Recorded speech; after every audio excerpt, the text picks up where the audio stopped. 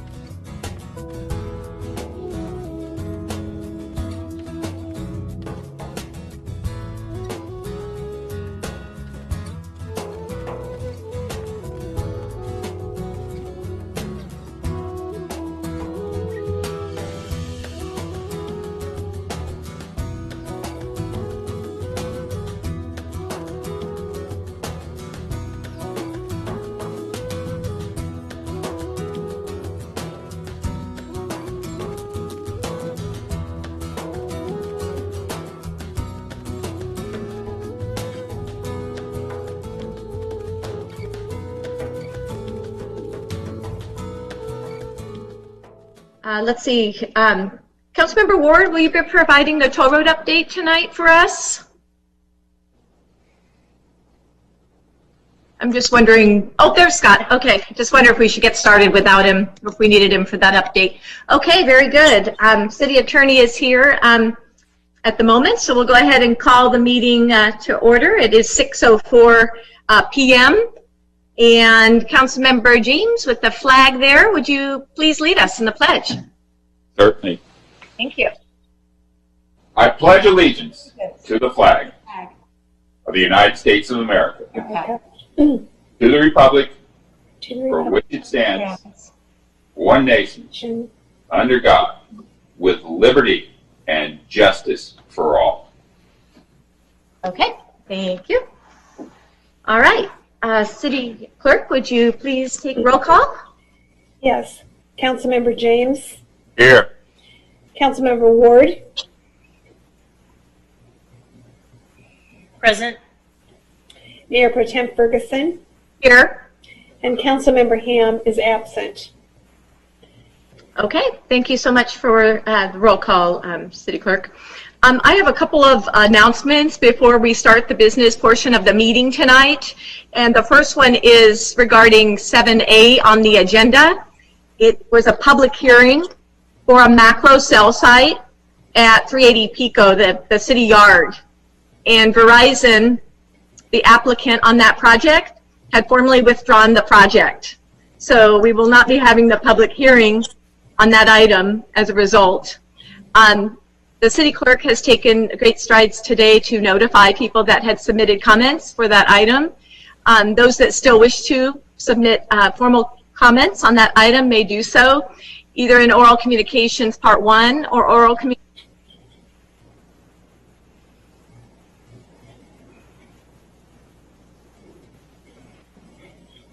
Mayor Pro Tem, you're muted.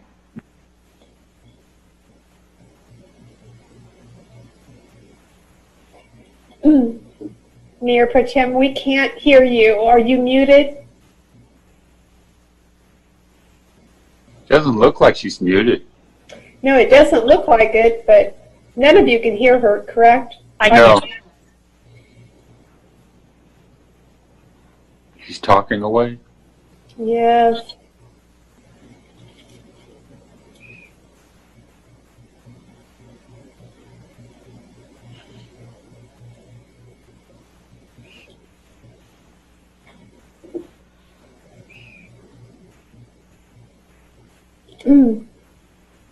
Mayor Pro Tem Ferguson, we cannot hear you. I don't think she can hear us either. That's right. So where do we, what's the universal for stop? Is it this? I don't know. Yeah. Laura. Now she looks like she's muted. Oh, I don't know what's Well, going on here. Okay, so Mayor Pro Tem, Uh-oh. we could not hear you and you could not hear us. Uh-oh. So I think it's on your side. I lost my connection. There we go. Now we Can you hear me? Yes. No? No?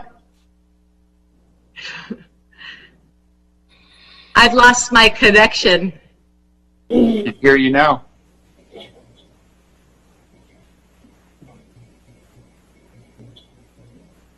It's off and on. Now it's on mute. I'm having difficulties with my sound. Okay, we can hear you now, but now you're on. Okay. I'm going to log out and log in again. Okay. I was going to tell her that she does not need to do that. She just needs to start speaking, but she's logged out.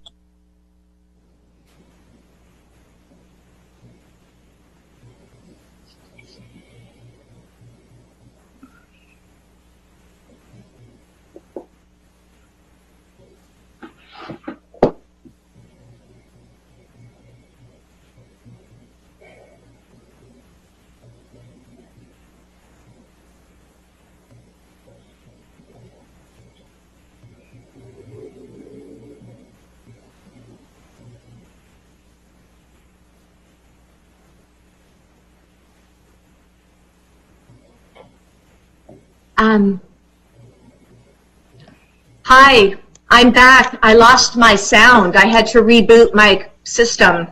Can you hear me now? We can. Oh, good. Thank you. I apologize for that. I do not know what happened there. It just blanked out on me. Okay, let's see. I'm not sure how far we got. I was making announcements. Did you hear anything about my announcements? Yeah, you said item 7A had been taken off the calendar. Other than that, we didn't hear anything. Okay, thank you, Councilmember James. The second item was a new business item, 9E, that I'm recommending that we poll. And 9E is new business, and I'm looking so I can announce the title here.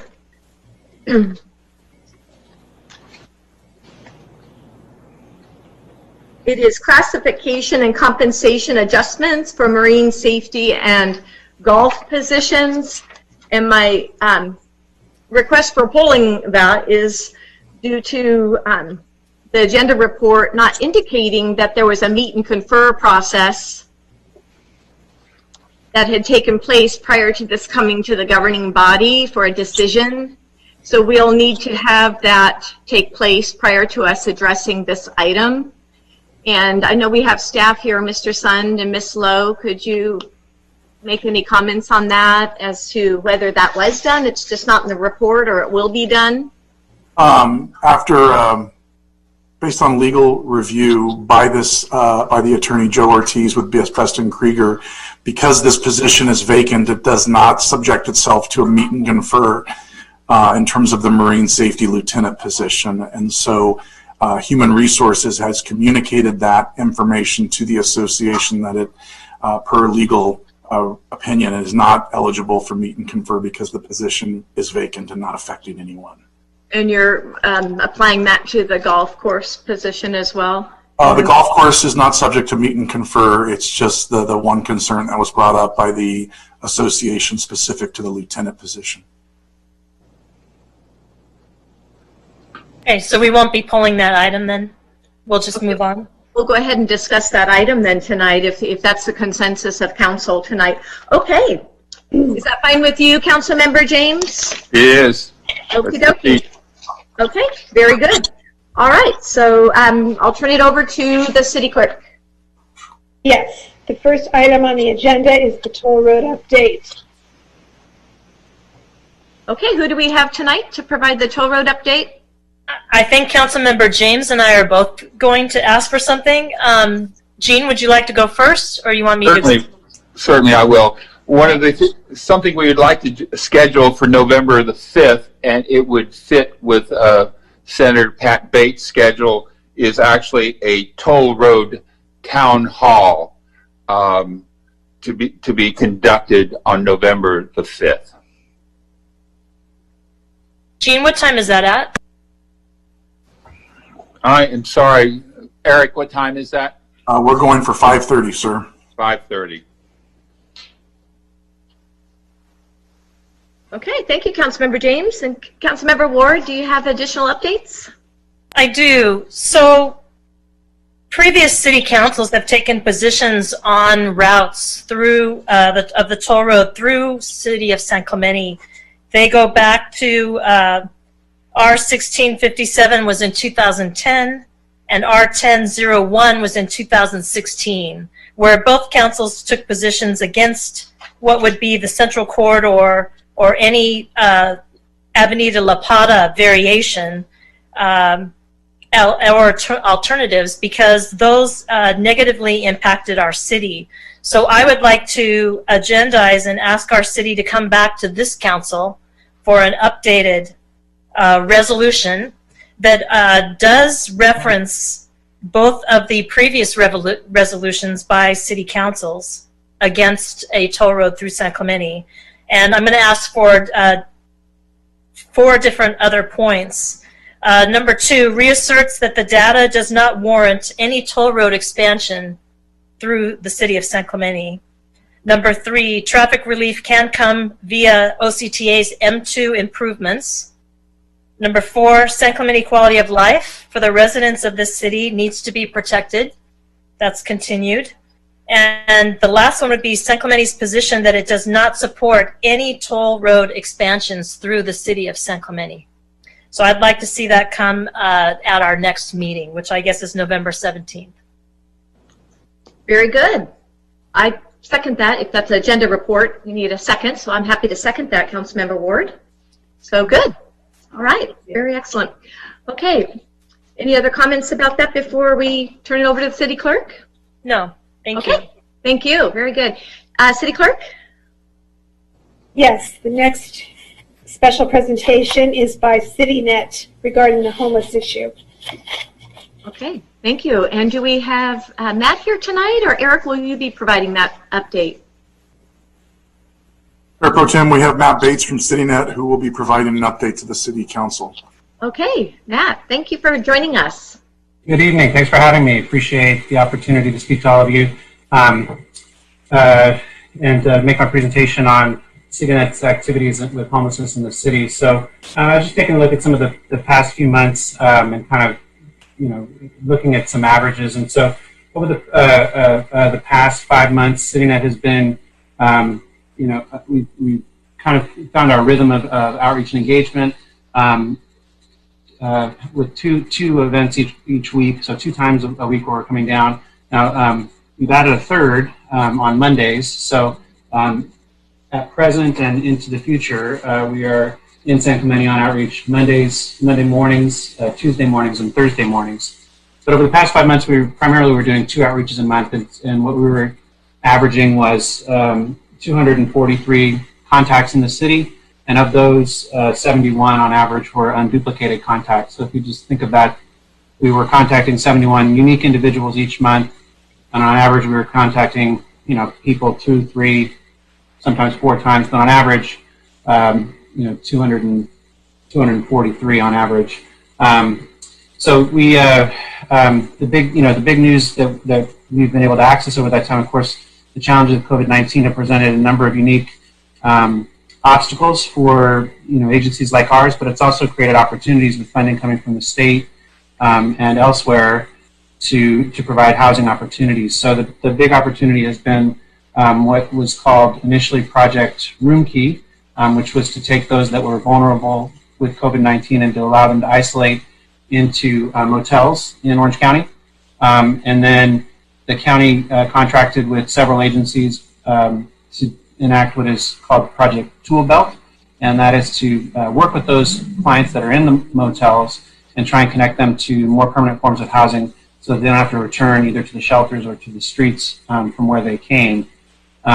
So Tool Belt provides funding and case management services through the end of this year, and we're, nobody knows what's going to happen with COVID or with CARES funding on into the future, but there's certainly hopes that that everything doesn't stop at the end of December when the funding stops. So I think there's lots of people at the county who are working to try and secure additional funding.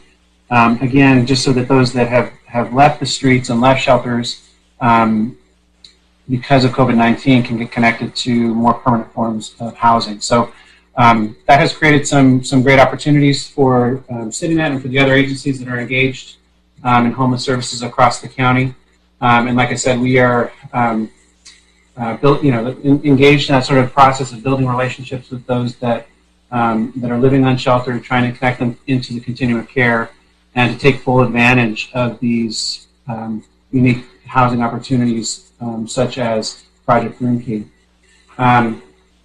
With that, I would direct you to our monthly dashboard report. I know that that you're receiving those because I get questions about that particular report, and so I've got lots of detail in terms of locations of where people are going on an ongoing basis, in terms of when they're leaving the streets, the numbers of street exits over time, as well as the locations within the city that we are addressing. We also appreciate the input and direction from the city, typically routed through city staff, about locations and hotspots that we should visit on a weekly basis. I want you to know that we take those and send them directly to our team, and that feeds right into where we go the next time. So if you or others in the city, if you brought those through the city staff, we're happy to engage particular locations within your city that you've identified needs. Otherwise, we collaborate with our partners in law enforcement and city staff, and from past experience, and hit all the places in the city where homeless neighbors are known to congregate. One other thing that I would just mention, CityNet is engaged in a point-in-time count, so that's coming up January 2021. CityNet in 2019 was the operating agency that was contracted by the county to engage the point-in-time count, and we are contracted again in 2021. We're waiting for direction from HUD. We and all other continuums of care across the country are waiting for directions from HUD about how to implement the point-in-time count in January. It has to be done in the last week of January. But with COVID-19, of course, there's public health concerns about large events where large groups of volunteers would gather and congregate and receive instructions and maps, and then go out into the field and engage with homeless neighbors, in close circumstances, and then come back and recongregate again. And so, we're waiting for instructions from HUD, and we're planning to engage in what is called a survey-based count, so that we can survey as many homeless neighbors as we can and gather that important demographic data that can feed back to city-level data for the city of San Clemente. We've asked your acting city manager, Eric Sun, to represent not only San Clemente but the entire South Service Planning area on the advisory committee.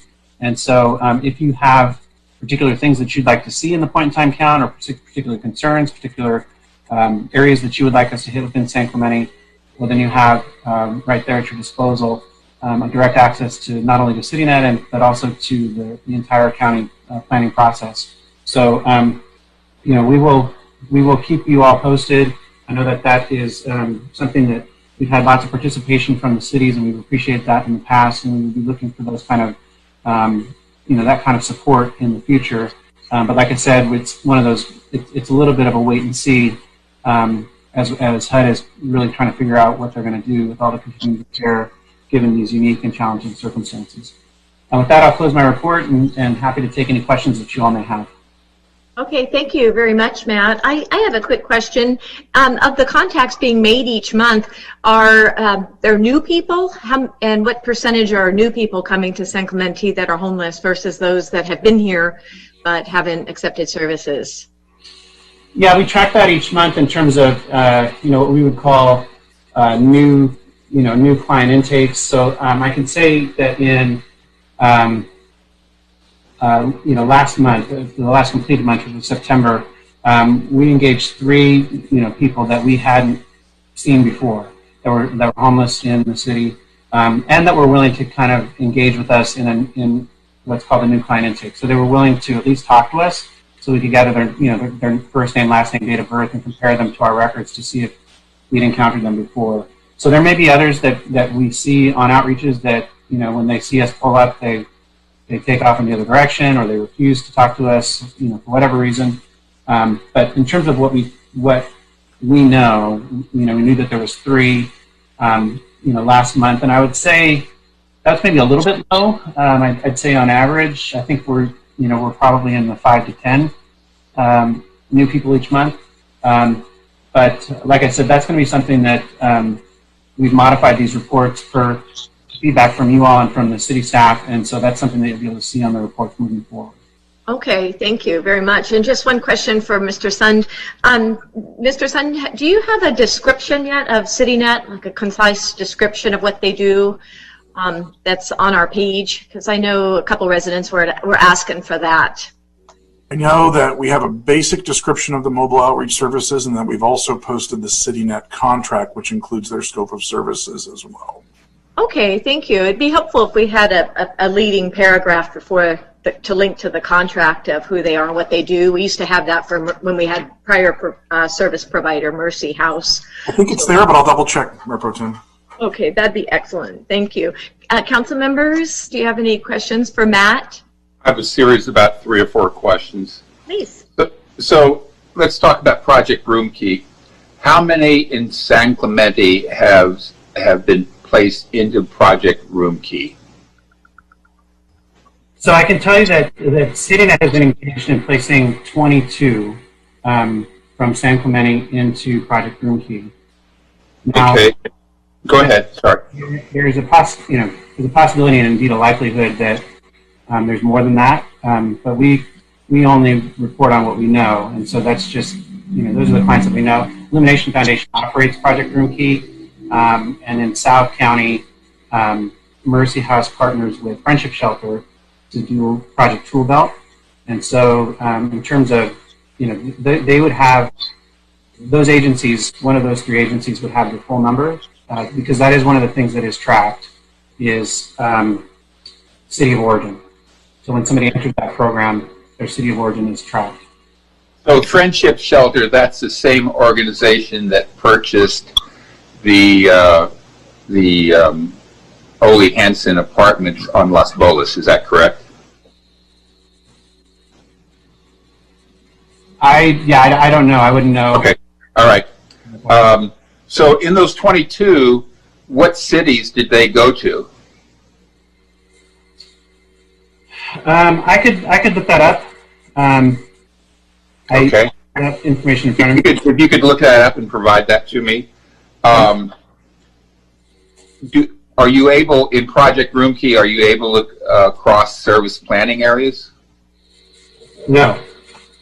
Okay. So Go ahead. so like I said, we CityNet, because we are contracted in the north and central to do all of Tool Belt, we have a lot more data up there.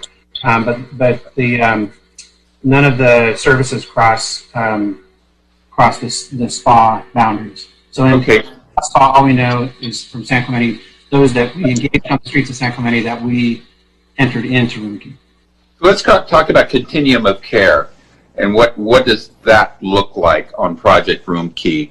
Once you've given someone a room and a key, what does the continuum of care look like? Well, the most the most exciting thing is that the county released a project called Tool Belt, and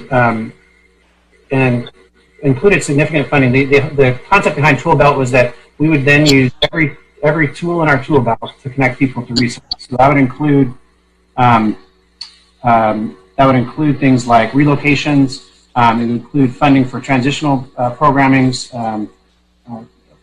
rapid rehousing. So for those that have some kind of an income and they need housing, we have funding available to pay for their security deposit and first and last month's rent and help with their rent over time. So to supplement them to get them off their feet, even funding for like move-in, furniture and linens and that kind of thing. So there's a significant amount of funding available, kind of like for any and all of the above in terms of housing to connect people to housing resources. So that's the continuum of care does this, and so people are also being assessed for the VI-SPDAT, which is a vulnerability index, which is a pre-qualification for permanent supportive housing. And while they're sheltered, they're also being helped to collect all the documents that they would need to enter permanent supportive housing. But permanent supportive housing is a great program because it's permanent, and people can enter that housing and they can retain that housing for the rest of their lives. But there's just limited permanent support. Retain that housing of the rest of their lives at the cost of the taxpayer? They get a voucher, and it would be similar to like a Section 8 voucher. We have a different view of what the grade is. So Tool Belt is nothing more than different resources you may have. It's not a new program per se. Is that correct? It's a new program in the sense that it's funded from the county for that population that is engaged in Roomkey. Thank you. Okay, those are all the questions I have. Thank you. Okay, thank you. Thank you, Councilmember James. Councilmember Ward, do you have some questions? I have no questions, and I thank you, Mr. Bates, for the update. Excellent. Thank you. Thank you very much. Okay, City Clerk. Yes, the next special presentation is a monthly financial report for September 2020. Okay, do we have Mr. Ron with us tonight? Jake Ron? I'll start, Mayor Pro Tem, and then I'll turn it over to Jake. I wanted to give him brief introduction. So, Mayor Pro Tem and council members, thank you. Tonight before you, we have a monthly report. I know that there's been some check-in with the City Council over the last few months as we have been working to close the books for fiscal year 19-20. And I just want to kind of simplify the message. When we entered the pandemic in early 2020, we immediately started looking at forecasting what that financial impact would be to the city, as most cities did. And like most cities, we were doing it in the dark, not knowing what the true impacts would be. We knew there would be sales tax implications and TOT implications, and then obviously revenue generated from park rentals and swimming and so forth that were affected by that. The short of it is we forecasted $2.5 million in reduced revenue for fiscal year 19-20, and I'm happy to say our forecast was under. We saw about a $2.1 million impact in revenues. And because of our proactive approach, not only with maintaining vacancies of positions, but also reducing expenditures and some contractual savings, we were able to buffer that impact and not have to deal with reserves and close out the fiscal year. And so that's kind of the moral of the story, but I know Jake has a little bit more of a detailed presentation. So Jake, if you would, please. Good evening, Mayor Pro Tem and council members. My name's Jake Ron, and I'm the Financial Services Officer for the City of San Clemente. I'm just here to do the final report on fiscal year 2020 for the general fund. Just keep in mind the general fund is the main operating fund of the city. We just finished posting some of the final entries last week and wanted to get council this information in a timely fashion and in a format that was similar to one provided earlier before we were all the way done in the close. A couple of highlights from the report, as Eric said, we ended the year with $1 million more in the unassigned fund balance, which is essentially the savings account than we projected in the fiscal year 2021 budget. So we ended the year with approximately $5.8 million versus the $4.8 million that we projected in the budget. There was no use of the emergency reserves, and those ended at the $13.4 million. For revenues, the fiscal year 2020 adjusted budget was $69.3 million, and revenues came in at 67.2, or 97% of the budget. Although there were no budget adjustments made as a result of the pandemic, the difference of 2.1 between the 69.3 and the 67.2 million was anticipated. Again, as Eric mentioned, as you recall, early in the pandemic, we estimated a revenue impact of approximately 2.5 million from the budgeted amounts.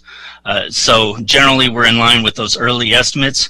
One thing I do want to point out is some intergovernmental receipts were delayed, and based on governmental accounting rules, the general fund operates on a modified accrual basis of accounting. So the measurability criteria was met, but not the availability criteria. The availability criteria requires that we receive those funds in a timely fashion after the end of the fiscal year in order to accrue them into the old year. And we just didn't receive them in that timely fashion. We just received one check, I want to say last week. Again, kind of not close enough to the fiscal year end, which typically is 60 days. And if those receipts for 600,000 were included, the revenue impact would have been narrowed down to about $1.5 million. So generally better than the 2.5 that we initially estimated at the beginning of the pandemic. For the expenditures, the budget savings were achieved in a variety of areas, but the largest operating savings were in salaries and benefits. We came in at $1.4 million under budget due to vacant and unfilled positions, and also staff hours that were not scheduled due to lower operations from the pandemic. Also, a significant area where we experienced some additional savings were contractual services, and that came in a variety of areas, including some utilities, some facilities, some landscape contract to repair costs, and a couple other areas. So staff right now is working to complete the fiscal year 2021 first quarter's closing, and when it's done, we'll provide a report to City Council. So with that, I'll open up to any questions that you might have. Thank you, Mr. Ron. I'm got a question regarding the $500,000 that council had budgeted for the COVID. It came from the general fund and another unrelated fund. Have any of those requests for reimbursement been sought yet and received? Yes, we've actually received most of the reimbursements. As you might recall, there was $570,000 that we were going to receive from the county. That has been received. That was actually received prior to June, and we received that. And then the other portion that we were going to receive was from the state, and I want to say off the top of my head that was like around $800,000 or $900,000, and I believe the last receipt on that just came in the other day also. So okay, I guess if I may clarify, I know we got CDBG COVID monies and CARES Act COVID monies. So are you referring to those, like to offset the $500,000 that was designated for our expenses? that would be primarily the CARES Act receipts. Okay, very good. Well, thank you for providing this. I had expected more for the year-end report. It sounds like I was the only one who probably expected more. So, but I just, looking at the tables and the narrative, I just see an understatement of the revenue reductions, and I can't really reconcile all that without the financials to see how you arrived at these tables. But I get about 3.7 million in revenue reductions as compared to the 2.1 million that I see here in the narrative by looking at this. And I would like to have more information just to see how you arrived at these numbers. And I did request from the interim city manager these financials for the year end 2019-2020, in which you have used to create this one-page summary, but he refused to give them to me. I'd have to ask my fellow council members to support me on getting more information on that so that I can actually pour over all the numbers and verify this, because it's not adding up for me. So this work's already been performed by staff, so I don't see how difficult that would be. So I'm just asking that we have that, or I have that, and we bring it back, or we just post it. We share that information for the public and for council. So I'm not really sure, Mr. Sund, how you wanted me to arrive at this information. You just said you weren't giving it to me, and that I'd have to get a second from the council members to be able to have staff, I guess, compile that. Could you clarify for me, please? Yes, Mayor Pro Tem, thank you for the opportunity, and council members. So yes, if council wants to give staff direction to prepare a more thorough report to bring back to council at a later date, we can certainly do so. I do want to disclaim to the council that we are now moving on to a number of other items as we close out that fiscal year, single audit, and a number of other things that staff are devoting their resources to. And so if the council would wish for us to do a more thorough report, we stand ready to do so. It'll just take staff time and resources. Or we could offer you the option, Mayor Pro Tem, if you'd like to come in and sit down with the finance team and we can go over how we arrived at those numbers. We would be more than happy to do that for you as well. Thank you very much. I appreciate that. I'll think about that. I just don't know why it's so difficult, since this has already been developed tonight into a one-page, why it's so hard to provide that in writing to me. But do I have a second for that memo or agenda report? Let me ask you, not yet. Mr. Sund, how many man hours would it take to fulfill the Mayor Pro Tem's request? I would have to guesstimate. It would be a process of compiling reports and going back. It would probably be somewhere between 5 to 6 hours of staff time. Okay. I'd like to remind Councilmember James that we have a toll road virtual meeting coming up, and it's, along with all the other reports that staff has to do to monitor our economic vitality. I think if council member or Mayor Pro Tem Ferguson is willing to go in, I think staff could show her very easily. But actually compiling reports is something totally different. You know, it's a lot more work to put it in a report form. We all, you know, I know that this is, they've been explaining this to us for a while, and we know that it's, the revenues were less, but we also had a lot less expenses, and staff's been telling us what those would be. We know that we have a lot less expenses as far as our recreation values go, and we haven't had any events. So we know all of that is savings. And I think that Jake or Mr. Sun could easily show that to Mayor Pro Tem Ferguson. So I'm not going to be for additional staff time. I think it's an explanation, but I'm not. It doesn't need to be in a report form. I think it's a good compromise for the Mayor Pro Tem to go in and meet with Jake or Eric or whoever is appropriate and spend a few hours walking through it and understanding it. And I wouldn't mind coming in and doing it with her. Okay. So I think that's the consensus then. Got it. Thanks. Okay.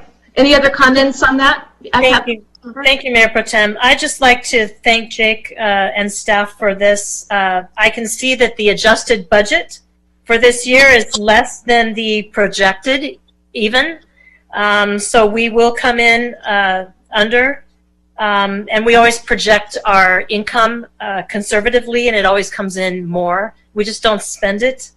I also appreciate that staff is tracking where we're at, and we're tracking exactly where we thought we would be. So I'm good, and I appreciate that we closed out the year in a positive position. It's all due to our long-term financial planning and the conservative approach that we take to our budgeting. So thank you, Jake, and thank you, Mr. Sun, for that. So the $600,000 that we couldn't due to accounting rules, does that transfer into this year? Yes, we would receive that in fiscal year 2020-21, and it would count as revenues in this year. Okay.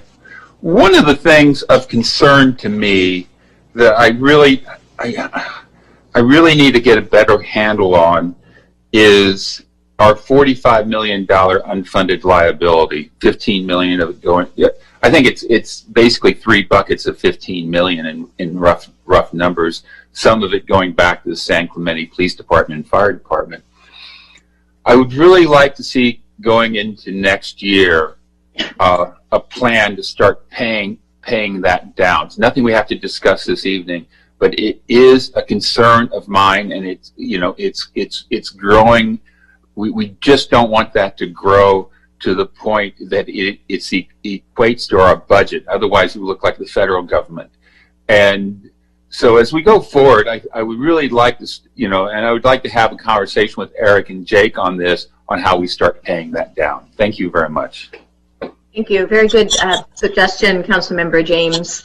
I work for a city that just applies an additional $500,000 every single year, just automatic. So something to consider in the future to pay that debt down. Okay. Anything else, council members? No? Okay. Hearing none, we'll turn it over to the city clerk for. Yes, Mayor Pro Tem, we did receive a timely email relating to the homeless issue on 1B, if you would like to hear that. Yes, I would like to hear that, please. Thank you. Okay.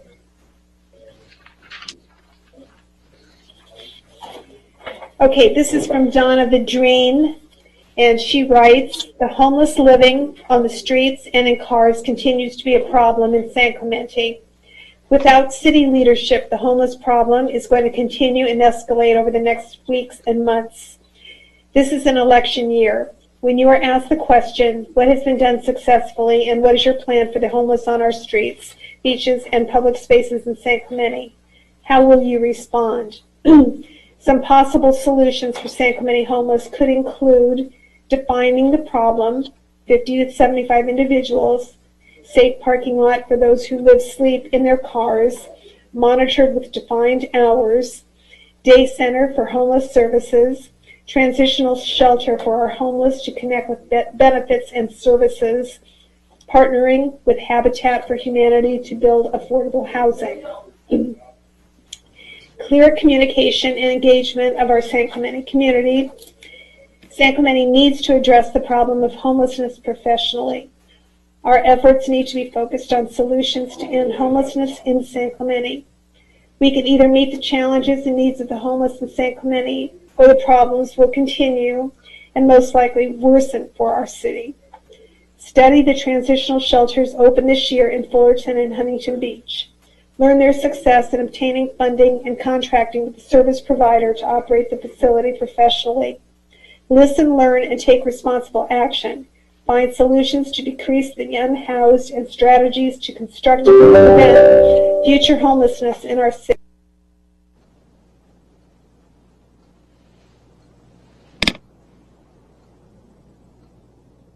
I can't hear anything. Did you not hear any of that? Yes, we did. Is that all? So that you concluded? There's one more line. I don't know when it shut off. Okay. The last line is the next community engagement meeting, Solutions for Homelessness in San Clemente, is scheduled for November 16th, 4 p.m. at the Senior Center in San Clemente. We invite city leaders, CityNet, OCSD, and others to join us as we work to problem solve and deliver solutions together. And that's all for that one. Next item is oral communications, part 1, and we do have some comments on this one. Okay. Madam Clerk, how many comments do we have? Let me see real quick.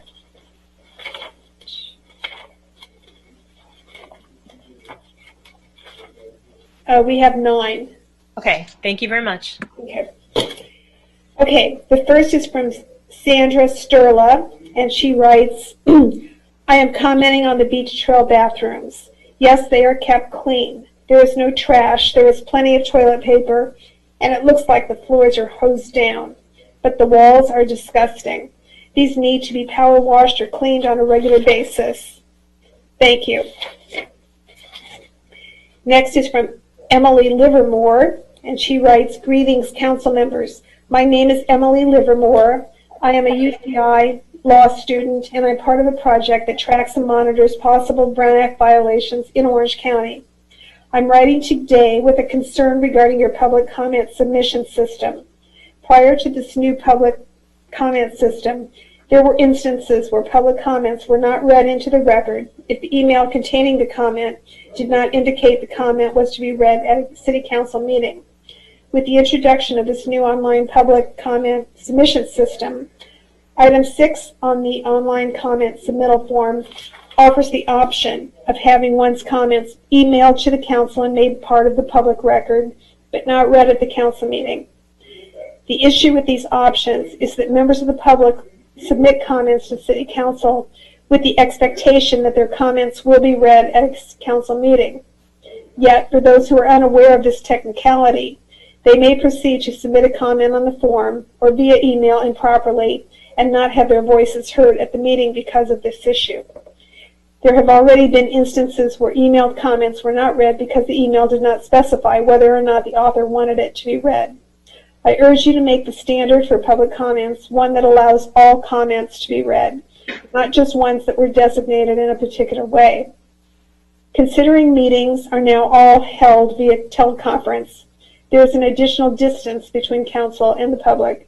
This makes it all the more important to ensure community members have adequate opportunities to have their voices heard. Thank you for your time.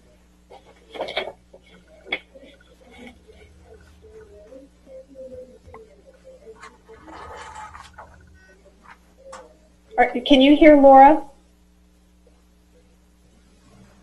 Laura, we can't hear you.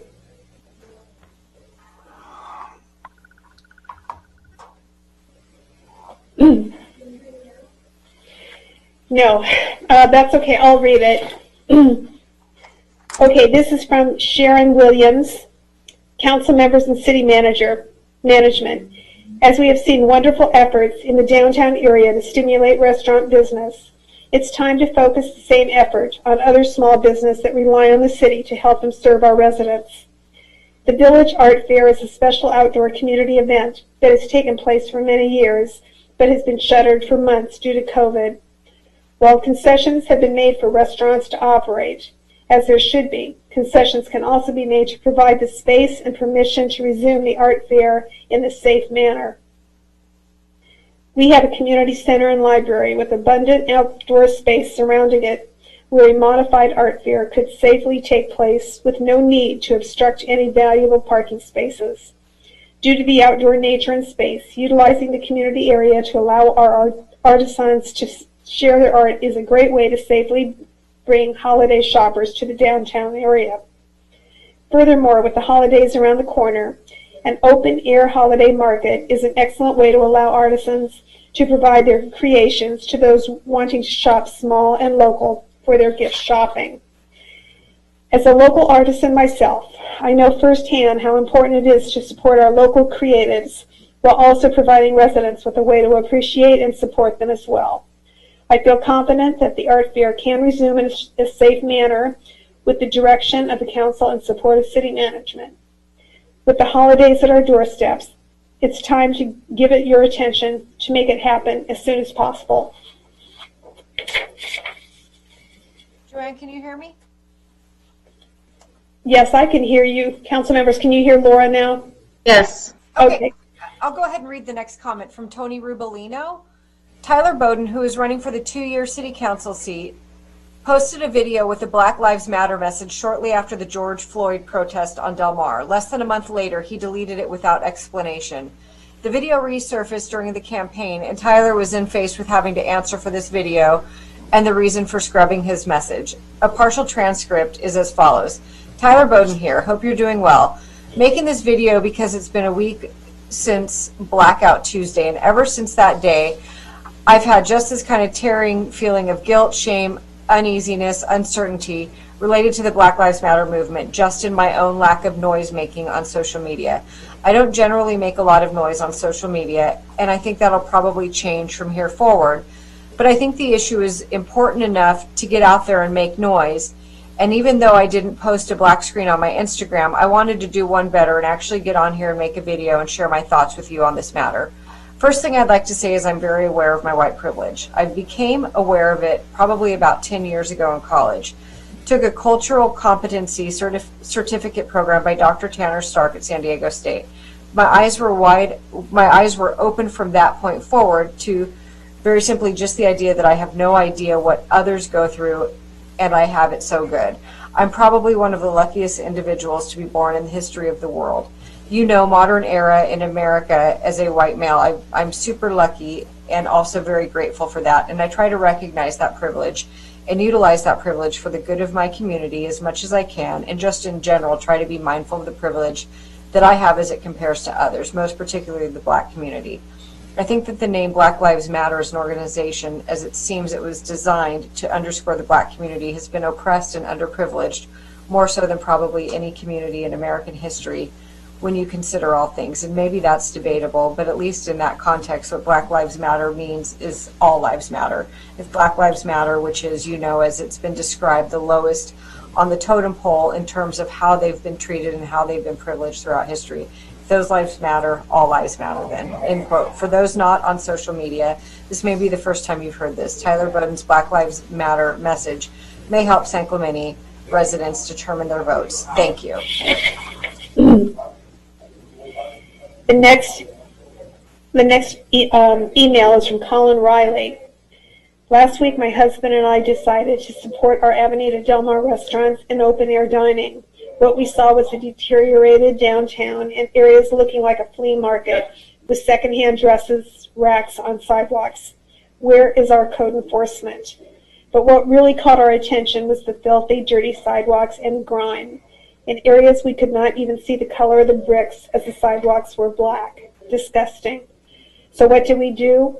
We left our once charming downtown and headed to Dana Point and had a lovely dinner on clean sidewalks in a charming downtown without a flea market atmosphere, sans the secondhand dresses on sidewalks. It would seem that the city has an absolute responsibility to take care of their own city property and routinely clean sidewalks. The business owners are not allowed to hose off the sidewalks. nor should they be responsible for routine maintenance. The city collects portions of the sales taxes and property taxes in this area, so do something. If the city really wishes to help our downtown businesses, they would clean up this area by getting rid of the flea market atmosphere and cleaning sidewalks. Dirty sidewalks are rapid disease spreaders. City Council, it's your responsibility.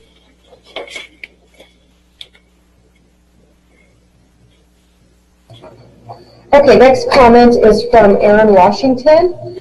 Given there were bids presented to City Council on December 10th, 2019, one would think that a study has been done with nearby residents. I certainly did.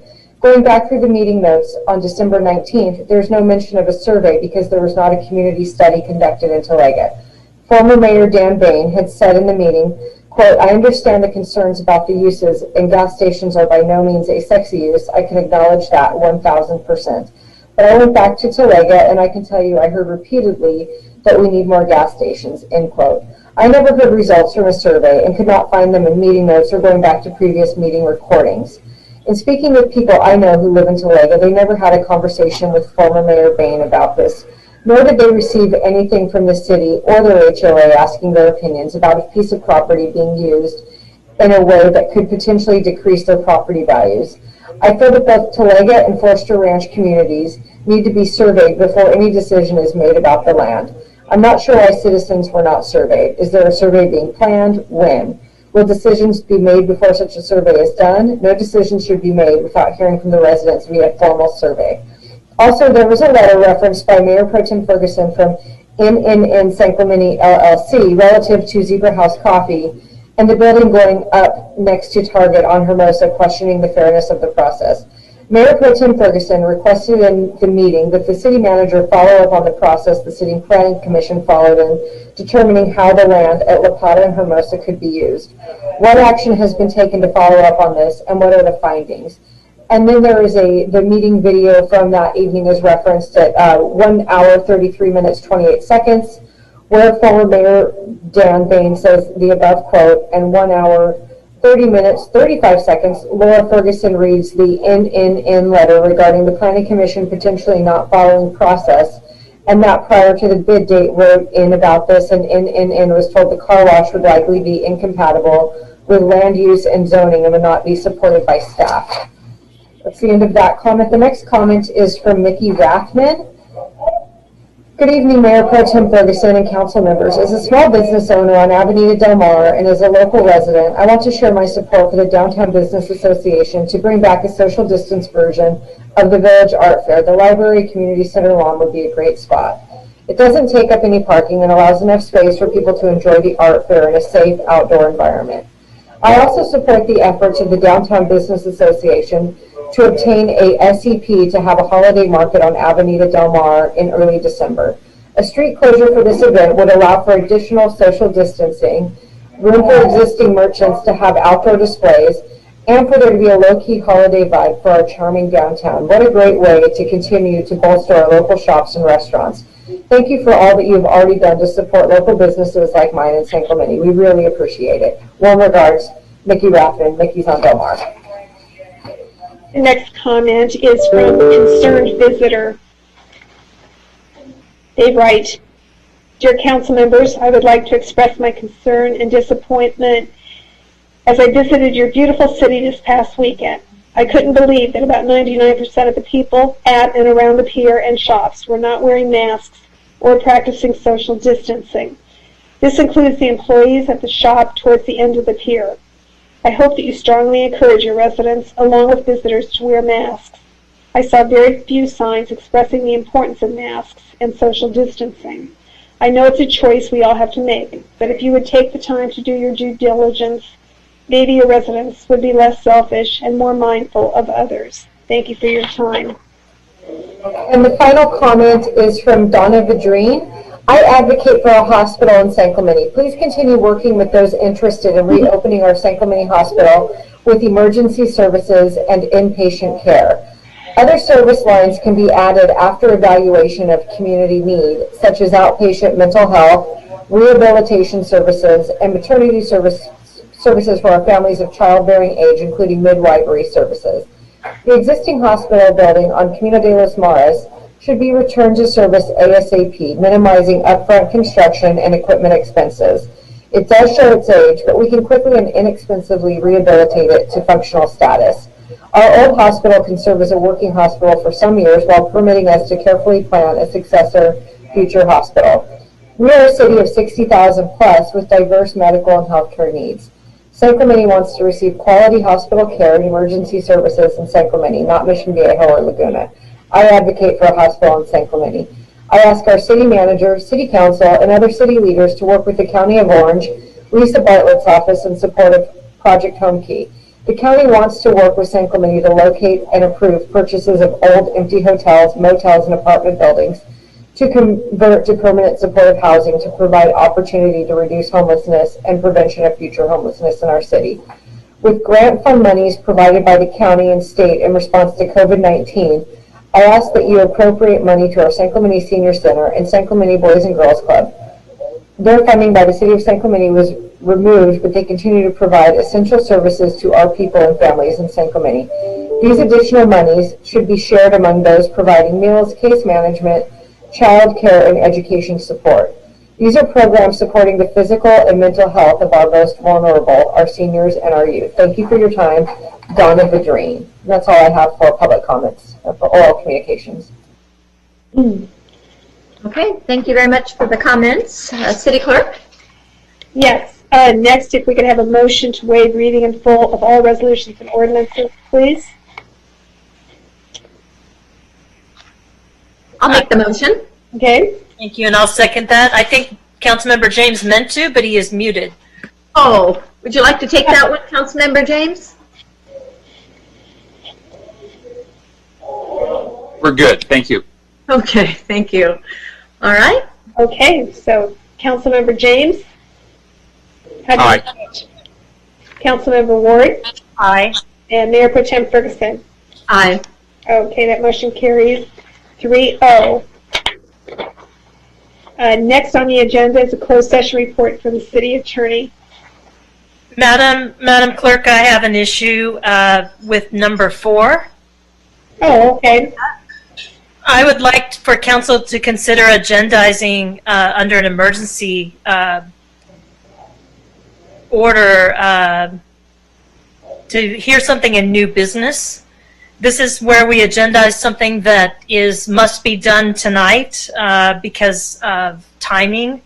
And what I'm asking for is agendizing a discussion of the governor's order recently signed number N8020, which extended the protection of commercial tenants from eviction through March 31st of 2021. As you know, we haven't taken this up, but I would like to agendize just a discussion of it and have that come under new business. The reason it has to be done tonight is because I have become aware of some businesses that will not be able to make it until the November 17th meeting if we were to agendize it then. So that's why I'm asking for an emergency agenda tonight, just for a discussion. Councilmember Ward, I'll be inclined to second that.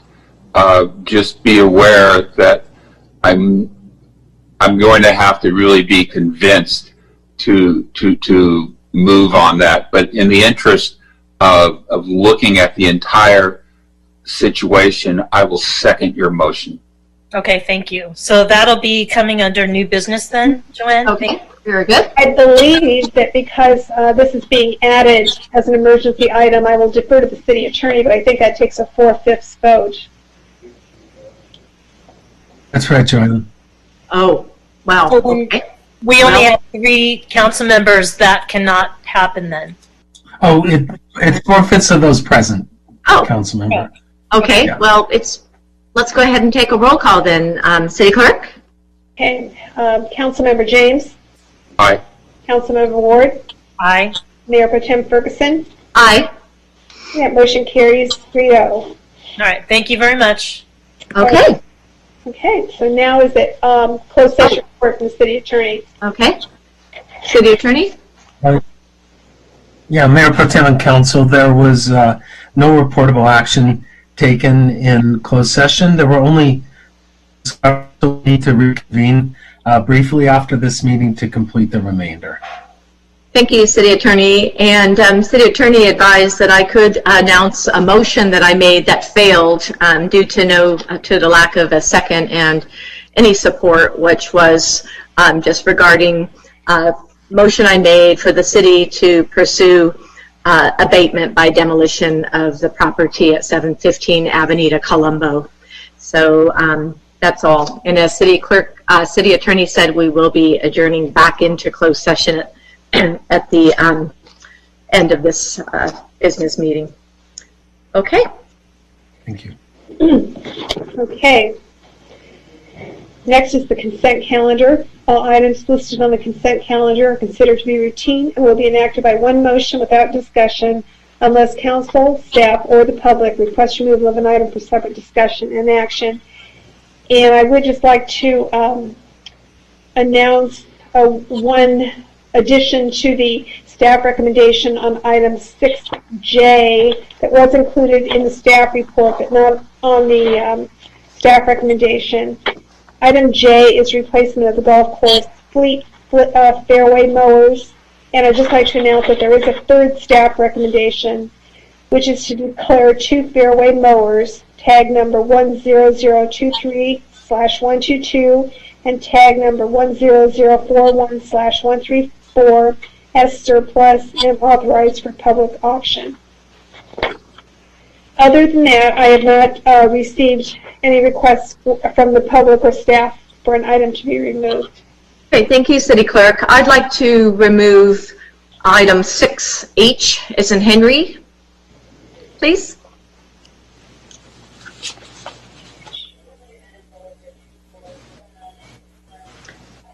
So, Madam Clerk, I would like to pull 6A, 6D, 6E, 6G, and it sounds like we need to pull 6J in order to listen to the changes. And Okay. I would like to pull 6C as in Charlie. I think someone already called out D as in Delta. 6G as in Gulf. And 6I as in India. Actually, no one called out I, so you're adding I then.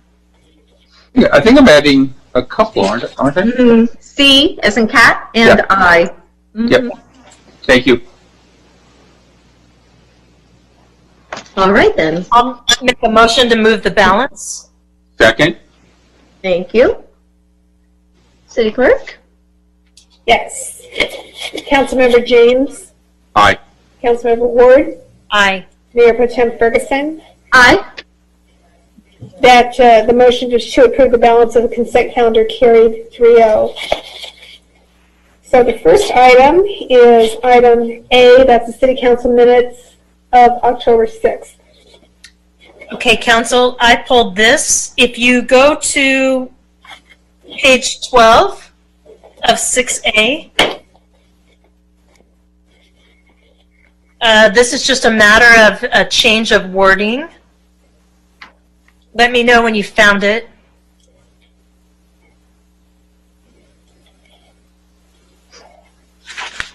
Six A112. Yes. All right, I'm on it. Councilmember James? Got it. All So right. this has to do with the conceptual modifications on Del Mar and Avenida Victoria. And on page 12, I believe Councilmember Ferguson had this. It was the last item to direct that all stakeholders, and it named a few, be provided the opportunity to engage in regard to the proposed changes. Some of the wording in there is the Pier Bowl Business Group.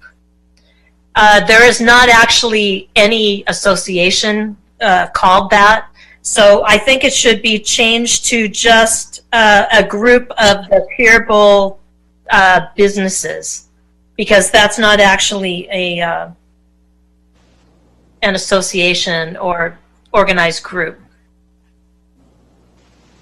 So it still does the same thing, but I think the wording needs to be changed because I don't want people to think that there is a group called Pure Bowl Business Group. I can go along with that. Okay, thank you. So with that, I'll move the item with that change. If I may interrupt for a moment, I'm looking at the list of appointments, and we have it listed as Pure Bowl Association. Where do you see the appointments? What do you mean? Subcommittee, committee appointments, right here. Oh, that's interesting. So what we had was actually something called the Pure Bowl Merchants Association, and that group has not been active for some time. So that is the name that I knew down there, and I don't think they are they're no longer functioning. Right, I remember that Rick Anderson had founded that group with others. Right. Okay, well, we'll have to correct the name on this as well when we do our reorganization in December then as well, so. Okay, I'm good with that. Would be a good idea. I think that it just accomplishes the same thing by saying a group of the Pure Bowl businesses or all of the Pure Bowl businesses, just Perfect, reach out to them. perfect. That sounds good. All right, thank you. So I'll move the item. Okay, second? Second. Okay, Councilmember James, Aye. Councilmember Ward, Aye. Mayor Pro Tem Ferguson, Aye. and the motion carried 3-0. The next item that was pulled from consent is item C. That's the contract award for the North Beach electrical and parking lot lights. Okay. That was Councilmember James. Me. Mr. Sun? Is Mr. Vonnegut here? Yes, I'm here. There he is. Okay, I've got some questions regarding this. I never really could figure out how many different fixtures are we talking about there? Unfortunately, Councilmember James, I don't have that exact count. It's just all the fixtures that are in that parking lot, and I could get a count for you maybe before the end of the meeting. All right. I just don't have it handy.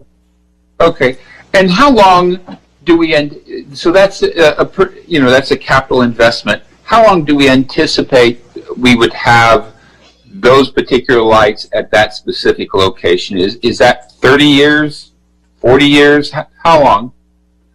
No, I don't think it'll be that long. These lights, and the reason we're replacing them is because of the marine environment, and the mast arms rust out.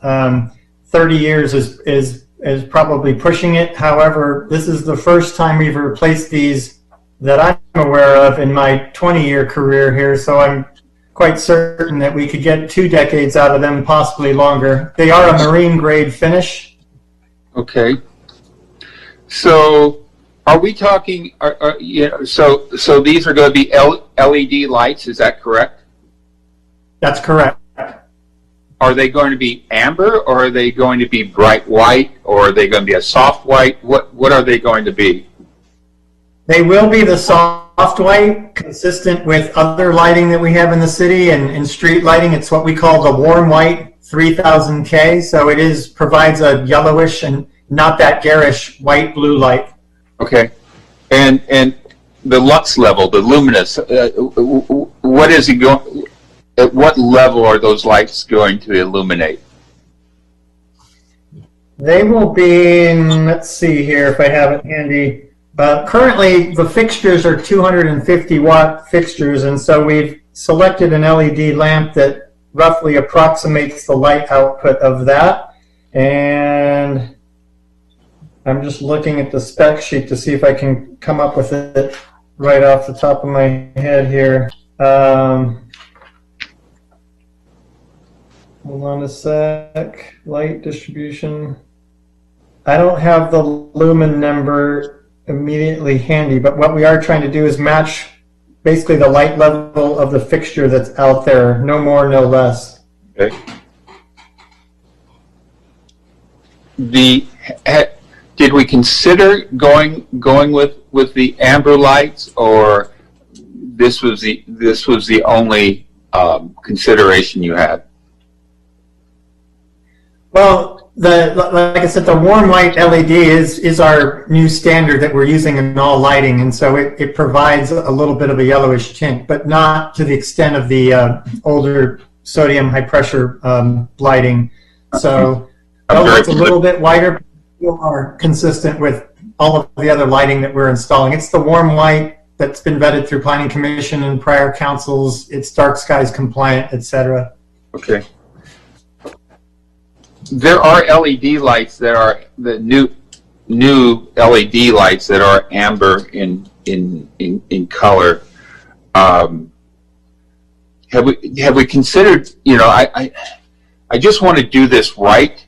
Have we considered at least putting some test lights with different the soft white and the new amber LED light in place, just to see which one is more appealing and in the North Beach area? We have not done a test specific to that. A while back, we did a very limited scale test on Del Mar when we were thinking about replacing the globe lights, but that was several years ago. The technology's improved.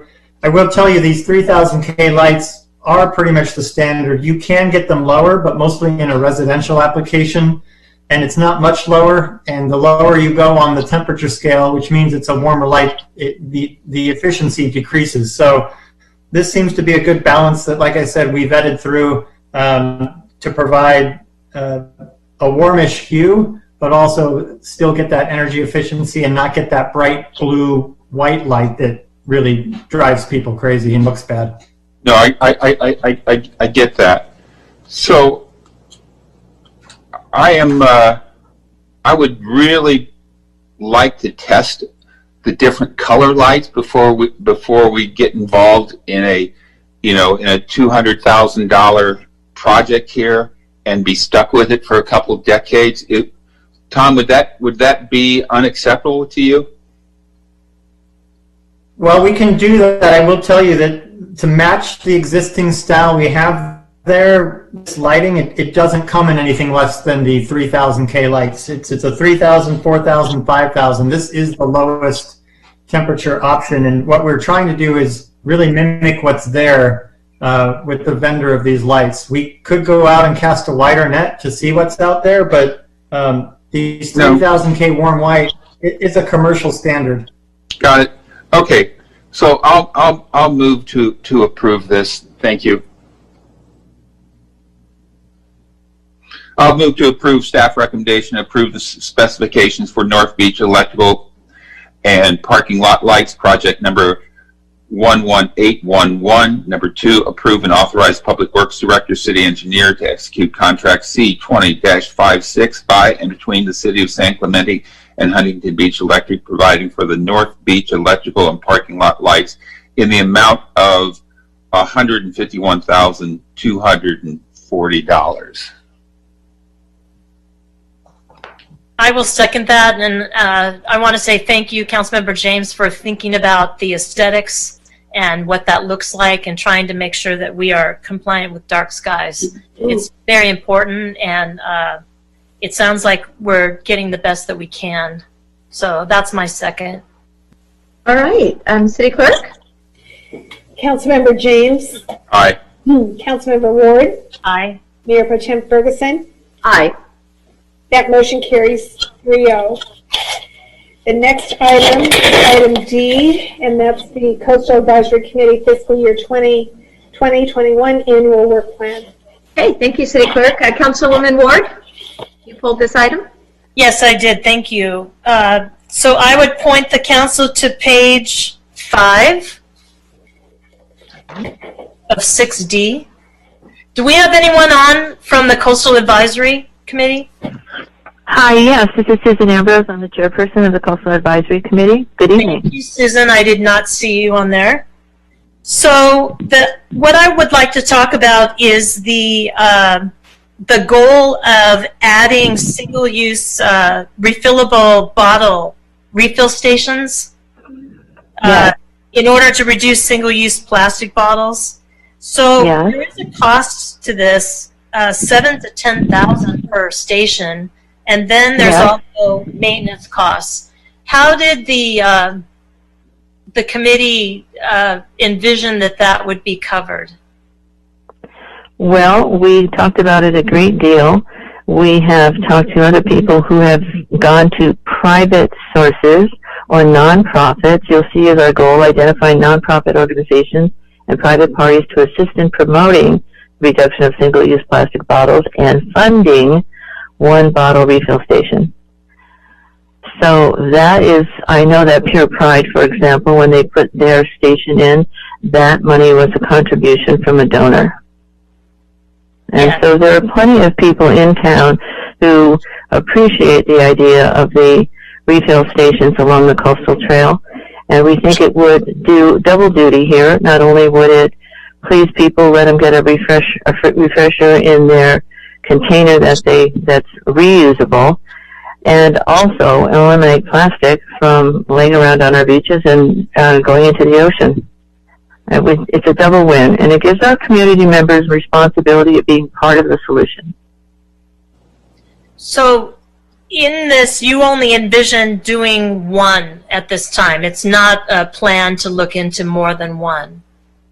It may be in the future. We'd like to see how successful our first one goes. We all think it's going to be very successful. I'd like to point out that we have helped fund schools in our environmental grant program to set up refill stations at their schools, and they have been tremendously successful, to the point where one school went on to sell refill bottles to the community. They sold the bottles and earned enough with the help of one of our grants to put another refill station on their campus.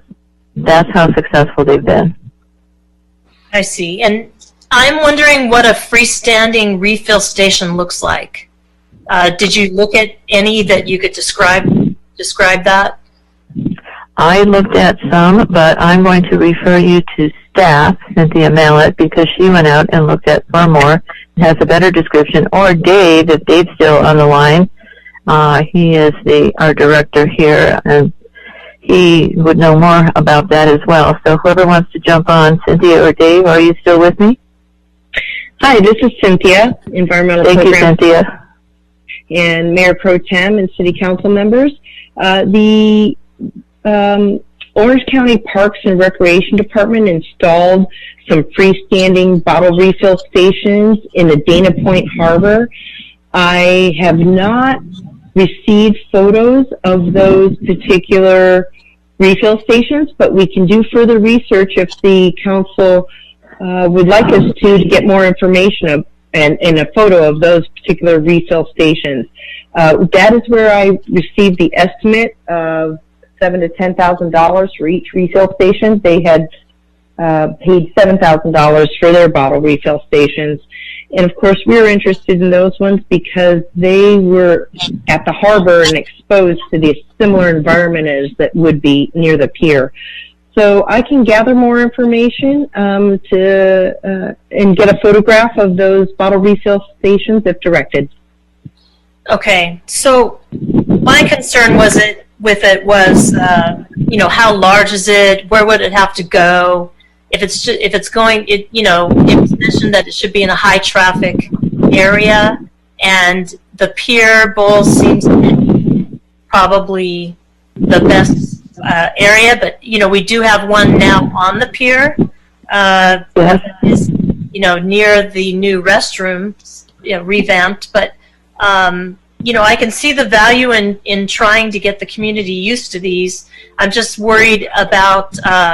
We always look at clutter and the fact that, we've added different things to the beach trail, such as, doggy bags, things like that. But one of my concerns is that was it taken into account if someone donated to this that they would have their name on the refill station? Was that a condition? I I don't think that was discussed through the Coastal Advisory Committee. Is that something that the city council would like to see, or prefer not to see, that there be like a donator plaque on the bottle refill station? So that is a concern, and I would remind the council that we allowed Beaches, Parks, and Rec to add more dog bag centers, and those have the name of donators on that. So it's basically advertising. So I'm a little concerned, and I think that I want the Coastal Advisory to watch out for this, that I'm concerned that we'll have too many signs on the pier or on our beach trail. And that goes against the natural beauty of the trail. So if somebody would donate it and not require their name on it, that would be something that I would be leaning towards, because like I said, we've already let Beaches, Parks, and Rec, or Friends of Beaches, Parks, and Rec do this, and I'm concerned that if we keep giving more, there's going to be a sign on everything. So just be kind of sensitive to that, and also sensitive to where it would go, because in that area of the Pier Bowl, we have, the vendor of the fishermen's there, and it's kind of their area, and I'm not sure where exactly one of these could go, where it would be out of the way and not be a hazard. So, I think it's interesting, and I want it, to be looked at, but we need to be careful. I guess caution is what I want to say.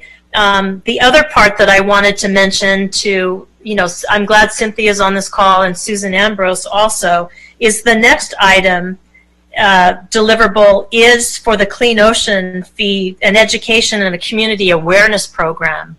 And I do understand that this was something, to gear up to start talking to the public about the need to renew the Clean Ocean Fee. I want to advise you, if you have not seen it, that the San Clemente Times has already come out with a survey, an internal survey that the city did in order to judge what people thought of the Clean Ocean Fee in order to get ready for this program. So it's already been daylighted. The paper has this information illegally. The council did not waive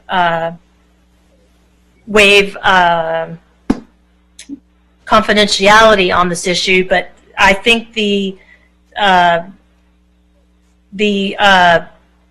committee should be aware that this has been done. If you're not aware of it, you need to go and look at the paper and to see what has been said already, because it might modify or add to the work you're going to have to do to correctly get the information out there.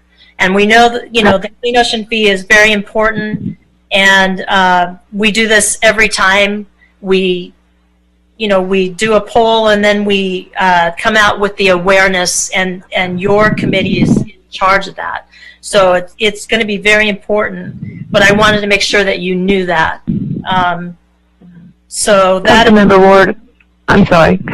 Ward, I'd like to respond to that, if I may. Sure. Go ahead. You know that I'm a huge proponent of public education and outreach, and have been since I've been sitting on the Coastal Advisory Committee. I think that, in fact, we sat down, our Vice Chair, Jolene Capopiano, myself, and Dave sat down over a year ago and talked about the educational outreach for the Clean Ocean Fee, and that we should take a very positive approach about what's happening, what has been done with the monies that the community has paid in Clean Ocean Fees. And after that conversation, sometimes after, Cynthia then changed the ad in the SC Times to reflect the things that the city has done. For example, so many pounds of trash was picked up, so many inspections were done, and it was in the hundreds and hundreds. So people could see the volume of the kinds of things that were done in 6 different categories. And it made sense. My neighbors were saying, wow, I had no idea it was being put to such good use. And that's the message I'd like to send out with Clean Ocean Fee and get people involved. There's so many people who come up to me and say, we'd really like to get involved in the process. Right. So I agree with that. I did see, No. by the way, I'm sorry. I did see the paper, the newspaper article, and read it carefully. And I know the study was about 300 people. Can you hear me okay? Yes, we can hear you fine. Oh, okay. And I wondered too that some of the, I thought the poll itself with 300 people was relatively small for a city our size. It gave you a good taste, but it just depended who was, you'll notice that there was a little jump up with the younger group of people rather as compared to the older set of people. And we're thinking of, well, if you're empty nesters now, you may not be as of concern as you were when you had kids in your home and you were taking your children to the beach, etc. However, I walk the coastal trail almost daily, and I see people of all ages enjoying that environment. So that conclusion of mine might not be exact, but I just think it just depends on people's concept of how they use the ocean and the recreation and how they appreciate it. Right. So that's where I think with the older people that it would be important to show deliverables, to show what they got for the fees that they paid and how much trash did not make it into the storm drains and into the ocean to have to be cleaned up. So I appreciate that, but I wanted to let you know that normally this is not daylighted before the Coastal Advisory Committee works on this, and you just needed to be aware that that has happened. And I hope it does not taint or ruin any of the rollout. So I'm hoping that you can overcome that. And I think you will do a good job, and I think what has been done in the past, will carry us over the finish line on that. So that's all the comments I have. Just be cautious with the refill station, just on where it would go. Obviously, I think that would come back to council anyway, but also cautious with any signage, things like that, because all of that takes away from the beauty of why people are down there. It sure does. Yes, I totally agree with you, Councilwoman Ward. I'm very sensitive to that myself, and I'm very good at doing outreach to community members as well as nonprofits. So there's many ways that we can address this, and there's many opportunities as well to talk to people who want to be involved. Okay, thank you. So I was happy with your the plan, and I'll move the item. Great. Well, I have a couple comments before we do. Well, go ahead. Do we have a second for that? Councilmember James, would you like to second Councilmember Ward before I make some comments and we vote on that? Second. All right. When I didn't want to interrupt Councilmember Ward, I could have done a point of order to correct her. There was no legal action in releasing the survey results. The survey results, well, the survey itself, since she brought it up, wasn't even known to me. Wasn't even known to me when this started out in January. Clean ocean fee happened to be one of the critical questions. A lot of excellent questions were asked in the survey, but unbeknownst to me, it was done behind my back and behind the backs of the public. I found out about it after it was already done, and pieced it all together and learned that it happened, and finally saw it on July 31st and got a presentation on that. However, the media did try to get a copy of it, as it indicates in the newspaper article, and the interim city manager cited deliberative process privilege for refusing to give that survey results document to him, which has no merit. And survey results, as I said, you can't claim exemption on those under the California Public Records Act. And I didn't want to, of course, see us have another a lawsuit. We've already lost one of those before. It cost us a couple $100,000. So that said, I just had to correct myself because, well, excuse me, City Attorney, but this Councilmember Ward brought up the whole survey and basically said I illegally did something. Mayor Pro Tem, I did not name you at all, and so... well, it's known. It's known because I'm in the article. Okay, so... I think it's fine for you to get both sides of that out, but we're a little far afield from the work plan. Okay, fair enough, but I don't want to be characterized that way as doing something illegal when I didn't, and I am mentioned in the article, so point of clarification on that one. All right, so City Clerk, would you like to take a roll call vote on this wonderful work plan that was presented to us? Yes. Councilmember James? Aye. Councilmember Ward? Aye. Mayor Pro Tem Ferguson? I'm an aye. That carries 3-0. The next item that was removed from the... May I thank you all, please? Please, Miss Ambrose, nice to see you tonight. Oh, it was a pleasure to be here. Thank you for all the great work you all do. And thank you for supporting the Coastal Advisory Committee's actions. Good night. Thank you. Good night. The next item is item E, and that's the Beaches, Parks, and Recreation Commission fiscal year 2020-21 annual work plan. Okay. Did I pull this one also? Yes, please, Councilmember Ward. Thank you. I would direct council to page 4 of the work plan. And I see we have Mr. Strager here.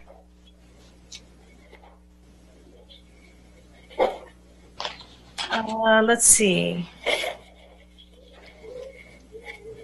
Okay, the first one would be on page 4, would be the goal of looking at dog access and amenities and public spaces for dogs. And I do understand that this was something that I believe was in the, was it in the Beaches, Parks, and Rec master plan when that study was done as a comment that people wanted to see that? Is that question directed to me? Yes, it is. Okay, perfect. Thank you for the time this evening. So yes, it's actually twofold. Partly it emanates from the BPR master plan and the public comments and the professional recommendations. It's also a carryover from a few items that were in theory tabled by the City Council several years back. We had two open-ended issues of dog access.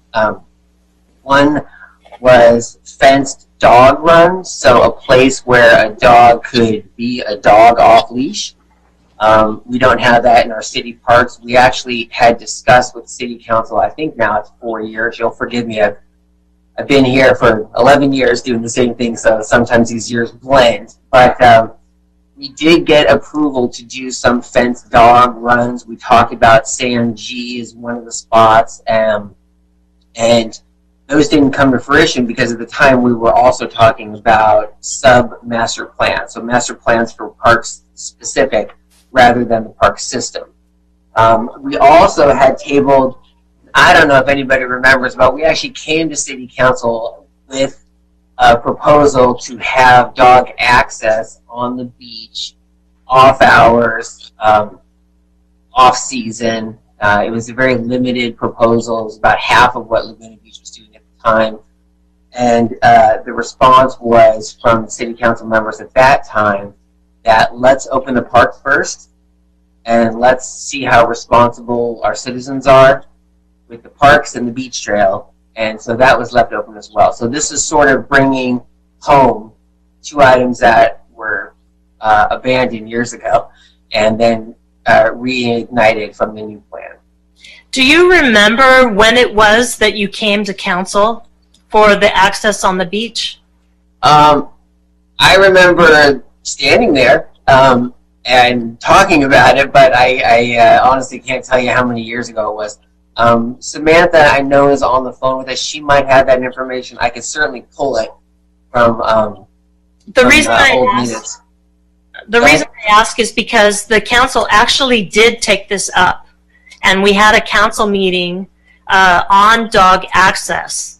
There was a lot of public participation, and we came to the conclusion that we were not ready to vote to add dog access to the beach. One of the things was concerns was definitely hygiene. And then the other concern was we don't have very much beach left. You know, the width isn't that much, and so it would be impactful if we did have an area where, you know, we did have dogs. So what I'm thinking and wondering, wasn't that long ago. I think it was shortly after the general plan was approved, and that was 2014, I believe. So I'm thinking this was like 2015. That sounds about right. But when did you get to city? When was your first stint on city council? December of 2014. Okay, so my memory is that you were newer on city council. It was one of the first times you and I had met, and this topic came up. I just remember exactly as you described it, that there was some, you wanted to see how it went otherwise, and that there were issues with beach access. I think at that meeting, you guys approved opening 4 parks at the time for leash access. Right. And then eventually we came back in all the parks on leash.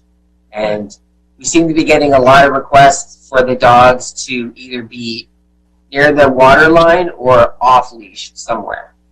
And right.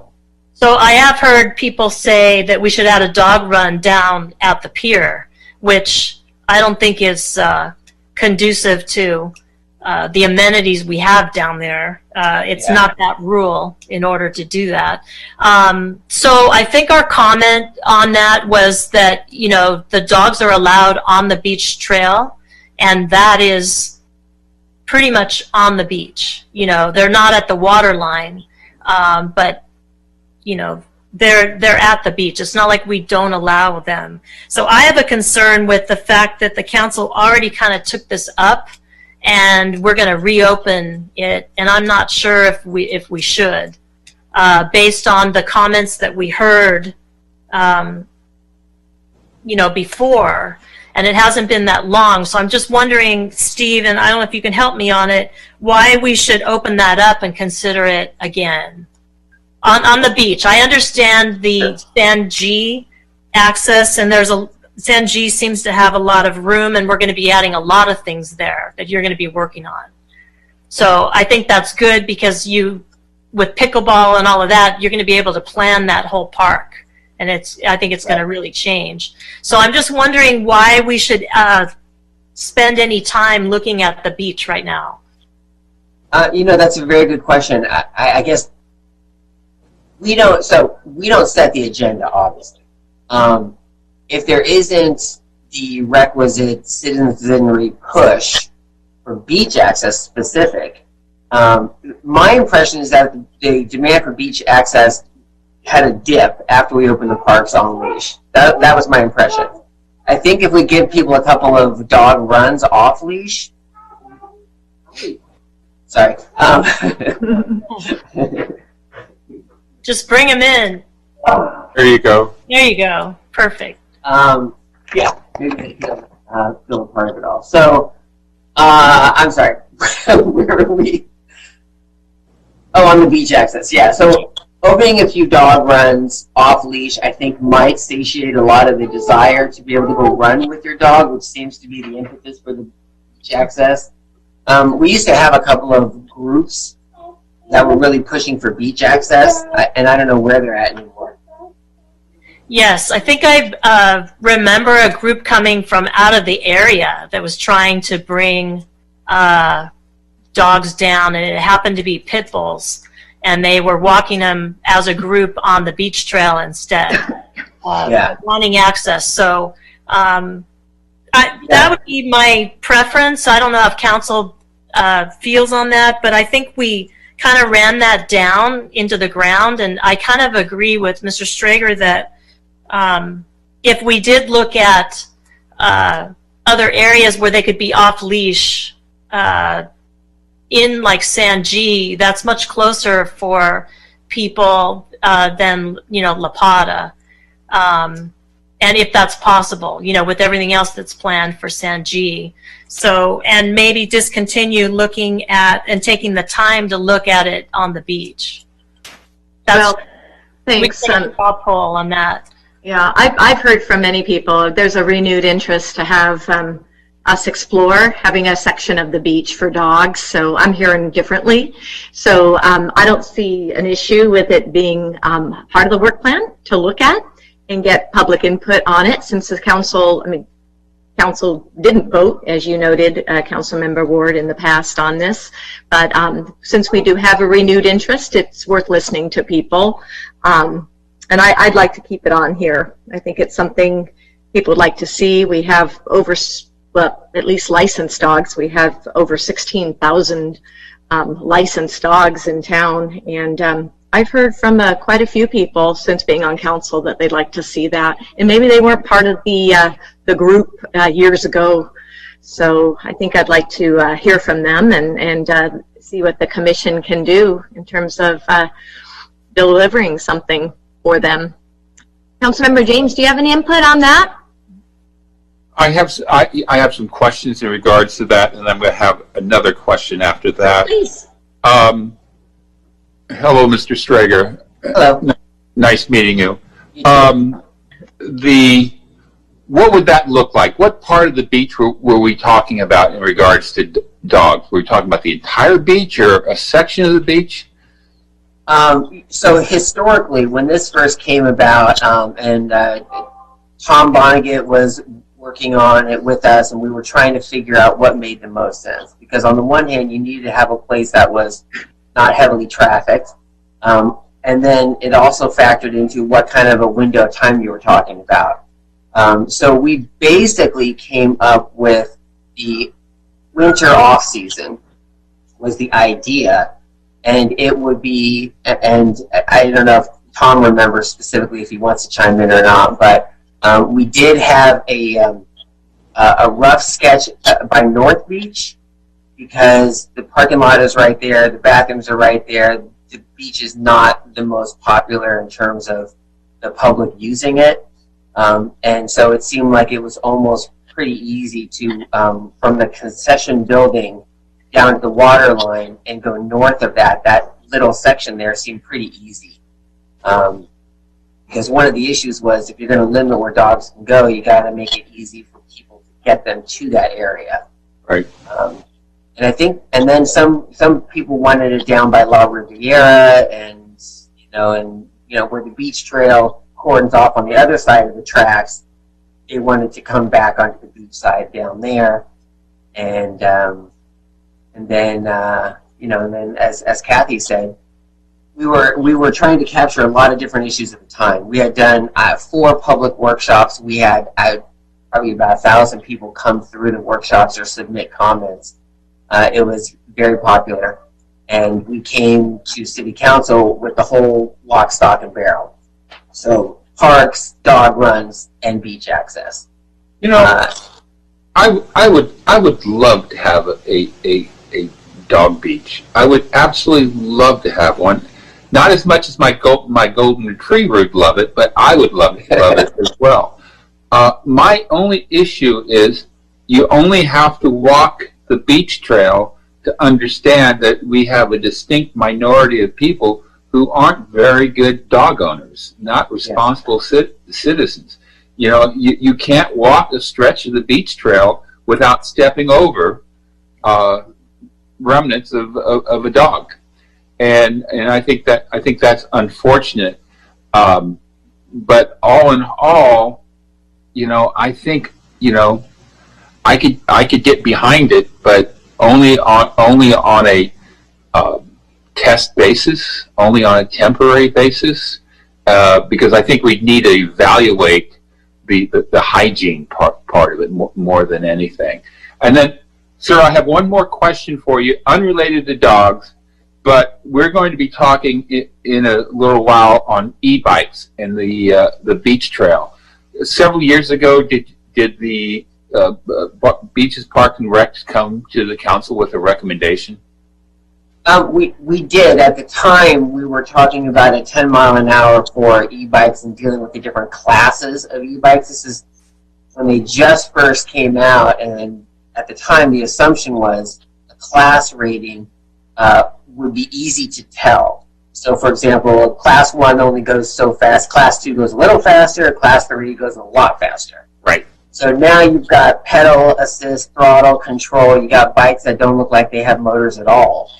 And so it's not practical when you have to enforce on the fly to know what kind of a bike you're dealing with. And so then it goes back to just the regular speed. And if there's sections of the beach trail that don't make sense to allow you to actually motor through at all, I will tell you that because I'm now an e-bike owner. I wasn't at the time, so I didn't have a dog in the fight, theoretically. But now, on my bike, I only have to pedal just a small amount, and I'll be at 20 miles an hour without even wanting to. And so there's a lot of elements of how to figure out how to ride it safely. So we just get a lot of complaints, again, like you said, the minority of citizens who are who lack a certain degree of empathy when it comes to others on the beach trail. And It's a narrow trail, and you take a a e-bike, and then you also add the width of a surfboard or some sort of saddlebags, and suddenly Sure. it becomes fairly wide on a narrow trail. One of the things that I probably will recommend this evening later on when we talk about this is to send this back to you guys to come up with a recommendation to us. Would that be okay with you? oh, absolutely. Thank you. Absolutely. Mayor Pro Tem, that's all I have. Thank you. So, Mayor Pro Tem, I still had a couple questions. So I will point you to page 5. I also was going to talk about the e-bikes. And you are aware of the different classes, 1, 2, and 3. As our municipal code currently states, Class 3 bikes are not allowed on any portion. And I am somewhat concerned that maybe those are being sold. And some of the operators do not know that Class 3 bikes are not allowed, because we are getting a lot more complaints on them, and I'm just wondering if it's because these bikes are a lot faster than we had planned for. So definitely take a look at that. And also, I think council came up with a limit of 10 miles an hour on the beach trail, and so I think some bike authorities have said that we should take that down to single digits. But none of this works unless we have enforcement on that. And I think that's one of the things that the city talked about maybe our park rangers needed to do now and then, was to go to the beach trails and look at that. So I'm glad you're familiar with those now. I have one also. It's about 5 years old now. And doesn't go as fast as the new ones. So I can see where there's an issue. The very last item I want to talk to you about, I know you need to go. No, that's okay. Actually, Kathy, if I can mention one thing on the e-bikes, when we were first vetting this, the question that was posed to BPR was whether we should outlaw e-bikes outright. But of course, it was difficult to look at a bike and know if it was E or not. If the battery's dead, is it still an e-bike? And then the question was posed about whether it makes sense to have bikes at all. And not to open a huge Pandora's box, but people walking, people pushing strollers, people jogging, people walking their dog and hopefully picking up after their dog. It's hard to it's hard to justify mixing all those different modes of transport in some small areas, and so there's been a question about whether it makes sense to have bikes at all. So that will probably factor into some of the discussion at some point, I'm guessing. Anyway, so I just wanted to throw that out there for you. No, I appreciate it. And I do know that in some of the narrow spots, say Montalvo and over by Marine Safety, bikes are not to be ridden through there at all. You're supposed to walk them. So I don't know whether the city needs better signage. You know, we try to be prudent with signage, but I think maybe in those areas, people need to be educated on that. So it might be that you are going to recommend some signs for that, because that's a public safety issue. And if they shouldn't be riding on those portions, they need to know that, you know. Correct. So I think we just need a reminder of the rules. And now that we have more e-bike riders than ever, that education is going to be important, you know, in addition to enforcement. So the last thing I wanted to talk about is you have on your work plan sand replenishment and water quality. I think that with Beaches, Parks, and Rec doing that, I think you're duplicating efforts of the Coastal Advisory Committee.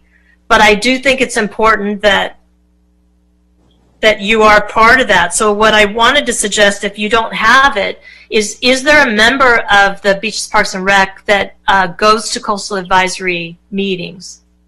We had one alternating annually for a number of years. We don't presently have one now. And if I'm not mistaken, with the new structure of the commissions and committees going forward in June or July, whenever that takes root, that we won't have that seat on their committee. But don't quote me on that because I'm not 100% certain. But that was my impression, is that we wouldn't have that slot. I think this was on here because some of the commission members wanted to get reports of what was happening, not necessarily vote on and decide, because obviously there is some overlap with coastal. And you know, from an economy of scale, it would be great if we had a joint meeting where a presentation occurred for all of our benefit, because there is definitely some overlap in what we do with what they do.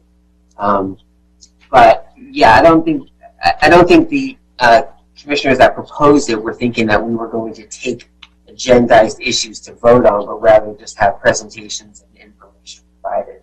Because we often get questions about water quality because they think Beaches, Parks, and Rec should know something about the beach, and then we have to specify, well, we're actually the sand part of the beach. We're not the water parts. The water part's somebody else. So that's all I think that was intended to do. Okay, so I'm wondering, and maybe staff can help me, how would that best be accomplished where we're not wasting time for in either committee, that they, you know, to me, I think having someone be there from Beaches, Parks, and Rec would be a good idea, and then they could report back and get the reports.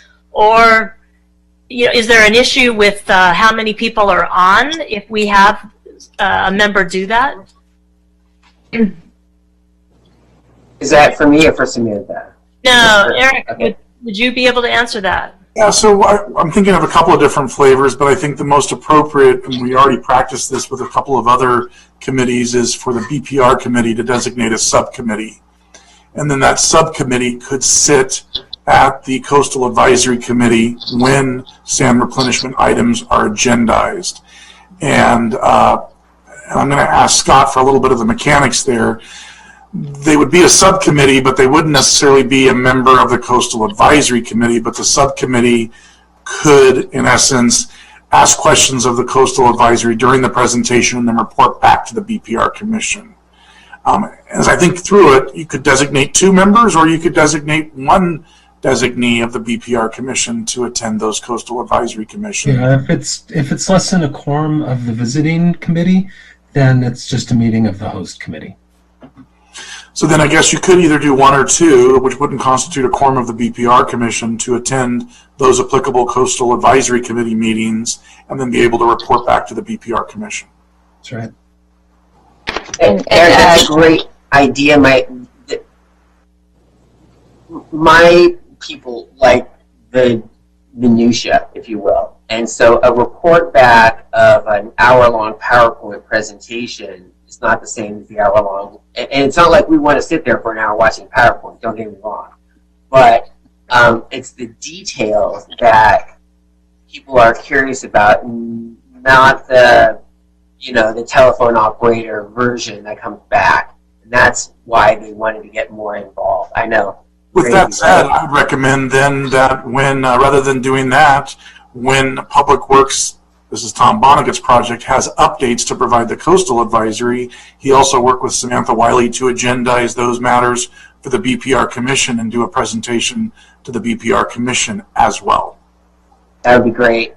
Except Tom has to do double duty, but that would be great for us. I do want to point out, Councilmember Ward, if I may, this is Samantha Wiley, Recreation Manager. We do have an appointee. They just voted at our last commission meeting. Commissioner Charlie Smith has taken up he volunteered to sit on as the representative on BPR for the CAC. So he will be sitting in that seat through June 30th of 2021.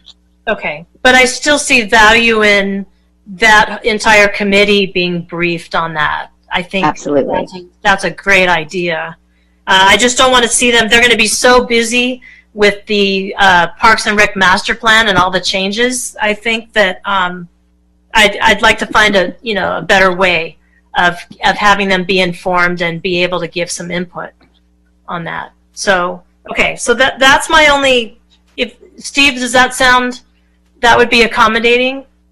Yeah, that would be great. And like I said, and maybe Samantha or Eric can remind me, when we roll into the new version of committees and commissions July 1, I don't think we had that seat. So we have a seat now. It hasn't always been fillable. So Eric or Samantha, if you recall, do we have a seat going forward in the new version?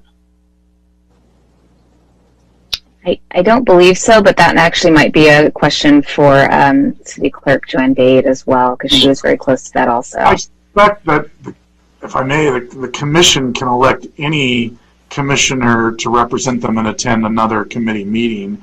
I don't necessarily think that needs to be codified. Scott, do you disagree? No, that's right.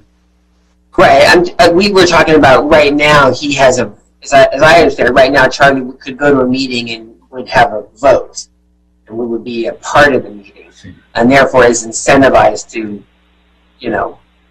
be there, be as present as possible. Whereas when we move into the new system, we're not going to have a seat for a vote, so it's more voluntary whether somebody shows up or not. So that's why, Kathy, my point, getting the actual presentation would be gold. I think it would be good. I mean, it's another set of eyes, and it would be time, I think, well spent getting that update and hearing, how it affects the beach, which is our largest park, and so I just think his suggestion is good. I don't see the need to have sand replenishment and ocean water quality in their work plan. But definitely, we need to work on if they have a sitting member there, how that works out with our new, what we've done to our committees. I wish I could tell you. I can't tell you what that means, but it sounds like you could appoint anyone to come. But like you said, if they don't have a vote, would they, come? So, but any time that we're talking about sand replenishment or water quality, or any real big issue on the beach, I think that it would be good to update the Beaches, Park and Rec committee on that. I see Samantha nodding, so. Okay. All right, so that's all I have. So, Steve, it's a great plan, and I really look forward to seeing what changes you're going to be making to San Gorgonio, because it looks like that's really going to change. Yeah, we're excited. Okay, great. So that's all I have. So do I need to move the item? Yes, please. All right, so moved with the changes? I'll second. All right, I'll second your motion with the changes. And City Clerk? Oh, well, I'll go ahead and do roll call. Councilmember James. Aye. Councilmember Ward. Aye. Mayor Pro Tem Ferguson. Aye. And that carries 3-0. Thank you, Steve. Thank you. Okay. The next item is item G. That's the Public Safety Committee Fiscal Year 2020-21 Annual Work Plan. Okay, and let's see, Councilmember, James and Councilmember Ward, did you pull that as well? I believe I did. Perfect. Okay, I got both of you. Councilmember James, would you like to start? Certainly. Is Mr. Burkata here? Yes, I am. How are you this evening, sir? Wonderful. Well, first, I pulled it mostly because I just want to spotlight you guys and thank you for all the great work you're doing. This is your first work plan you're submitting, so I wanted to really spotlight you guys. Couple things. Well, first, let me ask you this: have we provided you everything you've needed? Are you wanting for anything? And what can we do to make you more effective, make your group more effective? Well, at this point, we're just finding. We want to make sure that our direction through our work plans and our missions is agreeable to the City Council. Because of this unusual COVID situation, we've got a little direction, and so I think that we can certainly help the City Council come to give them help with this project. And we have, so your public safety partners on the committee are Lieutenant Manhart, correct? Right, and Chief Capicola, right? Capabianco, yes. Capabianco, excuse me. Right, from the fire authority. From the fire authority. Right. Have you had any contact with the crime prevention specialist from OCSD that's assigned to the city? Right, not directly. That's handled through the chief of police, and we haven't. We wanted to make sure that we got our work plan done before we start launching into areas, because basically we're running this up the flagpole and seeing if you guys can salute the thing before we get heavily involved in a direction that you don't want us to go. Right. Well, I got to tell you, I've looked through this. I'm very pleased. I'm very pleased with it. One of the things I'm really pleased with, and I think this community needs, is a disaster response plan, a disaster preparedness plan, I should say, and the communications thereof. I'm glad to see you also have a homeless plan.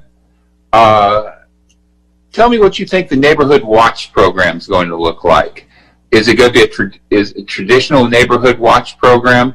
Are you going to have the crime prevention specialist administer it, oversee it? How do you see that?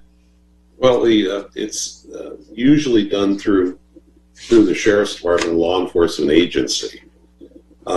Each individual neighborhood is, I foresee this thing being broken up into neighborhoods. And it gives us a vehicle not only to communicate with the citizens in those areas, but also give us access to give them information on disaster preparedness at the same time. It's a two-way street, and it works very well in other communities, and I think that it could be an extreme benefit for us here. My final question, I'll turn it over to Councilmember Ward. My final question for you is, I'm a great fan of OCSD. I'm an even bigger fan of those deputies that are out on the road every day. But if we have something in the culture here in San Clemente that we need, in my view, improve, there's always room for improvement somewhere, is the connection that deputies have to the community. And I'm then going to jump off into, if you could be an influence with the sheriff's department of creating more of a community policing environment than what we have right now, I think you would do a great service to the community. I know they are really, they're going from one call to another, but I have to believe there's a time where they can be out of those patrol vehicles, interacting with the public, getting to know houses of worship and rabbis and priests and things of that nature, and getting to know the community a little better. Would you agree with that? Oh, I'd certainly agree with it, but you're looking at more resources and staffing. I know that. Okay. But if we can just have that as a stretch goal, I'd really, I think we would do the community a lot of good. That's all I have. Thank you, Mayor Pro Tem. Thank you. Councilmember Ward, you have some comments? Yes, so I have a couple questions, but I would ask staff first, Mr. Sund, if he could. Under the communications and disaster preparedness, can you talk to us about our existing disaster preparedness program? Absolutely, Councilmember Ward. I know Tom Monaghan is still on the council meeting, and he oversees the emergency services for the city of San Clemente, so he probably can better speak to that from a work plan perspective. Tom, if you would, please. Thank you. So, Councilwoman Ward, we have several plans, but we have a hazard mitigation plan. We have the planning program, as you're aware, and we have an emergency planning coordinator. And so that plan is a series of sub-plans to deal with various emergency scenarios that the city may face. For example, tsunami, fire hazard, a big element until lately, and it's still significant, but was dealing with songs and a potential incident there that is somewhat becoming less over time, as the council's aware, as song continues its decommissioning and deconstruction process. So, and we're actually in the midst of updating that plan. Stephen Foster is our emergency planning coordinator. And so with the new reality of songs and potential threats of wildfire interface, we update those and do tabletop exercises to be ready. We have a robust program where we train community volunteers. That's our CERT program, to stand by and assist. And so I'm not sure if I'm answering your question, but we do have a robust program to deal and respond to these unplanned, unforeseen events for various types of disasters or emergencies. Okay, and so one of those disasters would be an earthquake also through our CERT program. Well, and so, yeah, and many of these, one of the key things is, do we shelter in place, or what are the evacuation routes? But yes, that's one of them as well. Right. So under this, I think the Public Safety Committee needs a presentation of what everything is that the city has, because I do know we have, we have routes and ways that if we do have to evacuate, that's all planned.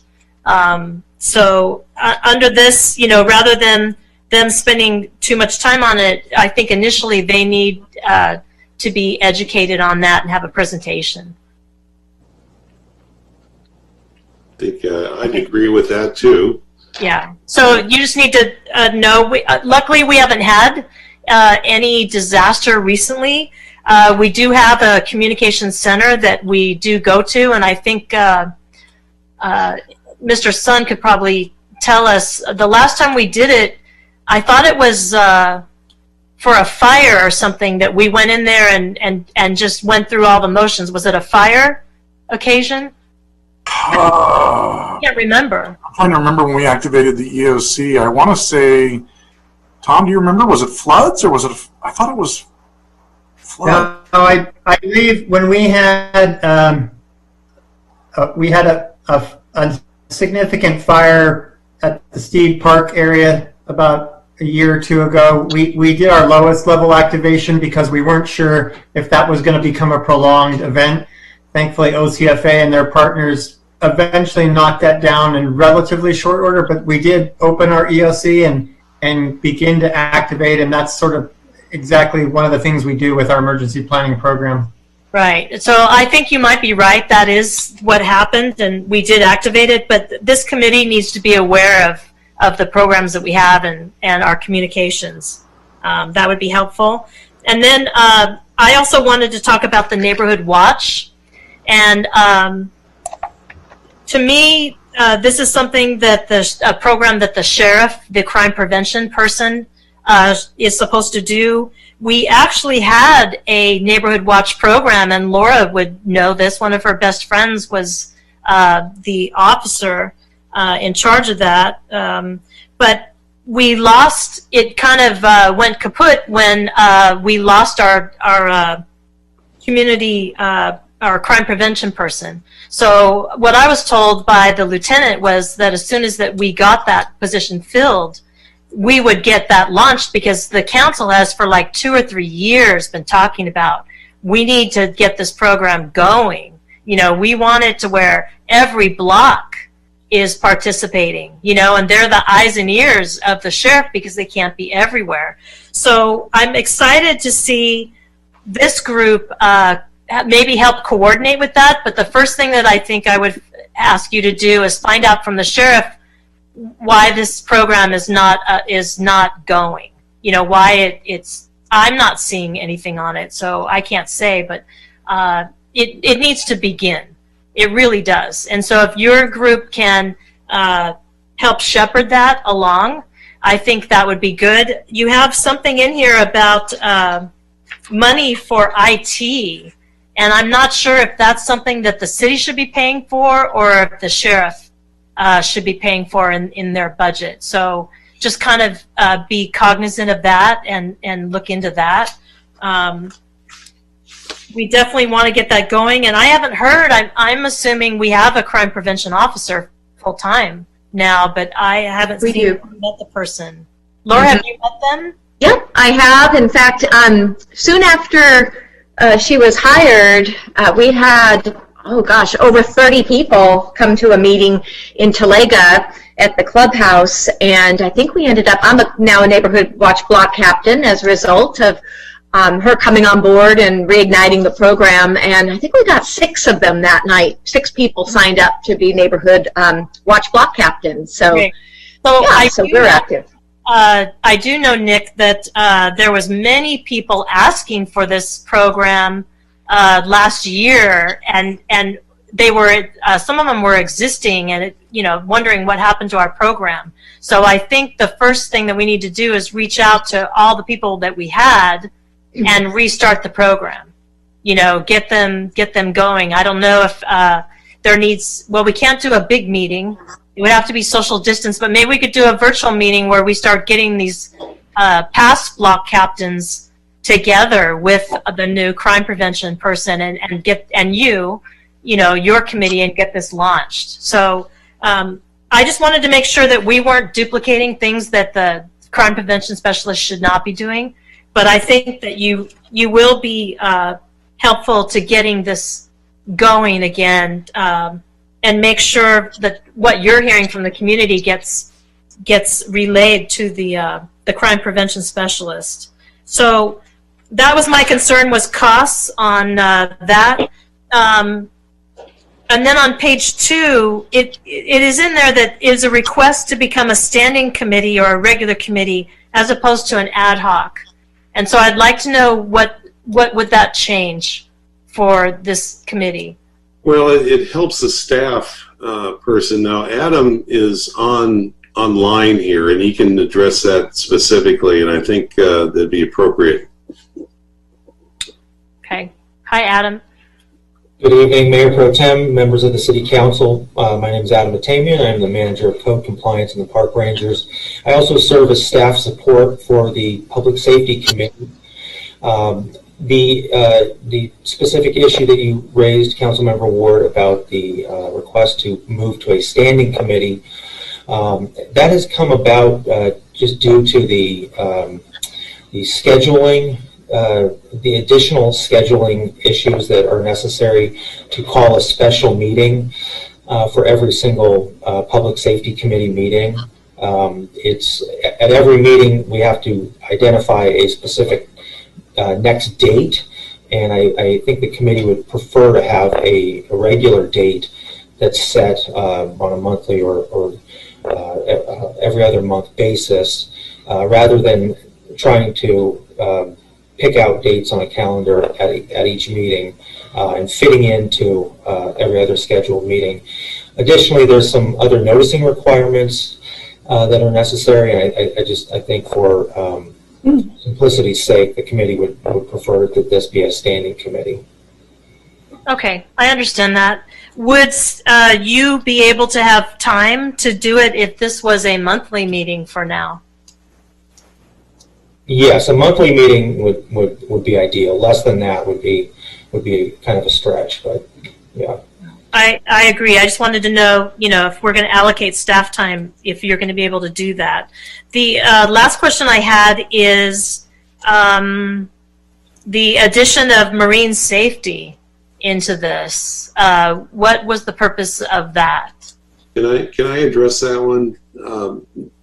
There is when you look at the budget and those type things under public safety, it's obviously the sheriff's department with the contract cost, the fire authority with their contract costs, but in-house we have marine safety, and they're their own little entity out there, and they're a major part of the city. I mean, one side of the whole city is that ocean, and I've made contact with the lieutenant, and we've discussed what they do, and it is significant, and it's something that the city council, if they're not aware of it, should be.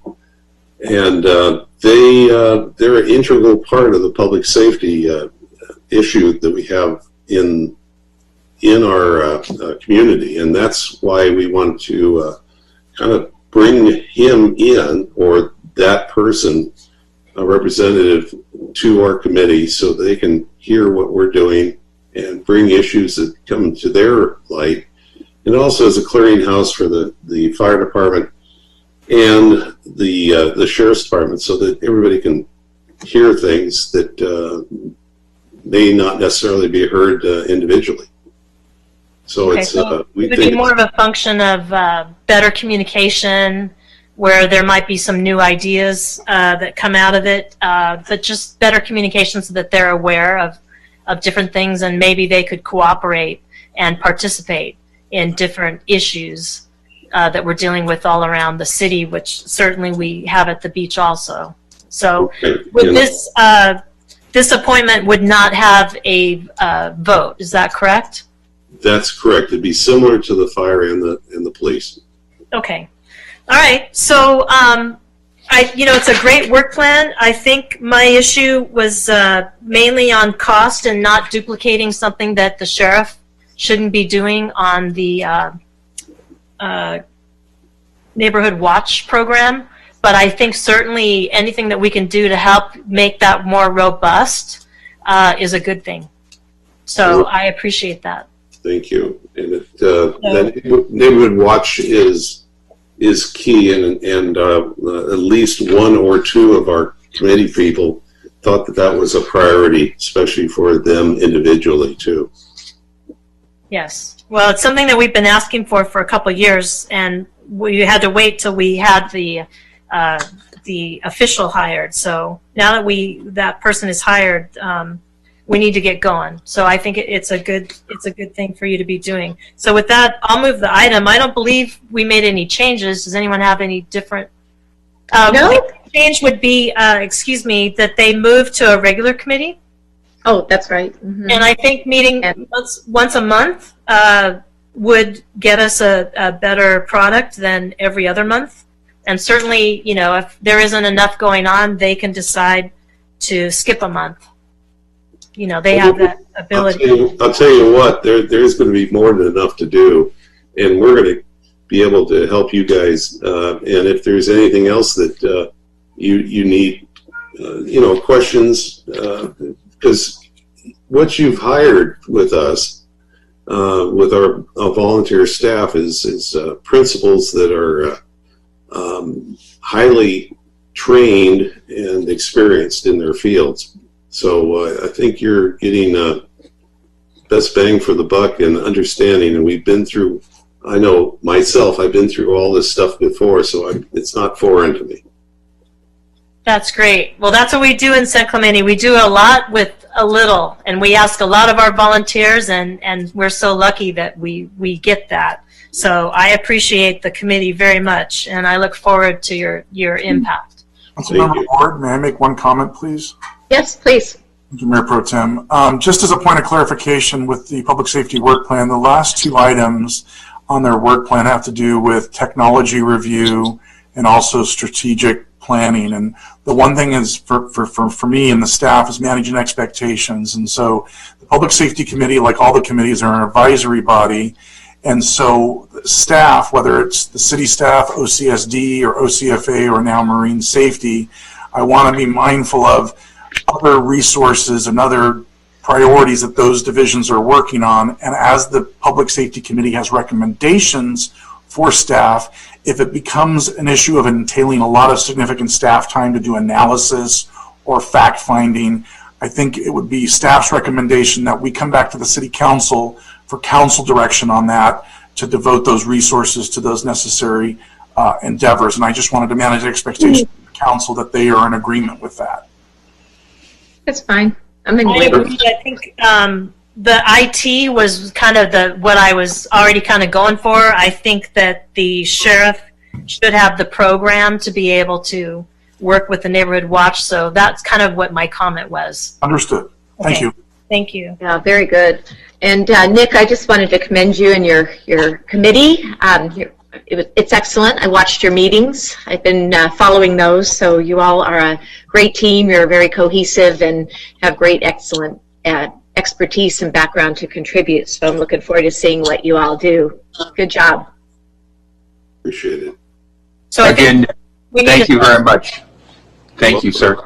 And I look forward to when we don't have to do this by Zoom. Me Us too. All right, so Councilmember Ward made the motion. Yes. Second. Okay, all right, City Clerk? Councilmember James, Aye. Councilmember Ward, Aye. Mayor Pro Tem Ferguson. Aye. That motion carries 3-0. Thank you for hanging in with us, Nick. The next item is item H. This is an amendment to the exclusive listing agreement with CBRE Incorporated for term extensions. Okay, thank you, City Clerk. I did pull this item pertaining to the extension of the contract with CBRE to market 2 properties for the city of San Clemente, the old City Hall at 100 Avenida Presidio, and then the 2.29 acre site at La Pata and Vista Hermosa. I just can't support a 2-year extension through October 2022. I think 6 months would be fine. And then at the end of that, if we express a desire to extend that, should the properties not either lease or sell, then we can visit that at that time. But I don't want to lock in for 2 years. 6 months is standard in the industry for commercial. And I don't think it makes sense to lock into that long of a term. And besides, even if, say, various companies or individuals had wanted to purchase the land or the site at Old City Hall, which is a building, say if they did come forward even after the 6 months, if, say, we decided hypothetically to not sell them, those particular bidders would still be under the old contract anyhow, and CBRE would get their 6% commission. So it's just too long of a contract. I can't feel comfortable doing that, but 6 months I certainly can. Council, do you have any comments or questions of staff regarding their report? So Eric, I would like to ask you on that comment. CBRE, they're working on, they get a percentage when we sell this. They're not actually making any money per month, is that correct? That's correct. Okay, so no issue of how long we keep a contract open because it's not costing the city any money. That is correct. Okay, so my only comment would be, the reason we're having to extend this is because the council couldn't make a decision on the La Pata property. And so it's being extended to come back to a new council when we hopefully have 5 people. But the other property at 100 Presidio, we haven't even begun to look at anyone on that. And I just think 6 months is not going to be long enough. And it's hard, when we have to bring contracts back all the time for extensions, it takes staff time and noticing time. And I would just like to keep them banked as someone that we can use, because I think it's going to take a while to decide what to do with both of these properties. So, Mayor Pro Tem, I just think 6 months is just not going to cut it on this. We're already waiting for a new council, and they're really not going to get started until January with the holidays coming up. So, I don't know. I don't know if Councilmember James wants to compromise on a time, but I just don't see the issue of why having them 2 years. If we finally get where we sell these properties or lease them, then their contract is up and it's finished because it's completed. So I don't have an issue with the 2 years.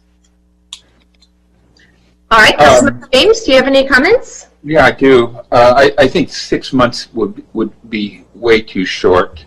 1 year is I don't want them to rush through this, but I would be willing to propose a compromise of 1 year. But to Councilmember Ward's point, we'll have a new council seated in December. They'll be getting their feet wet in January, and suddenly, it's May or June and the end of this contract. So I would like to propose a compromise of a 1 year contract. Mr. Sun, would that be acceptable, CBRE? Councilmember James, I believe that would be, if I could make one recommendation, if you were willing to take that, as a 1 year contract with a 1 year renewal option subject to council approval. I love it. Yes. Councilmember James, I just wanted to point out too that we've been under contract with CBRE since for about 1.5 years. But I could go for the 1 year. I think that's a good compromise. Councilmember Ward? I agree with the compromise, a 1 year contract with a 1 year extension that would come back to council, as that's an option. So I think, Jean, you made that motion. So I'll say yes. So moved. All right, Yes. very good. All right, City Clerk, would you please take a roll call? If there's no other comments, are there any other comments, Council? Nope. Okay, City Clerk. Thank you. Councilmember James. Aye. Councilmember Ward. Aye. Mayor Pro Tem Ferguson. Aye. That carries 3-0. All right, thank you. Okay. The next item is item I. That's the Planning Commission Fiscal Year 2021 Annual Work Plan. Okay, Councilmember Ward, you pulled that item? No, it's Councilmember James. Oh, was it Councilmember James? Thank you. It was me that pulled that. Thanks, Councilmember James, please. I pulled it not because I have any concerns, Mr. Rulin. I pulled it because your commission is so important, particularly in the COVID environment and preparing for the post-COVID environment. One of the things, I'll have a bit of an editorial comment. One of the things that I hear repeatedly from contractors and the like is the difficulty in getting through the design review subcommittee. Maybe that's a good thing, maybe that's not a good thing, but I would just like to hear your thoughts on where you're taking the planning commission going into this new year, and how, and then I'm going to ask you about some some of the projects that you've listed here as well. So with that, Mr. Rulin. Well, thank you, and thanks for your kind words. It's to address the design review subcommittee. I know certainly when I was on it, part of the purpose of design review really is to grease the skids for the applicants coming in, because what was found over many years is what you don't want to do is do design from the dais and have a bunch of planning commissioners who were saying, I think it ought to be like this, I think it ought to be like that. So, and in fact, I would often tell them when I was chair of that committee, look, part of our job here, it's not just to offer design guidelines and design input to make sure you fit with our city's parameters and our city's aesthetics, but also to make it so that there's nothing unexpected when you go to the planning commission. You know what's expected of you. You've done all that sort of thing. I'd rather have a meeting, or worst case even two, with an applicant in the less formal environment of design review, and then have things kind of sail through planning commission. If you see what we do on the video, there tends to be very little design done. There's a lot of trust by the commissioners of design review. So that kind of is handled before they get in, because that tends to be a big thing if it's not handled properly. And the times if it's not, then you see it. It shows up in the conversations that are had there. So that's our hope anyway, and our expectations, that design review, even though it seems like an extra meeting, an extra committee or subcommittee, that it actually helps to reduce the friction of the process. As far as what we're doing coming forward, you mentioned COVID. There's a whole lot of things that you see in there. I won't go through every one, but for COVID, we are kind of an interrupt-driven commission. So, the more, permits that are submitted, for instance, the more work that we do. But in terms of COVID, one thing we started to take on recently was the commercial parking pickup stalls, because now there's Target and a number of other organizations. They've got apps. You order on the app, you pull in, you sit there for 5 minutes, someone comes out with your groceries or what have you, and you're off. And the reason we wanted to look at it, and that staff brought it before us, and that we've had some conversations, we're going to have some more conversations on it, is not because it's not something necessarily that we want to stop. It's something different, so that we should look at it and say, is there some, do we need to look at this? It certainly could potentially change the parking math that we do when someone comes in and has an application, and perhaps they want to do some of these pickup stalls. How does that affect that parking math? But really, something like that is, COVID is accelerating. I'm in the high-tech industry, and we see COVID accelerating the adoption of a lot of technical solutions that were, they were going along, but now all of a sudden they've accelerated quite a bit. And it's entirely possible that this is just going to be a new thing. Once COVID is gone, we're still going to have this desire for people to click, click, click, order something, go pick it up, and they're done. And that could actually be kind of a boon for us, potentially, with parking. Personally, I'd like to see us have less acreage donated to parking so that we could have more acreage donated to retail. But there's always a balance there, of course, in getting that right. And if this is something that allows us to do that, that's something that's the kind of thing that we want to be looking at and doing. As far as some of the things that we're looking at with the applications that we have coming in, probably most exciting, the thing that people are most excited about is the in and out coming in on Pico. We've got a lot of input on that one. We've seen that in commission. That did go through 2 design reviews, but they made a lot of great progress because that's a gateway area. So we tend to pay a lot more attention to that as per our general plan. And that is something, too, that we've been trying to do, not just in this next year, but sort of ongoingly, is to make sure that we've got an eye to the general plan, because there are still areas where our zoning ordinances or specific plans haven't quite caught up to the general plan that we passed about almost 7 years ago now. And of course, when you pass a general plan, things are going to be out of compliance for a little bit, or not out of compliance, just out of whack a little bit. You can't update everything overnight. And we've got a lot of things updated over the years. But if there's any concern that I have, and something that we talked a little bit at the meeting where we were discussing this item, was, gee, we want to make sure that we continue on that journey of bringing these ordinances and specific plans in compliance with the general plan. So, for instance, there's the dark skies ordinance, which we were actually working on through the, we were directed to do it by the city council some years ago, and we had to hit pause on it because we lost so much staff in the planning department. We haven't been able to pick that up yet because of other priorities that the city council has had and things like that. There's the West Pico corridor specific plan and the wireless ordinance too.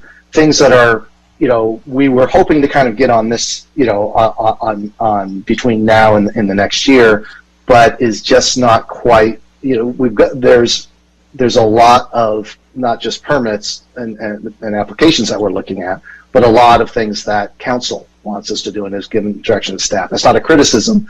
It's kind of an alert that there are things out there that we probably want to get done over the next few years like that. Just to give you a sense of the timeline with that, we're about 7 years or so into our current general plan.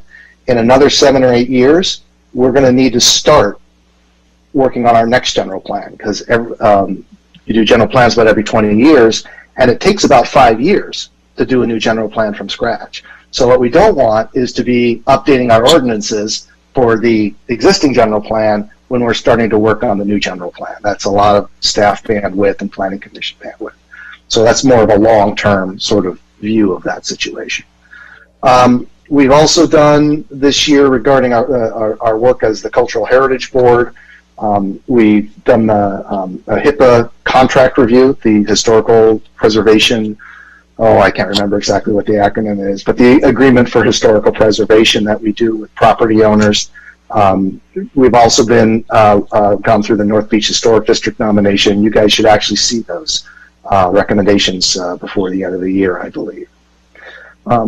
And something that would be good too is looking at designating more historic landmarks. That's, again, something that the general plan should be pulling us more towards. We've got properties that were built in the 50s and the 60s that are really kind of eligible to be looked at for the historic register. We've got some nice mid-century modern structures, some structures in the North Beach area. They call them the gingerbread houses. There's a few blocks in there that were built in the 40s that are probably worth looking at. That we would, we're kind of anxious to take a look at and expand the inventory, but haven't quite had the bandwidth to do that yet. Let's see, and other things that are of importance to San Clemente, we've talked about the commercial parking pickup stalls, but we are going to be looking at South El Camino Real mixed-use zoning. The mixed use in South El Camino Real is something that is on the general plan, so looking at updating that and helping to encourage the mixed-use development in that area per the general plan is something that we're excited about. And kind of ongoingly, we've got our zoning code cleanup amendments and adjusting our own zoning ordinances to the new, all the new legislation that comes out every year. That's something we do every year, and I should say also that staff, they do a great job with that. But they also try to take that opportunity to say, okay, here's some areas we're working on areas of the zoning ordinance that maybe are a little out of sync with the general plan. Let's get those in sync with the general plan as long as we're working on that. So I hope I answered your question. But you certainly did.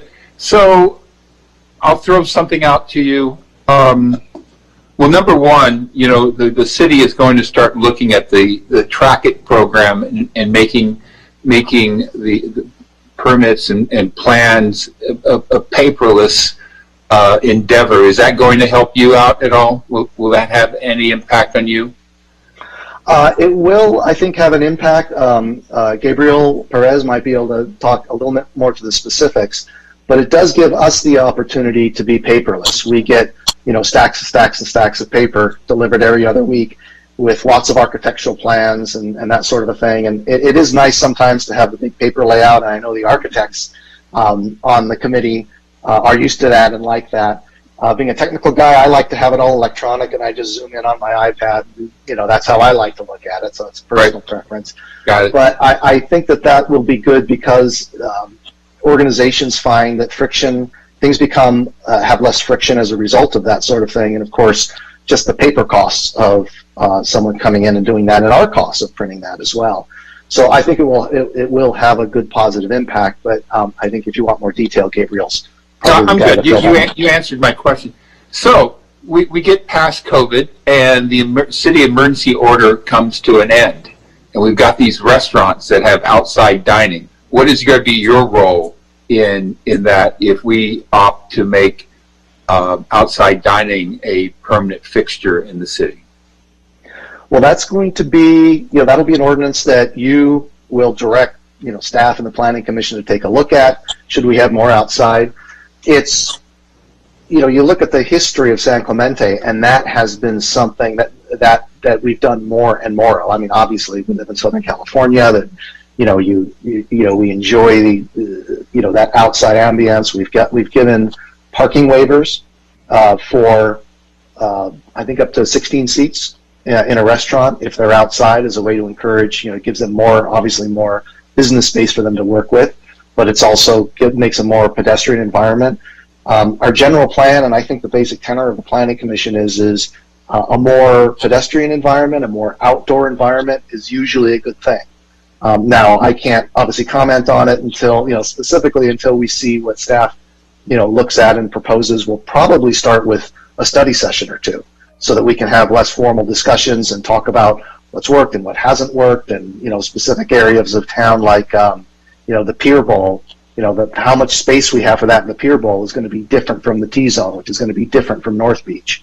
And so all those are things that are going to have to be factored into the equation. But overall, I think, people love to eat outdoors, so why not? I guess, probably we need to start, council needs to, and staff needs to start working on this now, even if, COVID could last another year. If you look at historically, the Spanish flu was a 2-year thing. This could very well be a 2-year thing as well.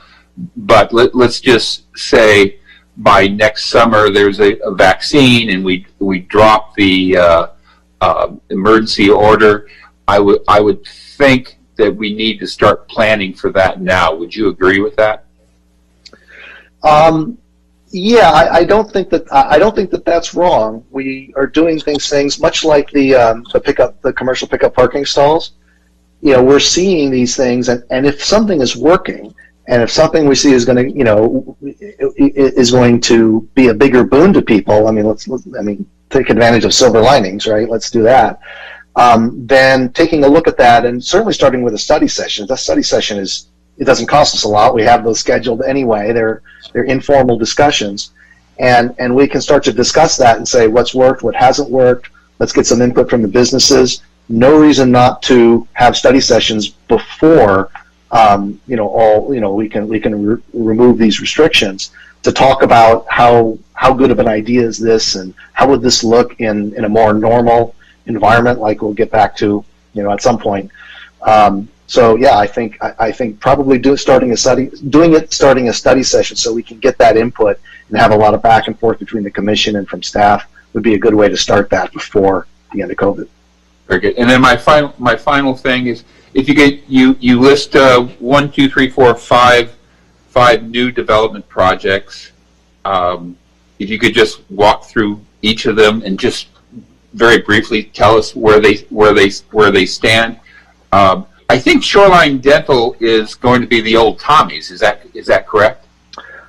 I'm not certain with that one. Some of these are in the pipeline that we haven't quite seen yet, or maybe just design reviews. If you don't have that information in front of you, that's fine. Yeah, I could tell. We've talked about La Gallette and gone through that, and I believe we approved that. We talked about In and Out, the event center. I think design review just looked at the changes to the Miramar Event Center.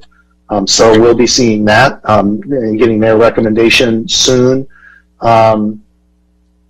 Let's see. And Mickey B's mixed use, that one I'm not familiar with because we haven't seen that yet. The Lodge rooftop venue, where do we stand with that? That hasn't come before planning yet, so I couldn't say. Okay, very good. All right. Sir, thank you for indulging my questions, my neophyte questions. My pleasure. Hey, thank you, Councilmember James. I have one suggestion, Council, in terms of an amendment to this. In looking at the page 6I-3, the first table, there's so much, by the way. Jim, excellent job with this, and the Planning Commission just does so much good work and effective to providing recommendations to the council. So thanks for all your volunteer time and expertise you provide. This one section, absolutely. The section on housing element in here, I thought something that would be really helpful as we're getting ready to have later, I think it's in another couple days, housing element webinar, housing element and safety element webinar. But in advance of that, it just got me thinking, maybe in this plan, I'd like to make an amendment to include looking at a permit-ready accessory dwelling unit program. I work for a city that has a program, and it's extremely successful. I think about 70 people so far have utilized it, but they're permit-ready building plans for ADUs. So people can download those off the website. So it helps, really helps with the lessening of the time in the process to have permitting done in review, because they're already architecturally designed. There's multiple ones to choose from. And really, I have it in front of me here, but the program also helps the city meet its strategic goals by providing diverse housing options throughout the city, which is in compliance with the housing element, right, and adding more units, but on existing land. So I don't know, Council, are you interested in having this added to this plan, and I can simply provide the information to them for their review? So I don't think this is the time to add that. That's something that has to go through the works. I do understand. I looked at what the City of Encinitas did, and I know that you did it in order to get those going because you needed them for your housing element. But San Clemente, as Jim can attest to, is so diverse with what our lots are, and I don't understand how that would work. So, it's something that could definitely be looked at, but I think you need to provide more information. Well, I can't now because it's not agendized, but I can pass that on. I'd like to amend it, and as you know, you participated, Councilmember Ward and Councilmember James, in the joint meeting that we had with the Planning Commission and discussed how the regional housing units, the allocation that we're being asked to meet is over 1,000, right, in the next cycle. Of course, we've got a letter trying to redo those numbers because that wasn't realistic, but still, it's something we're going to need to do, and it's a way to do it without having to find space, right? Because we don't have the space. We're built out. We want to keep our open space, which is about 45% open space in San Clemente. But anyway, I thought it would be very timely for us to do that, especially considering we're getting ready to approach the next housing cycle and a housing element cycle that will be due soon. So Councilmember James, Councilmember Ward. I think what a good compromise would be is that you ask staff to look into that and see if any part of it could be implemented by San Clemente. I just know how particular everyone is about design, and I don't know. We don't have any pre-approved buildings that I know of that we look at. So I think, you can definitely ask staff to, or ask, I guess, we're here now, there's 3 of us. We could direct the staff to look at that. But as far as asking the Planning Commission when they have so much in their work plan, I don't think we should do yet. It should be looked at to see if it's even feasible before we give it to the committee. Is staff here that can respond to that? Do we have anyone? Doesn't sound like it. Oh, wait, we do. Hi, Gabriel. How are you? Hi, I'm doing well. Thank you, Mayor Pro Tem, members of the City Council. Good. Yeah, I've heard about several cities that have that type of program. So it is something that we can look at. A lot of cities get state grants to be able to fund those kind of permit-ready plans. So the other thing I want to let you know is City Council will be considering some modifications to our accessory dwelling unit ordinance in December. So I think there's going to be opportunities for further discussion on that. Very good. Thank you, Gabriel. So I think you should bring it up in that December meeting. I think then we could really get into it. Maybe you could bring examples, provide it to the council so we can see what those look like. Because now that we've heard from staff, that sounds like a good plan. Okay. Yeah, that sounds good. I'll go ahead and do that. It's very successful, and their program was an award winner in the Helen Putnam Awards last year. So very, very good model for other cities. Okay, well, do we have any more discussion on this, or would anyone like to make a motion? I'll move to move this. Okay, and I'll second. Go ahead, Laura. Now, City Clerk? Councilmember James. Aye. Councilmember Ward. Aye. Thank you, Jen. Mayor Pro Tem Ferguson. I'm an aye. And that carries 3-0. All right. Thank you, everyone. Thank you, Mr. Rulin. Thank you. And the next item was item J. That's the replacement of golf course fleet fairway mowers. And I just wanted to point out that the staff report includes a third staff recommendation that did not find its way to the agenda. So in your motion, if you like staff's recommendation, number 3 would also be to declare 2 fairway mowers, tag number 10023/122 and tag number 10041/134 as surplus and authorized for public auction. So, Madam Clerk, that is in my staff report.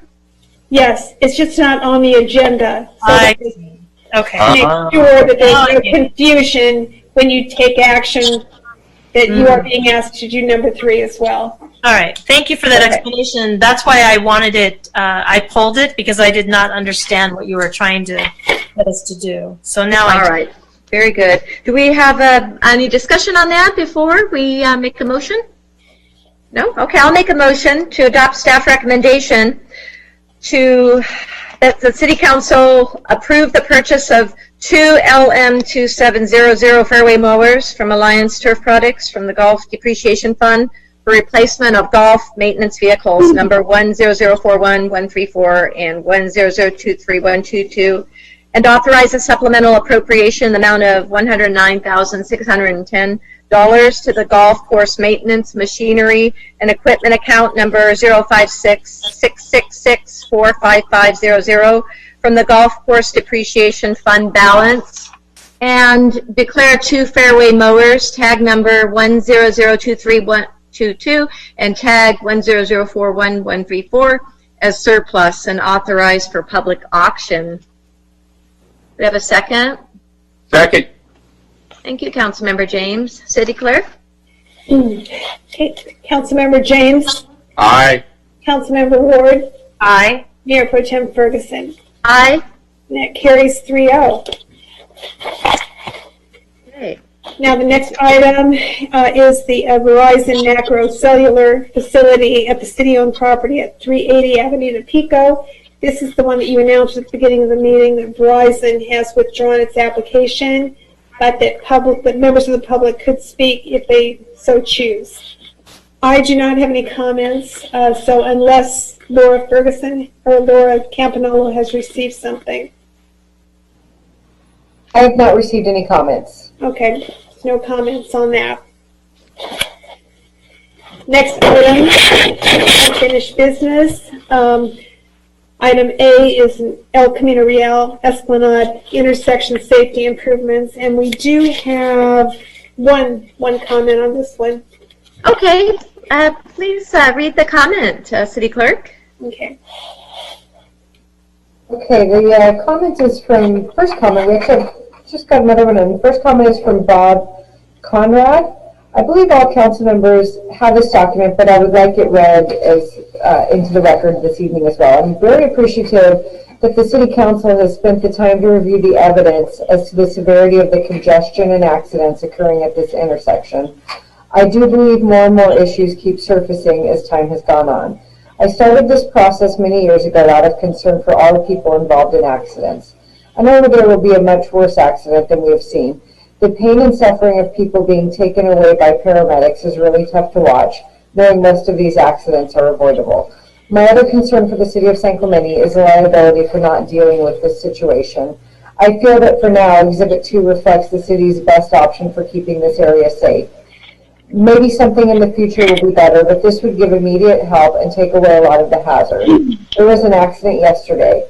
It is a type of accident that could happen every day. Near misses of the same nature happen daily.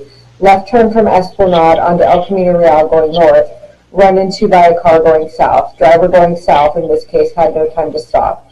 Others are lucky, have enough time, and able to avoid the accident. I know all of these local businesses want this to be a safe area so people will feel comfortable in accessing their businesses. Nothing hurts more than seeing patrons of our area businesses involved in avoidable accidents. Thank you, Bob Conrad. And next comment is from Kay Barwick. As you know from my previous emails, I'm strongly opposed to any solution that takes away parking in the front of 1006 South El Camino Real. The building is owned by J7M Properties LLC, and I'm the manager of record. As stated before, this property would be severely and adversely affected if there were no street parking in front of this building. 3 businesses depend on the El Camino Real street parking in front of their businesses for their customers and their livelihoods. Without that parking, their customers will add to the already congested street parking off Esplanade, adversely impacting what are currently quiet residential streets. This also adversely affects the value of the building itself, as the street parking has been a significant part of the value to these commercial units and the building at large. Thank you for your consideration of this. And that's all I have for public comments. Thank you very much, City Clerk and Deputy City Clerk. And staff, would you like to make a brief overview of this? I know we've addressed it once before, but maybe just a brief summary of what we're looking at for the public. Sure. Thank you, Mayor Pro Tem Ferguson. Tom Vonnegut, Public Works Director. So as the Mayor Pro Tem pointed out, this item has been before your council a couple of times. I did summarize it in the staff report, but just briefly, your council approved implementing an alternative at your September 15th meeting that involved restriping the street, adding some turn pockets, and of course eliminating parking on the block between Esplanade and Avenida Santiago. When staff returned to your council on October 6th with the resolution needed for the no parking, your council decided not to approve that resolution, and instead directed staff to bring the item back to you so you could reconsider what, if any, action you'd like to take. And so we did attach the background report. Hopefully that provides the information you need, and I'm here to answer any questions to help make whatever decision you wish. Thank you, Mr. Vonnegut. And Council, do you have any input, comments, make a motion? So I have a couple comments. I've talked to a lot of the business owners in the area, and I told them that I was willing to consider the channelizers that stop the left turn movements, because I did not feel any longer that the left turn pockets was going to help in this area. But I did not promise that when we look at other solutions for the entire corridor that parking would remain, we didn't know that. It is important to note that we have received a grant from Caltrans to study traffic safety on El Camino Real, and I think that is what this corridor needs. I also reached out to the management at Ralph's and asked them to take it up higher within their corporation to let people know that this was an issue, and that maybe there was a possibility of redesigning when we come through the study of this area that would work out better for all users. I have also reached out to the owner of Zebra Coffee, And certainly that is going to be impacted. People are going to be able to go in through the drive-through, but they're not going to be able to make a left turn. And I live in the area south of here, and I know that some people are going to be impacted, but they are going to have to go through and can make a left turn at the light that is provided at Barcelona if they go through the complex. So I notified Ralph's of that, and I told them that in our study that I would like them to get involved. So Tom, definitely when we start to do and look at something, if we can, I'm hoping to get a contact with Ralph's for that. That's definitely a stakeholder that we need to work with, and also the owners of Zebra Coffee. We need to work with on that when we study. But so I'm going to be proposing approving alternative number 2 for the installation of a centerline delineation on El Camino Real at its intersection with Esplanade. But I would add with for staff to come back at a 1-year mark or sooner with how this is working, and hopefully our study is done and you will have other options. I'm interested in making this intersection work better and traffic flow, and I'm interested also in maybe looking at the need for a crosswalk further down in the corridor, maybe at Cordoba area or Cristobal, because we need to tie these two commercial areas together and provide access for all of the residents here to be able to walk there. And I think that needs to be part of the safety study, is access. But we need to tie these together. And I did tell Ralph's and Zebra Coffee that I am voting on this, and I consider it a temporary solution, the channelizers. So I'm hoping that we're going to have a better solution in the future. So that's my motion. Oh, I'm a little confused on I'm confused on your motion. You said I am approving alternative number 2, which is the channelizers, and I'm asking for staff to come back in 1 year or less with any suggestions of more permanent program of things that we could do and look at that would work better and allow all traffic movements in that area. And I'm hoping that with Ralph's involved, that maybe we'll find some better access for that area. And who knows, maybe we'll be looking at that parking lot. It's going to be up to that vendor. So it's pretty much alternative number 2, not changing any, taking away any parking, but asking for a 1-year comeback. okay. So this is where I'm confused. But alternative 2 says establishing no parking areas on El Camino Real. Wait a minute. That's where I'm confused. Staff, isn't that the alternative with the channelizers? Yeah, if I could clarify for your council, alternative 2 is the channelizers. It's recommendation number 3 in the staff report. Thank you. I normally look at the staff report, but today I decided to use the agenda. So let me find it. Thank you, Jean, for pointing that out. So it does say number 2. That's a prior. Oh, I have my agenda matches. It has the 3rd one on the council agenda, page 7 on the bottom, number 3, under 8, unfinished business. Approve alternative 2 for the installation of centerline delineators, El Camino Real, on El Camino Real. You see that? So Tom, isn't that recommendation number 3? Alternative number 2? Yes. That's correct, on page 8A-2 of your staff. Okay, so Jean, I'll say it again. So I will approve recommendation number 3, which is alternative number 2 for the installation of centerline delineation on El Camino Real at its intersection with Esplanade. And I will request a 1-year check back with staff on this. Who's on first? I will, yeah. But that includes the local road safety program assessment as well, right? Yes, it does, because I consider this is something that we're changing, but I'm hoping that it is a temporary change, and we're going to find something better for this corridor that makes it work better and safer. Okay, and in the staff recommendation, recommendation number 3, we're keeping the parking. Is that correct? Correct. I second that motion.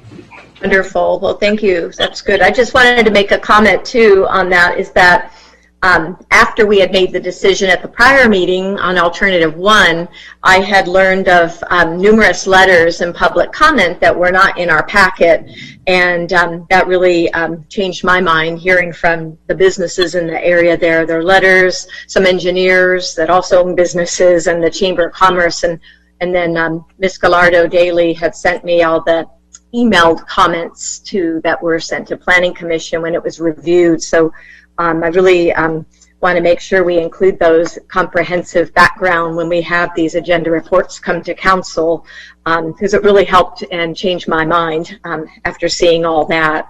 We have done that before in other reports that have come to council that have been to Planning Commission, like the Christian school and short-term apartment rental on San Pablo. I just found a couple other ones that had done that in the past, proposed changes to meter parking at the beach and so forth. So if we could just make sure we include all that to staff, that would be very helpful going forward. But I love the addition, Councilmember Ward, so I could certainly support that. City Clerk, would you like to take a roll call of our vote? Councilmember James? Aye. Councilmember Ward? Aye. Mayor Pro Tem Ferguson? I'm an aye. Mayor Pro Tem, as a point of clarification, if I may. Oh, please, Mr. Sund, what would you like to say? With regards to your communication on including correspondence from the public from other commissions to the City Council, would it be agreeable to the City Council that we provide the hyperlinks to those reports and communications within your agenda report?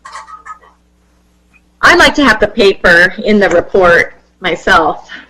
I actually think that's not a bad idea. Laura, when we get copies of every single thing that the Planning Commission has done and we get all the back reports going years, it's very hard to, it's a lot of paper for one, but it's very hard to get to the meat of what we're doing when we have all that. Oh, thanks. I was just referring to the comments. I like to know what the public is thinking. No, but I think a hyperlink would help so that we do get that correspondence, but it's just not in here where we have to find it, you know. Well, I find it easy because it's there. I can flip the page and I find it there. It's there when I read it. I like my paper copy. I don't know if you get a paper copy of the agenda. I think the council is going paperless. It's one of the... I'm not. So that's an option I can have. But okay, so we'll, Councilmember James, do you agree hyperlinks only and no paper? I'm fine with hyperlink. All right, there you go. Mr. Sun, you win. Okay, I think we're good there. Let's move on, City Clerk. Yes, moving on to new business. Item A is the warrant register and payroll register. Okay. Do we have any issues with these items, council members? With the warrant register or payroll register before we seek a motion? Do we have a motion to adopt the warrant register and payroll register? So I'll adopt both. Second. Okay. Perfect. City Clerk, would you please do roll call? Councilmember James? Aye. Councilmember Ward? Aye. Mayor Pro Tem Ferguson? Aye. That carries 3-0. Next item is item B, and that's the Casa Monica parking lot funding approach. Okay. Do we have any public comments on this, City Clerk? No, we don't. Okay. And do we have staff that wants to give a brief introduction to this item?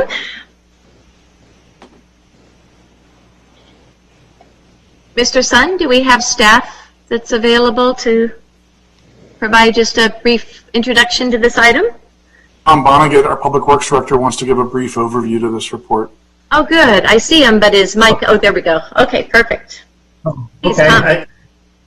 Tom Vonnegut, Public Works Director. So this item, as summarized in the report, is to get your direction to come back to your council at your next meeting, which would be November 17th, since there is no November 3rd meeting due to the general election, and present to you a formal third amendment to a lease agreement with the Casa Romantica Cultural Center. And this concerns a cooperative project which council had approved for the cultural center to take the lead and improve the parking lot generally, which is currently decomposed granite and has issues, with erosion and tracking of sediment into the building and damaging floors and making water quality improvements. So there was an agreement and an estimated cost. The Casa Romantica did provide us bid documents to help them review it. They bid the project twice, and even so, the lowest bid was about $100,000 over the estimate of a few years ago. So in the report, we've come up with the Casa Romantica Cultural Center on a cooperative approach, which we're recommending your council support. And if you do, we would memorialize that with a third amendment to the lease and bring that back to you with more financial details at your November 17th meeting. So that's the item before you. We're seeking direction if you are on board with this approach to make up the funding shortfall. Thank you, Mr. Vonnegut. Very good. Council, do you have any questions of staff or any comments? I do. So this was originally a $550,000 project, is that correct? Correct. That's correct. And now we're going to come in at about $650, is that correct? That's correct. However, it's my understanding that you had some savings somewhere else that we can apply to this project.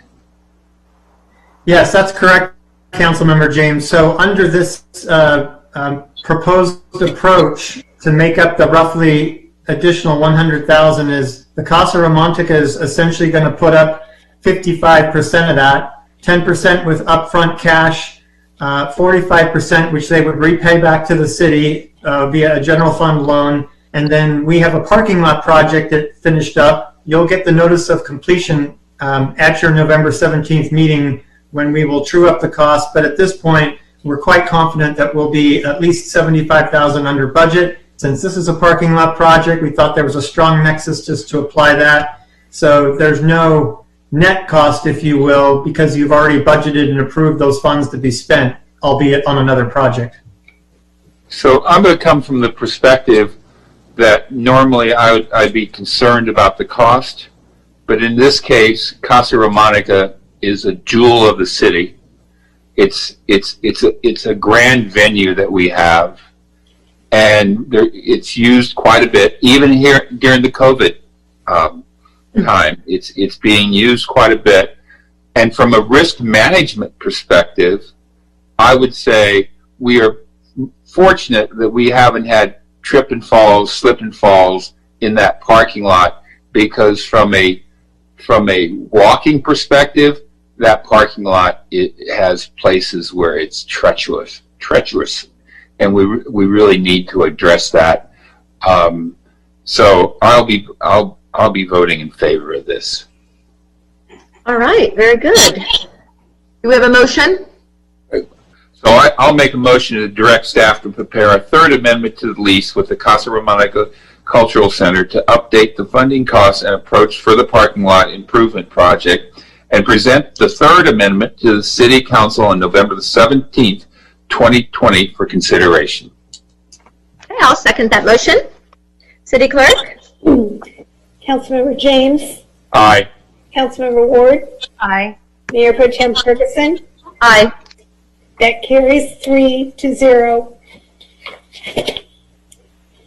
The next item is item C. That's the use and regulation of electric bikes on city trails. We do have some comments on this one. Okay, please, City Clerk. I'd love to hear them. Okay. The first one is from Professor John Martinez. And he writes, electric bikes should be banned on the beach trail because, one, without much effort from their riders, e-bikes can and do go faster than ordinary bicycles and consequently are much less maneuverable on the often narrow spaces along the beach trail and are hence more dangerous. Two, e-bikes are by their nature heavier, so any accidents that occur have more dire consequences. Three, dogs, children, and even the most athletic of adults walking on the trail often cannot hear or cannot quickly jump out of the way of e-bikes rushing up behind them. Four, the beach trail and the bulk of e-bikes means longer stopping distance is required. And five, as set out in prior council minutes, the beach trail was never designed for the amount of traffic involved, even before the advent of e-bikes. The next comment is from Sherry Grace. Dear Council, I'm writing in regards to the e-bike amendment that Council approved in August 2018 to regulate bicycles and e-bikes on the beach trail and beaches. E-bikes and bicycles are allowed on the beach trail except from June 15 to Labor Day when there is peak pedestrian traffic in the area. Did you know that this only pertains from the pier south to Trafalgar Canyon Bridge? I was educated on this by one of our lifeguards. That in and of itself is ridiculous. Why just that small strip of trail and maybe a couple other bridges? It makes absolutely no sense. In addition, the commission assigned to these new laws recommended lowering the speed limit to 8 miles per hour, but the council deliberated and said that would be too hard to enforce and maintain the speed limit at 10 miles per hour. Per former Mayor Tim Brown, I quote, I'd like to see us give folks the ability to cite anyone that is unsafe. The citation has to be meaningful. It has to be something that will hurt a little bit. We should give folks that monitor this discretion. I'm against an all-out prohibition. End quote. The enforcement discretion was given to park monitors who exactly are park monitors and RSVP officers. Are they even down there anymore? Do we know if any tickets have ever been handed out? In addition, there are different classes of e-bikes. Class 1 and 2 being allowed on the beach trail, but Class 3, the fastest at that time, up to 28 miles per hour, would be prohibited on the trails. Do you realize how much faster these bikes can go now, two years later? The council also amended the ordinance to prohibit bicycles on the beach trail on the beach because of the potential safety issue. How many bikes did you see just this past summer riding the shoreline? I'm bringing this all to your attention because it has been discussed in 2018, again in 2019, and again, here we are in 2020. For once, I have to agree with Tim Brown. I am also against an all-out prohibition because there are those who are respectful and follow the laws. They should not be punished for another's reckless behavior. What I am asking the council to do again this time is to actually enforce the rules and ordinances that we already have in place. What good is it to talk about it only and falsely let the community think you are actually going to do something about it? It's a safety issue. I wrote to the council last meeting letting you know my experience with a near miss to my mother. This cannot continue to happen. Someone is going to get very hurt. It's just a matter of time. Please come together and determine the best way to enforce this. Next comment is from Jim Grace. Council members, as an avid beach trail user 5 days a week before 10 a.m., I'm listing the things that I observe almost every day on the trail. Walk your bike zones not observed, speeding e-bikes with no regard for pedestrians. These are things that we already have rules for and the general population respects and abides by. Herein lies the problem that the council and all the committees should be trying to find an answer for. It's not more rules, it's the enforcement of the current rules. No enforcement means no consequences and status quo. I see the most serious problem for public safety and the city's liability in the e-bikes on the trail. In 2018, the Beaches, Parks, and Recreation Committee outlined the rules for e-bikes with a strict maximum speed limit of 10 miles per hour for Class 1 pedal-assisted e-bikes. Neither the Class 1 pedal-assisted e-bikes or the 10 miles per hour speed limit is enforced. Pedal-assisted e-bikes have no speedometer, so who knows how fast they are going. Based on new technology, the new version of some e-bikes are reaching speeds of up to 50 miles per hour. Some days the beach trail has turned into an e-bike motocross, especially in the summer where pedestrians are one of the objects they have to navigate through. Walking in the same direction when a silent speeding e-bike is approaching you from the rear with no warning is a serious threat to anyone, young or old, especially with the constant ambient noise of the ocean. An added problem is that some of the e-bikes have surfboard racks and boards attached to the side of the bike, with the scab protruding from the side, which is very dangerous since it makes the bike wider and harder to navigate through pedestrians, strollers, dogs, etc. I suggest the Council reconsider and amend Sacramento Municipal Code 12.32.130 to prohibit e-bikes on the beach trail until such time as enforcement of the current rules become achievable. Jim Grace. The next comment is from Mel P.H. Walking along the beach trail on a more crowded day, I have to dodge bicycles. When the trail gets thinner next to the Marine Safety Center, walkers walk single file past other walkers and can brush into each other very easily. Take a bicyclist in that area on the bridges, in areas crossing the tracks, and it becomes a public safety hazard if people are not paying attention. Now take an e-bike or a powered scooter on the beach trail, and it becomes a much more dangerous public safety issue for everyone. A November 2019 article from Thomas Reuters discusses a study in Injury Prevention magazine about the higher risk of danger from e-bikes. Here are some of the stats, and he references Reuters.com website. E-bikes and power scooters can run over 20 miles an hour. Regular bike speed average is about 10 miles an hour. People injured by e-bikes were older, averaging 31.9 years old. The largest proportion of people involved in e-bike accidents were in the 18 to 44 and 45 to 64 age groups. 10 to 14-year-olds made up the largest group of those injured with powered scooters. Males were more likely to be injured overall, accounting for 83.3% of e-bike injuries, 60% with powered scooters, and 72.4% with pedal bicycles. 17% of e-bike accident victims suffered internal injuries compared to about 7.5% for both powered scooters and pedal bikes.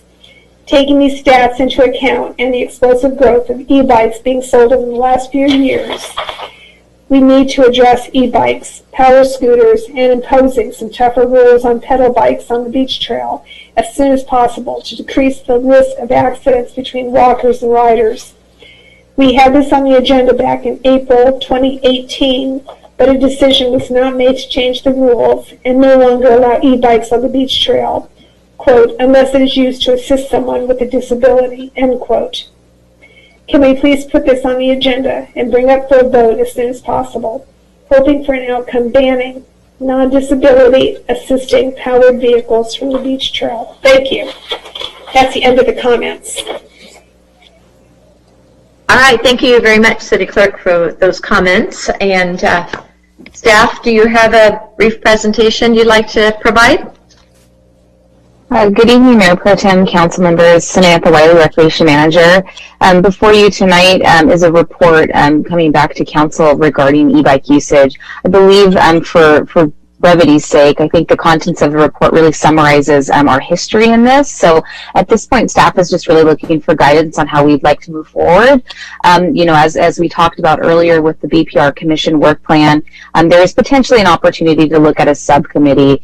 And the staff report mentions that as maybe there's some opportunity to look at e-bike industry professionals. And we obviously have a lot of local businesses that do e-bikes. And we also need to consider public safety as well. And then our BPR Commission members also. So I'm happy to take any questions, but if not, I will turn it back to you, Mayor Pro Tem. Okay, thank you, Ms. Wiley. I have a question regarding the last paragraph on your report that indicates currently the municipal code allows for the use of e-bikes on the beach and beach trail except from June 15th to Labor Day.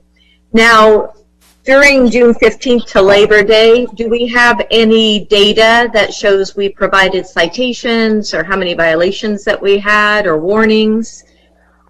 I don't have data on that specifically on citations. I can share with you, I did have Lieutenant Manhart looked into any kind of e-bike accidents that have happened within the city over the past year.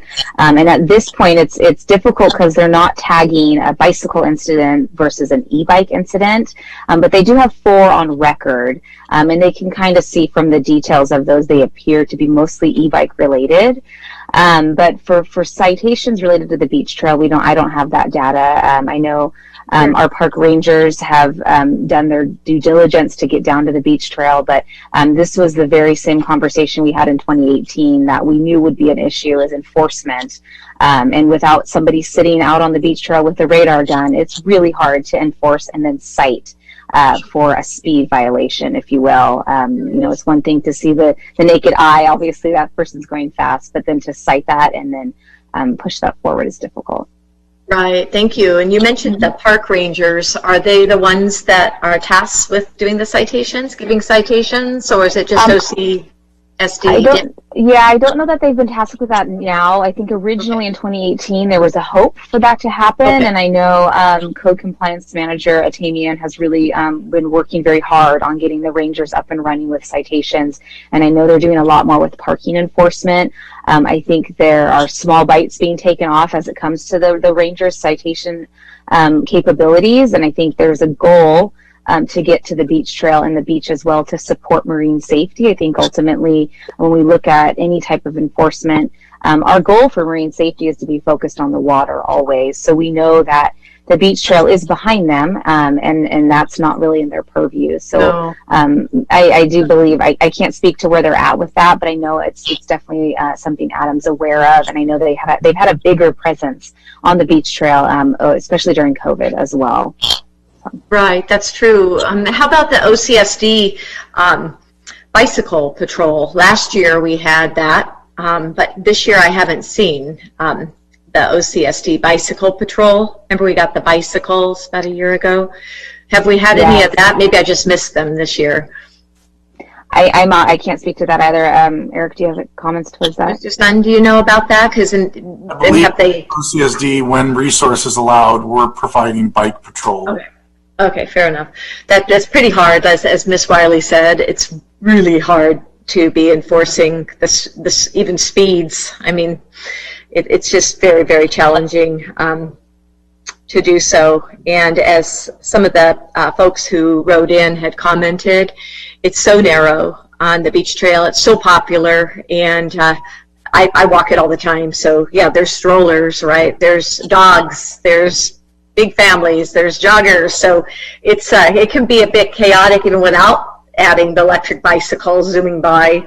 So I would actually, at this time, due to how many complaints we've been getting and how many near misses there has been, and we hear about it a lot, and my council members can attest to that. We hear about it every day, I mean all the time, that I would actually be fine with not allowing them on the beach trail. Council members, what do you all think? Well, the first, is Adam still here? I don't see him. Perhaps he left. Mr. Sun, do you know if Adam is still here? Oh, he is not. So, Mr. Sun, my question would be for you, what is if we were not to ban it, but if we were to enforce our current, if we would enforce rules on the beach trail, would the park rangers be prepared to enforce those rules? Because I really see it as they would be the primary group we would use to enforce those rules. So, Councilmember James and Mayor Pro Tem and Council, yes, park rangers would be the appropriate resource to provide community education if the council was to go forward with that direction. The park rangers don't currently have citation authority for misdemeanors. They do have citation authority for parking citations and have been doing parking enforcement. That's something that would take longer for park rangers to have that ability, but we could deploy those resources proactively to do some community education and educate the public and seek compliance with that restriction if that was the case. And the 2018 recommendation, Ms. Wiley, what was the 2018 recommendation again? It essentially amended the code to include beaches in front of beach trail, and then also electric in front of bicycles. So previously our code was very specific to just pedal bicycles, and with the kind of the evolution of e-bikes, there needed to be a code amendment to that. It also did not, it prohibited or completely banned the use of the Class 3 bicycle.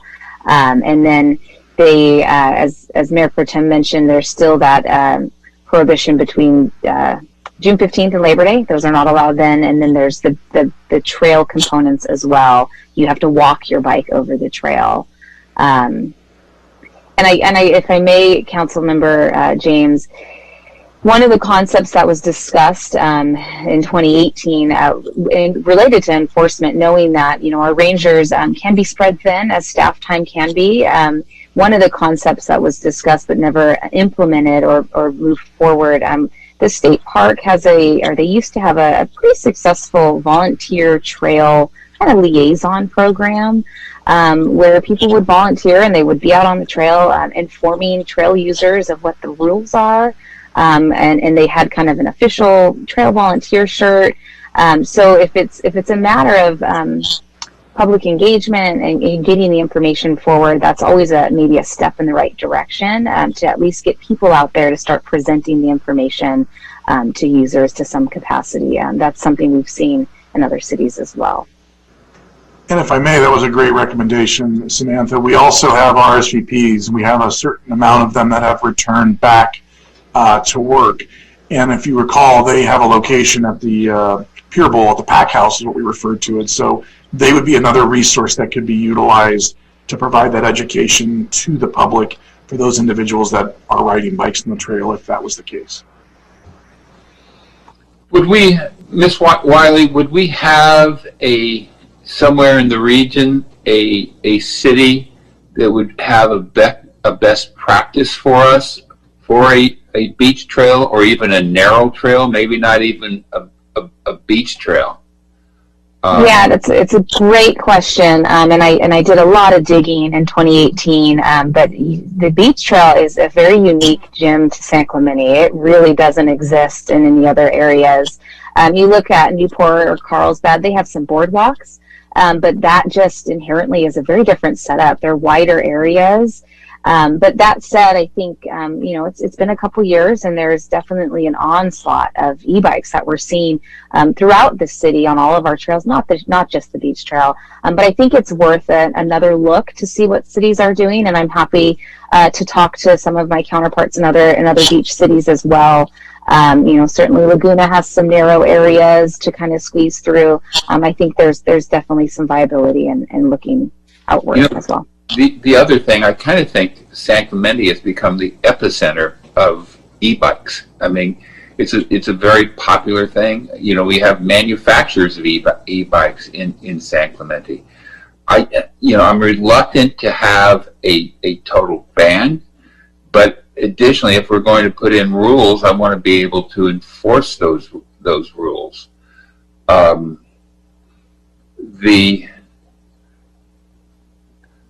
I'm wondering if this is actually something for the Public Safety Committee to look at, or Beaches, Park, and Rec, or would we want to put together a hybrid committee just for a couple of meetings to talk about, to come up with a recommendation, maybe 2 from Public Safety and 2 from Beaches, Parks, and Rec, and come back to us on November the 17th with a recommendation based on Ms. Wiley's input from best practices that she can find in the region. Councilmember Ward? What do you think about that? It's not a bad idea. I just think November 17th is too soon. There's so much going on that I just think that's too soon. We're going into winter, but I don't know when it's going to get here because I'm waiting for fall right now. But not a bad idea. I just think it's. Oh, January. Make it easy. Make it January. But I think you should meet with the Beaches, Parks, and Rec because it's already in their work plan. So maybe kind of meet with them on that because this is going to be with all the different modes of transportation, I think we need to look at sidewalks, not just trails. We have to look at all of that where there's pedestrians. I want to answer just a couple questions. Were you done? Yes, ma'am. Thank you. All right, thanks. So the beach trail was designed for multimodal use, and it was taken into account that this would be a transportation mode for our city. A lot of people will not ride on El Camino Real because of the vehicles, and they want to ride on the beach trail. So removing them would be a major blow to our multimodal transportation plan that we've had planned for our city, and that's why people are using the trail.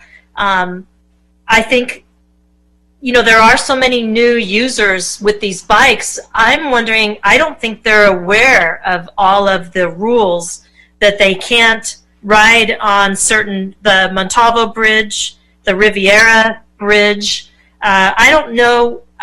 Samantha, can you tell me, do we have any signs posted on those that no bike riders across that?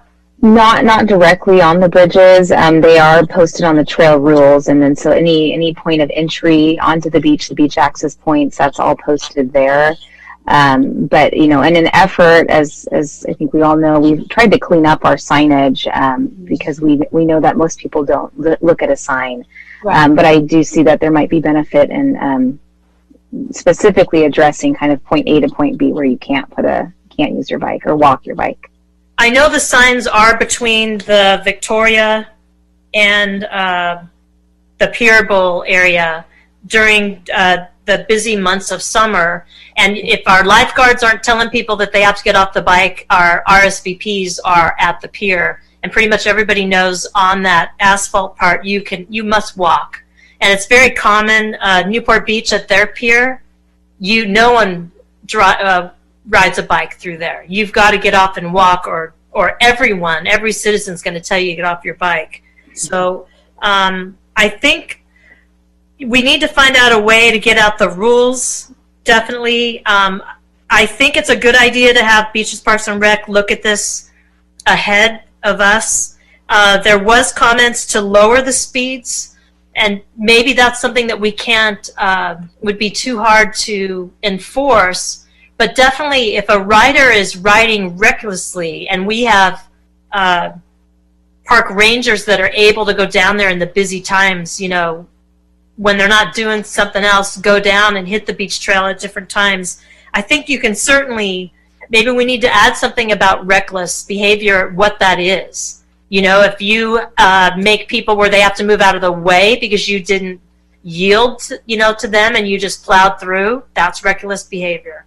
That's why I think we need to look at sidewalks also, and maybe that's why the Public Safety Committee needs to do it, because it's not just in our park area. With all the skateboards that are motorized now, we really have to look at some rules of how we share the areas. I would like to see the park monitors be down there more.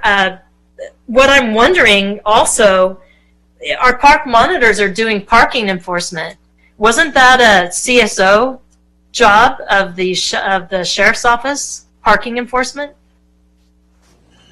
That's correct. So the community services officers have kind of a dual role. They have parking enforcement, and then they also have, I'll call it deputy support as it relates to accident report taking and so forth. And so they have both of those functions within the CSO position. Okay, because it seems like we're taking on a lot of additional enforcement because it's necessary. So I think the Public Safety Committee that's definitely something that you can help coordinate, because I think the CSOs should be doing parking enforcement, and that would help us with the park monitors to be able to be in our parks where we wanted them, and that's why we gave them the citation authority so that they could do that. A comment was made that we don't allow electric bikes on the beach. We do. We did that in 2018, I believe. We said it was only in the winter months, and if they blew it and were not, there was accidents, they would lose that. And I haven't heard of anything about on the beach during the winter, but there definitely cannot be there in the summertime, the June through Labor Day. So we kind of said that we would allow that. The other thing that I think needs to be done, and I don't know if the safety committee should do it, staff should do it, or Parks and Rec, but somebody needs to contact all of the bike companies that's in San Clemente that sell bikes and make sure that they are not selling Class 3 bikes, because those are not allowed. They're not called out in our code, which means they're not allowed at all. And maybe some of the problem is we have some faster bikes that we didn't know about. I don't know, because people are commenting on how fast they are. I've had an e-bike for over 5 years. I have no issue with, if there's pedestrians around, I get off and walk. I walk my bike. And certainly on a sidewalk, I walk it if I'm downtown. But maybe that's an issue, and I didn't realize that till today, that we might have some Class 3 bikes being sold in San Clemente, and that's going to be an issue because they're not allowed. So that is something that we'd have to look at. So one of the recommendations to Parks and Rec is looking at lowering the speed. My bike has a speed on it. I can see how fast I'm going. A lot of them do. Maybe if we did one that was single digits, it would make a difference on their ability to stop or not think that they have to keep, going through people. They definitely don't have the right of way, right? So I think we need to get our rules down, and I'm hoping that the Parks and Rec can do that, and maybe with the Public Safety Committee, and look into what other cities are doing, Samantha, and maybe give that to the Parks and Rec, because I think that would help. We definitely need to get a handle on these different modes of transportation that people are using. It was said in 2018 when City Council looked at it that, hey, you better get something for the sidewalks and the trails in the mountains, everything, because this is coming. And I think we're there now. So I'd like to see what other cities are doing and try to get a handle on that. I think the speed limit down to single digits, even though we're not going to be enforcing it or having a gun out, we'll definitely know, they'll know how fast they're going. And it shouldn't be 10 miles an hour. I don't think that's necessary on the beach trail. It's flat, and it's not necessary. So, and then how Beach Parks and Rec and the Public Safety Committee can get the rules out. We need to say what the rules are for all these bikes, and then we need to figure out how we're going to get that out. So I'm not willing at this point. I don't think City Council should make a decision. I think we should just give it to the committees to look at what other cities are doing. But I'd like to see some presence of the park rangers on the beach trail. And I love, a little more often, but I love the idea of the volunteers, because I think we have enough bicycle enthusiasts in San Clemente that would volunteer to be trail monitors to educate people. And I think that's what we need. We've kind of expanded real fast, and now we got to pull it in and educate everyone. So that's going to be my comment. I'm not going to be for making a decision or a ban tonight, because that's going to take away, it's not in compliance with our multimodal transportation of what we're trying to do in the city. So but we do need to make it safer. Thanks, Councilmember Ward. I wanted to note that resident and business owner Mickey Rathman just texted me an article, and I know Councilmember Ward asked Ms. Wiley to look into what other cities are doing, but just this year, headline, Council hits brakes on scooters and e-bikes along their beaches, and they have big boardwalks, and so they already ban those, the use of those. With the exception, of course, is those who are disabled can use the motorized wheelchairs. So that's one for you to take a look at, Ms. Wiley. That would be, Pacific Beach, Long Mission and Pacific Beach Boardwalk. So that just happened in 2020. So they've made those decisions. But it doesn't sound like I don't have any support for banning the use of the electric bicycles on the beach trail, because that's the only item here in this agenda tonight. It's not referring to other parts of town, just the trails. So, so that's unfortunate to see that, but it's just going to be so difficult to enforce. But I'm supportive of doing education and utilizing the park rangers to do that, since they can't cite, so maybe one day they'll be able to get that training to be able to cite. I know there's a great program for that at Golden West College that isn't very expensive, if we could do that in the near future and budget for that. But okay, well, that said, I was hoping we could make a decision tonight, because I know we have so many subcommittees and committees, and I really was ready to make a decision on this tonight due to the volume of issues and complaints we've had. But that said, right now we have a staff, staff says, just recommends that City Council provide direction on the expanded use and regulation of the electric bikes on citywide trails and beaches. So Councilmember Ward, do you want to make a motion then for Ms. Wiley to follow through on some of those things you suggested? I don't think, Samantha, you don't need a motion, you just need staff, you need direction. Is that correct, from council? Yeah, that would do just fine. If it's taking it back to the BPR Commission, then it also sounds like some conversations with the Public Safety Task Force or Subcommittee as well, that group. Yeah, some collaborative effort there. To bring that, because we need clarification on who's doing what between the Sheriff's Office and our park rangers. And, we need to free up some of the extra staff that we hired for certain purposes. And so I would take it back to those committees, but I would like to, because this is an issue, that this comes up sooner than later, that maybe they can prioritize.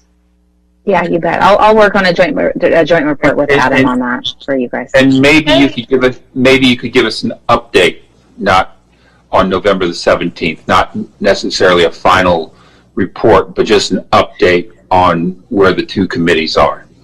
You got it. No problem. Okay, thank you all. That's wonderful. Thank you, Ms. Wiley, for joining us. All right, City Clerk. The next item is item D. That's the fiscal year 2020-21 Memorandum of Understanding between the City of San Clemente and the San Clemente City Employees Association. All right, thank you. Do we have any public comments on this item? No, we don't. All right. Thank you very much. Well, we'll go ahead and see if staff has a brief overview for us on this. Is that what you, Mr. Sund? Oh, Ms. Lowe, hello. Thanks for joining us. Please. Hi. Proceed. Thank you. Hello. Good evening, Mayor Pro Tem, City Council members. So my name is Heather Lowe. I am the Human Resources Manager here at the city. The item before you is a one-year memorandum of understanding between the City of San Clemente and our Employees Association, the San Clemente City Employees Association. This MOU, as I mentioned, is a term of 1 year. It provides for a retroactive COLA of 1%, and that would be effective the beginning of our fiscal year, July 1st. It also increases the monthly flexible allowances for our medical, and each tier receives a different increase. That would be effective on January 1st of 2021. And it also reduces the city-paid COBRA coverage for any employee that is laid off from 12 months to 6 months. The association held their ratification meetings last week, and a majority of their membership supported this contract. It is recommended that you approve the MOU between the city and the Employees Association, as well as apply the same provisions of the agreement to the executive, the mid-management, and the confidential employee groups, as well as our future city manager's contract. So I'm available for any questions. Okay, thank you, Ms. Lowe. Great overview. Council members, do you have any questions? I don't have a question. I'll make a motion if no one has any comments. I have a couple of comments. Okay, go ahead. So I pulled this out of consent calendar back in December, I guess, or January, whenever it was.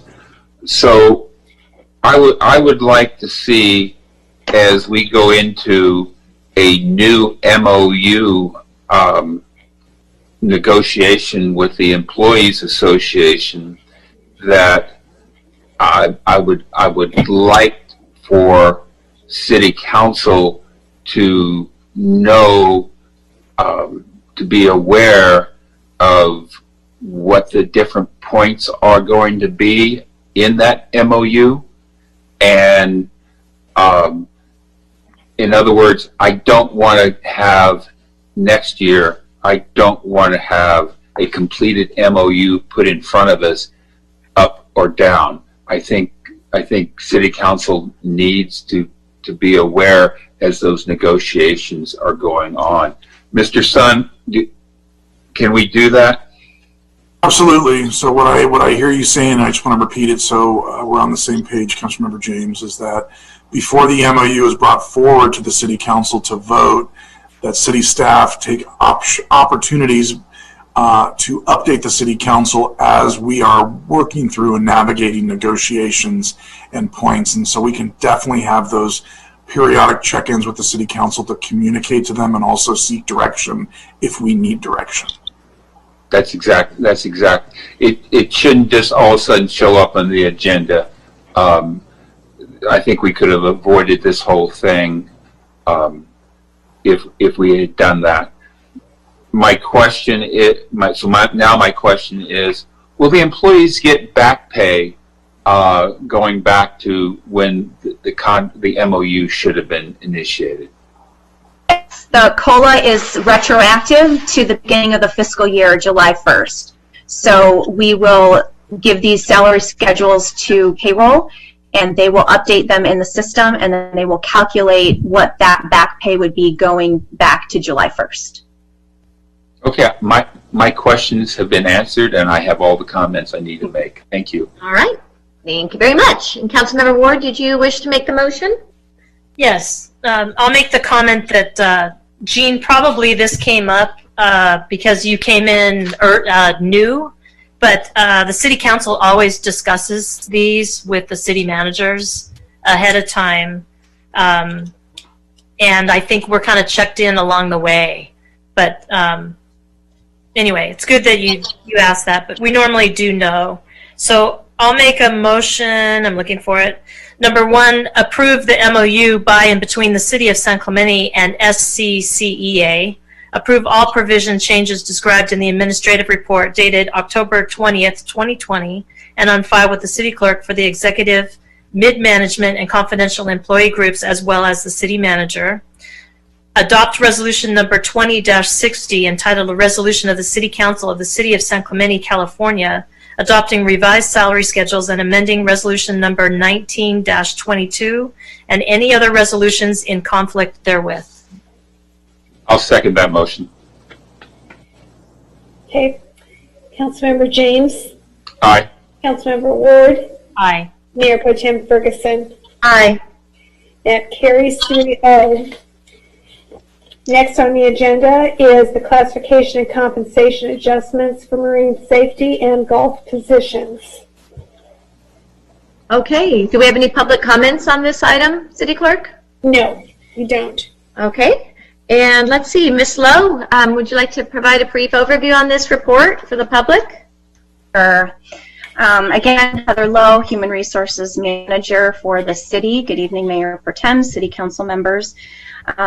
This report in front of you is regarding three classification and compensation adjustments to the 2 departments, marine safety and golf. It is specific to the marine safety chief, a reclassification of a title change to a marine safety captain, and a regrade to grade 66 versus grade 68.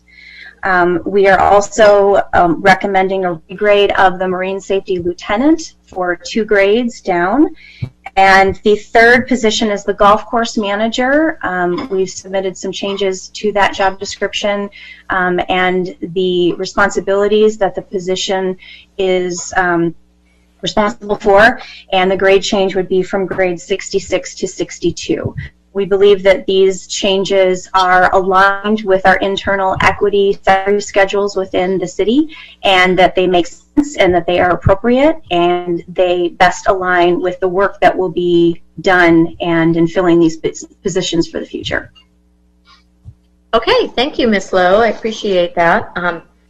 And council, do you have any questions of staff? I don't have any. Oh, Councilmember James, do you have any questions? None for me. No? Okay. Thank you, Ms. Lowe, for that overview. I don't have any specific questions. I do have a comment, though. My question earlier about these items not being heard in a meet and confer meeting with OCEA, I still feel very strongly about that. I feel that needs to be done. I know the response was because the position's vacant, but I'm going to err on the side of caution, and I'd like to hold this still and seek that meeting so that happens in advance. But secondly, even regardless of that, I never supported keeping the chief position vacant for marine safety. I just don't. I believe that's compromising the whole department. And just like fire and just like police has a chief, right? And they have the leader, and it's worked so well for us all these years. We are a beach community, and I just don't want to see that that loss in that department. And in terms of golf, I'd still like to see that also be heard in a meet and confer meeting with the association as well. So those are my comments. I think that's where I stand on this, so I won't be supporting this tonight. Do you have any comments in regards to mine, or want to make a motion and move forward? My only comment would be that the council directed to change the marine safety already, and that was a majority vote.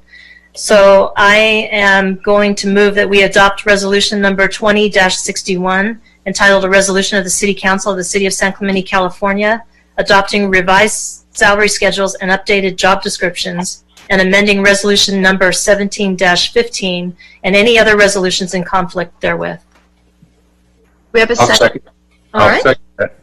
Perfect. And City Clerk, will you take a roll call, please? Councilmember James. Aye. Councilmember Ward. Aye. Mayor Pro Tem Ferguson. I'm a no.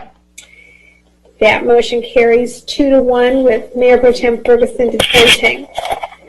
The next item is the item that was added to the agenda at the beginning of the meeting concerning the governor's executive order N8020 that extended protections of commercial tenants through March 31st of 2021. Okay, so council, I asked for this to be agendized. We've received many letters about this new executive order.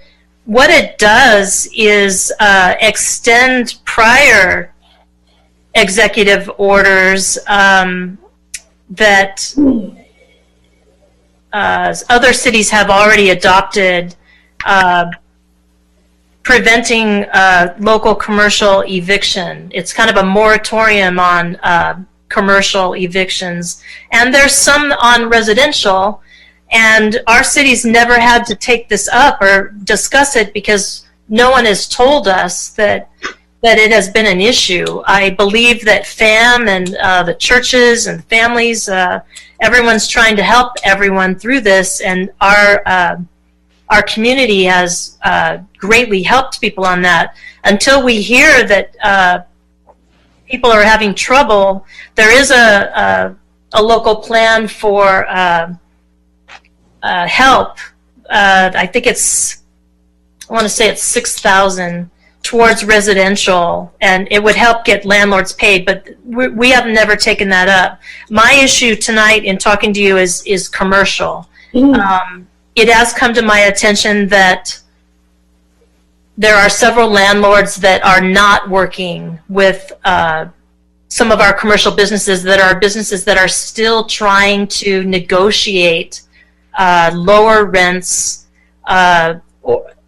for this time that we're in COVID. I have not spoken to anyone that's behind in their rent. What their issue is expectations from the landlords that they feel they cannot meet as far as raises in their leases, or leases that are so high they've been barely able to make it, and they're concerned that now that we're out of summer months, they will not make it through the winter until next summer. And what I was thinking that maybe we needed to consider taking this up. The reason I bring it as an emergency, considering a moratorium, is because I'm aware of at least one business that will not make it through December if this is not taken up. They are not behind on their rent, but they need to have the landlord work with them, and the landlord does not want to. My main concern is, and that's why I wanted to have a discussion, is that the council has worked so hard and we've allocated staff to work with the businesses in order to save them and not have them go out, so that, and save our economy in the city. But we're just working with the businesses. If the business owner, if the property owners are not involved in this and they don't have a stake where they are on the same page as what we're trying to do, it's not going to work. I didn't want to bring this up to the council, but I called more businesses, and they said that actually, if we had a moratorium on evictions, they think that their negotiations with the landlord would be more fruitful. So this order extends the moratorium until March 31st of 2021. I don't know whether the council, I think we could adopt a different date. We could say January 31st. Anything up until then, and give some people some time through the holidays to try to renegotiate. Or we let it be March 31st, and if we can cancel it, I don't know, maybe we can't cancel it anytime, Scott, because if you give people a date, they rely on it. Isn't that correct? So you really shouldn't make a moratorium and then pull it away. Well, you can do either. I have seen jurisdictions have moratoria for the duration of the state of emergency, or they can do it for something shorter than that. It does require a pretty specific enactment, though, and so if there's a council will to, and there are a lot of variables, there are a lot of different ways to do it, and so we'd want to, after you discuss this, talk about those logistics, because you would need a specific enactment. Okay, I understand that. So tell me, as a legal perspective, if the council gave direction that we wanted to look at this and we intended,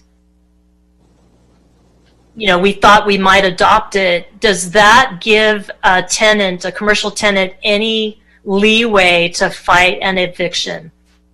Because it is something that is pending. It might tip the balance in their favor that that's coming.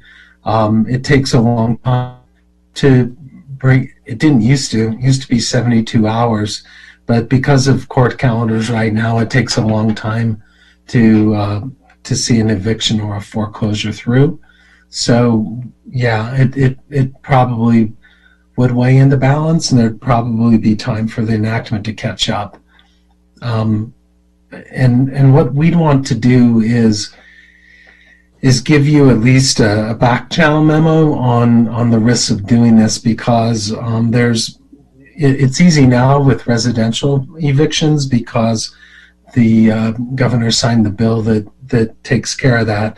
There's state prerogative still for local agencies to delay or forestall commercial evictions, but it's a lot harder, and there's some pretty adamant attacks on those. So we'd want to give you that back channels and in a privileged form too. Okay. So you're talking about more of a white paper. Yeah, at least, yeah, no matter what. Okay, so council, I have concerns on that. I definitely don't want to enact something that is going to be a legal challenge for our city. But I did want to discuss it and maybe get council direction that we want to look at it more. And Scott, if you did a white paper, would we then have to agendize it at our next meeting?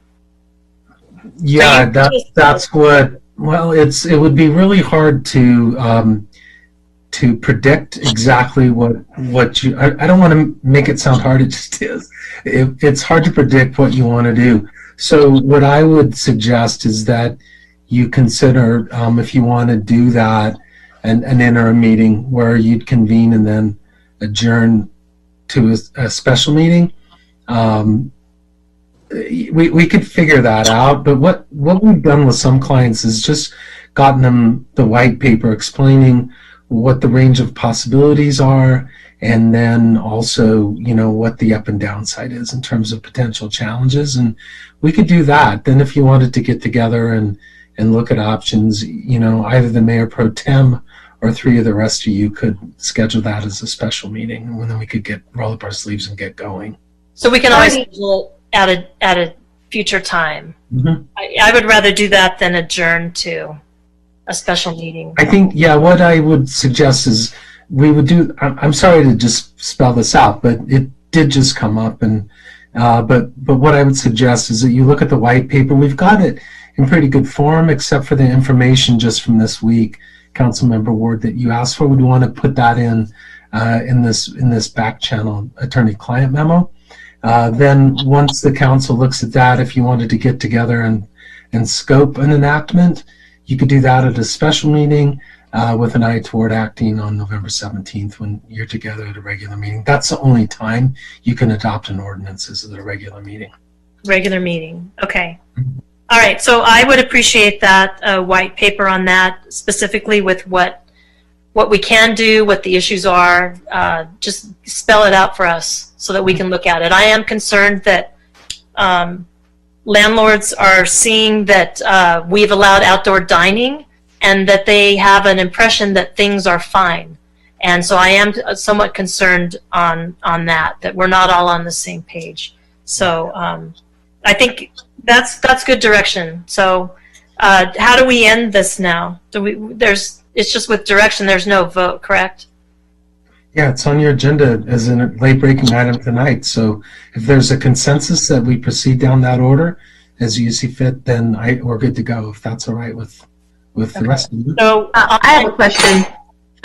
Excuse me. Scott, you said you're working on this white paper for another jurisdiction. How far along are you on this, and how much is this going to cost? Like, how many more hours do you have to do on this paper? This would be something we do under our retainer, but I appreciate you asking about the time. There's a partner, Mike Mowers, who's been kind of clearinghouse for all our clients who have considered this. And so Mayor Pro Tem, he keeps, my last client to look at it was Elisa Viejo. And it was about 15 or 20 page analysis. All I need to do is to ask him to add to it what Kathy's inquired about, the latest order 80-20. And then I'd also like him, he's been monitoring challenges to our clients over these moratoria. And so I'll ask him just off the top to give me a paragraph or two about, how that's shaping up. And so, no, it would take at most a couple of hours. Most of the work, I saw through last summer as Elisa Viejo was considering this in June. Okay, that's good to know. And also, Scott, just one more quick question, I hope it's quick. If the governor has, implemented this executive order, the state supersedes local, laws, so why doesn't it just apply as a blanket to all municipalities in California? That's a really good question. And let me just say by way of summary, and I'll go on too long because this is kind of fascinating what the governor and the state have done, but I'll try not to. It's really easy to use the platform they've presented for forestalling residential foreclosures. And because it's very specific, there's been back and forth with renters associations and banks. And so, you know, the deal is all kind of, here you go. It's a kit for looking at residential foreclosures and evictions. The reason that was kind of, by the way, the state after that has said, if you want to do more than that as a local agency, knock yourselves out. You can do it. But what's complicated is they haven't made a good wake for us over here with commercial evictions. And part of the concern I have, just to give it to you generally, is just that. When the state first offered this possibility to municipalities clear back in the spring, they said that they were doing it to keep people off the street so that they wouldn't be exposed to the COVID-19 contagion. And you can see how throwing someone out of their house would, or having people in transit, or having even people thrown out of their houses by law enforcement officers could create human contact that was just perceived as dangerous. It's another step beyond that to say, well, we don't want businesses to close, because as Councilmember Ward explained, that concern isn't so much about the disease and the virus as protecting businesses, protecting your tax base, and economic protection. That's a little different. That's a little bit more of a stretch under an emergency order. And the state didn't go there, but they allowed you to kind of step into that building that's a little bit on fire in terms of what lenders and landlords think about it. And so we can do that, but I just want to kind of give you that risk assessment and then have you think about it. But the bottom line is the state has made it very easy for us to participate in helping the victims of residential evictions, but hasn't made a good wake or a platform for us when it comes to commercial. It might be because they wanted to stay away from that third rail. No, you can speculate. No, that's very helpful. Thank you, Scott. I can support that, Councilmember Ward. Councilmember James, could you support that as well? Looking into that? I'm okay with looking into it. I have significant concerns about getting ourselves involved in a landlord-tenant situation. Many landlords, not all landlords are fat cats. Many landlords are leveraged, and they require that revenue. With that being said, I think it's extraordinarily short-sighted of any landlord that's going to put a business out on its ear in this time. Additionally, you take restaurants. Restaurant operators put hundreds of thousands of dollars into their restaurants, and then to be put out on the street would be tragic. I don't know whether that's something we should get involved with as a city council, but I'm more than open to have Scott research it and see what risk it creates for the city to get involved in it. And I'm not a hard no right now. It's just going to take a lot of convincing for me to support something like that, because it's just totally in contradiction to everything I ever believed in. Thank you. All right. Thank you, Councilmember James. Well, good. Glad we'll go ahead and move forward with that for you, Scott. Thank you so much for doing that. All right. City Clerk? Next on the agenda is oral communications part 2, but we don't have any more comments. Okay. City Clerk Bate? Yes, did you get something? I did just receive a comment, yes. Oh, okay. From Rick Leffler. Good evening, Council. In light of the issues we have had with OCSD in the past in regards to approving their contract, I'd like to make a suggestion. We have a candidate running for council who felt it was prudent to participate in an anti-police rally last month in our city. The candidate was photographed fist in the air next to a sign that stated defund the police. I can tell you, as a former police officer, I would find this distasteful and offensive if I worked in a city where this sentiment was demonstrated by a city official. I don't think it's necessary to remind anyone currently on this council that this behavior is completely unacceptable. Since it is possible that a person of questionable character could be elected to council, it is paramount that you do everything possible to keep our relationship as positive as possible in the coming months. Thank you, peace and love, Rick Leffler. Okay, thank you, City Clerk, for reading that comment. Okay, next is moving on to reports. Under City Manager is announcement of Housing Element Virtual Community Workshop on October 22nd. Mr. Sun? Thank you, City Clerk, Mayor Pro Tem, and council members. Thank you, Brian, for bringing this up. I wanted to communicate to the public as well as the council that we're having a very important webinar for the city's housing, can't see it all, housing and safety element updates. And it's Thursday, October 22nd from 5:30 to 7 p.m. And we'll be, obviously we've already done a press release and there's a link, but this slide that you're seeing today will be rotating on our public safety, or excuse me, our public access channel via Cox, and it'll be under our latest news as well with that information. But I just wanted to communicate to the public this opportunity for the public to have a process of input as it relates to the safe housing element updates that the city will be going forward with. With that, I'll conclude my report, and I have nothing else to add at this time. Thank you. Hey, thank you, Mr. Sun. Now, will that webinar be on video directory on the city website? Is it being recorded? It'll be via Zoom, and then it'll be replayed as well. Yes, ma'am. Perfect. Okay, thank you. Because unfortunately I'm going to miss it. I am attending the Peer Pride event at the same time, so I'll look forward to watching that on replay. Thank you. All right, City Clerk. Okay, the next item is City Attorney. City Attorney? Mayor Pro Tem, Council, I don't have anything else to report tonight. Just to remind you that we have a little bit of unfinished business in closed session. Okay, thank you, City Attorney. Okay, and next is council members. Oh, thank you, City Clerk. I appreciate that. I just got a quick item to see if I can get a second on, is to bring back the Village Art Fair, but on the community lawn.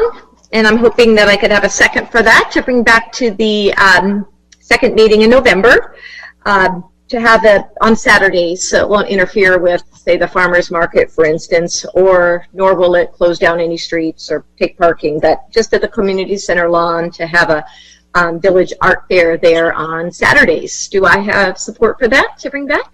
You might, but I had a discussion with the city manager on this very issue today, and we may have a problem with issuing a special event permit for that. If Mr. Sun could comment on that, please. Yes, thank you, Councilmember James, Mayor Pro Tem. Currently, the City of San Clemente is not issuing special event permits in compliance with the state guidelines for not allowing large gatherings. I understand that obviously the farmers market is one of those events that's occurring. However, that is an essential service defined by the state under the guidelines as it relates to food distribution.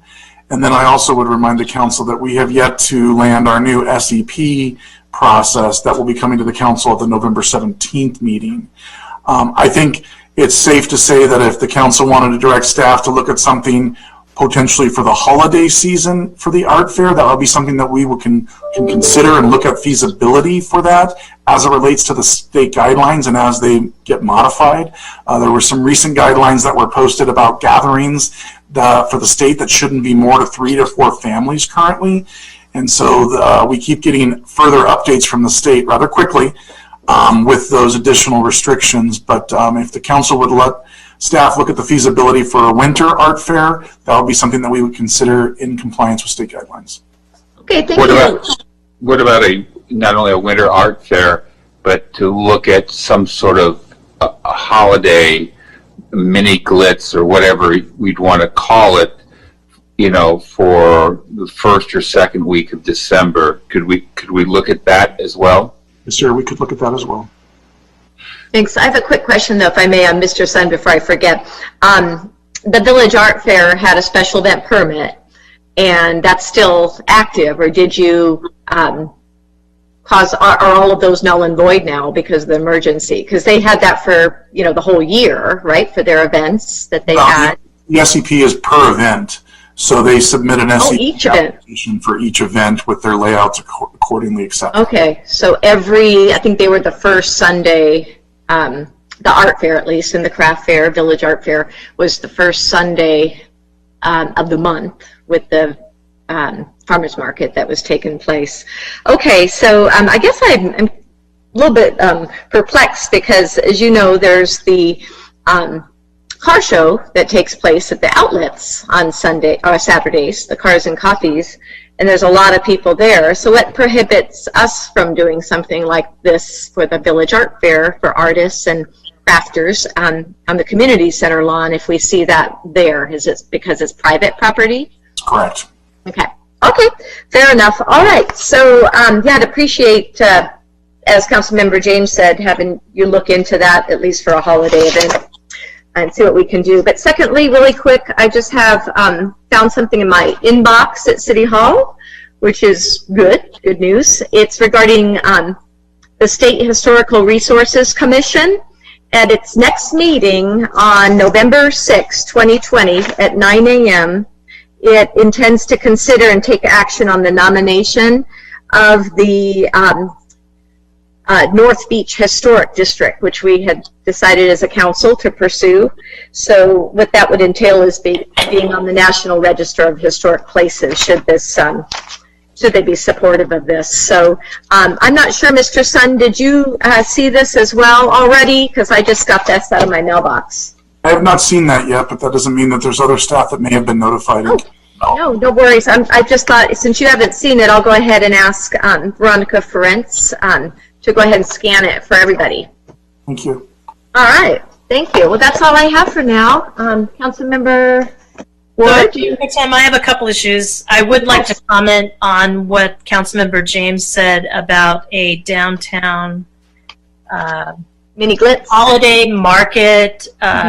Definitely, I don't know that we could call something the glitz, because I think that would connote to people what we used to do or used to be able to do. So I've been talking to them also. I didn't know whether we could issue an SAP or SEP for anything like that. But I didn't know what it entailed to close the street.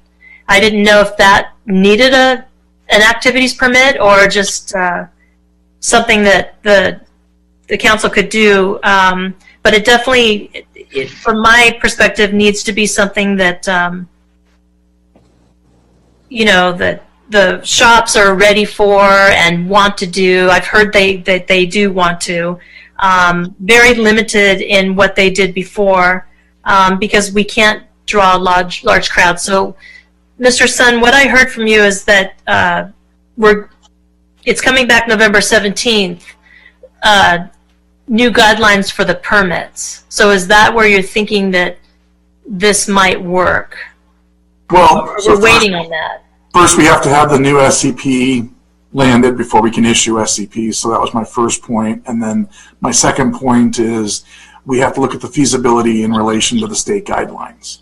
And so we might be able to do some things, but not everything as it relates to the state guidelines. Okay, so I would appreciate that if staff could look at that. No promises of what we can do, but we'll definitely try. I've heard that some businesses, the shops down there, would be interested in kicking off their shopping season in that, but they do understand that it's not an event per se, but more like a shopping opportunity for them. So I would appreciate doing that and looking at it. My only comment on the Village Art Fair was that I didn't want it to compete with shops. If we look at anything like that, maybe it's not held the same time that we would be having an opportunity to have people shop at the shops. It's kind of like, don't bring in food trucks because we want our restaurants to get the business, kind of the same thing. That's why we would be looking at that. So the last item I have, and I've already talked to Councilmember James on this as part of the Toll Road Subcommittee is that I have a request that I would like a report and an action plan resolution for our open space. We need to take a inventory of kind of what we've got out there just to get it on the maps and get it in a resolution for the council to consider. I want the action plan resolution to include an inventory of habitat and open space preservation agreements that a freeway extension through San Clemente would impair. We have certain agreements already, and I need those mapped out, including the original purposes of the agreements, the habitat and the open space protected by those agreements, and the parties that entered into them. I would like that in a resolution. Also an inventory of San Clemente open space that was vested under Measure V. And the resolution to include a recommitment to the open space and the habitat protection principles in the 2018 Pico Canyon conservation easements entered into with the Marblehead Community Association. So hopefully I said that enough. Scott, I can send this to you. But I would like to ask for that to come back to council. I have a quick question of staff. How much of this is already compiled? Eric, do you know? Like how much of what Councilmember Ward had mentioned, all this data, how much is already compiled? Nothing's compiled yet from a staff perspective.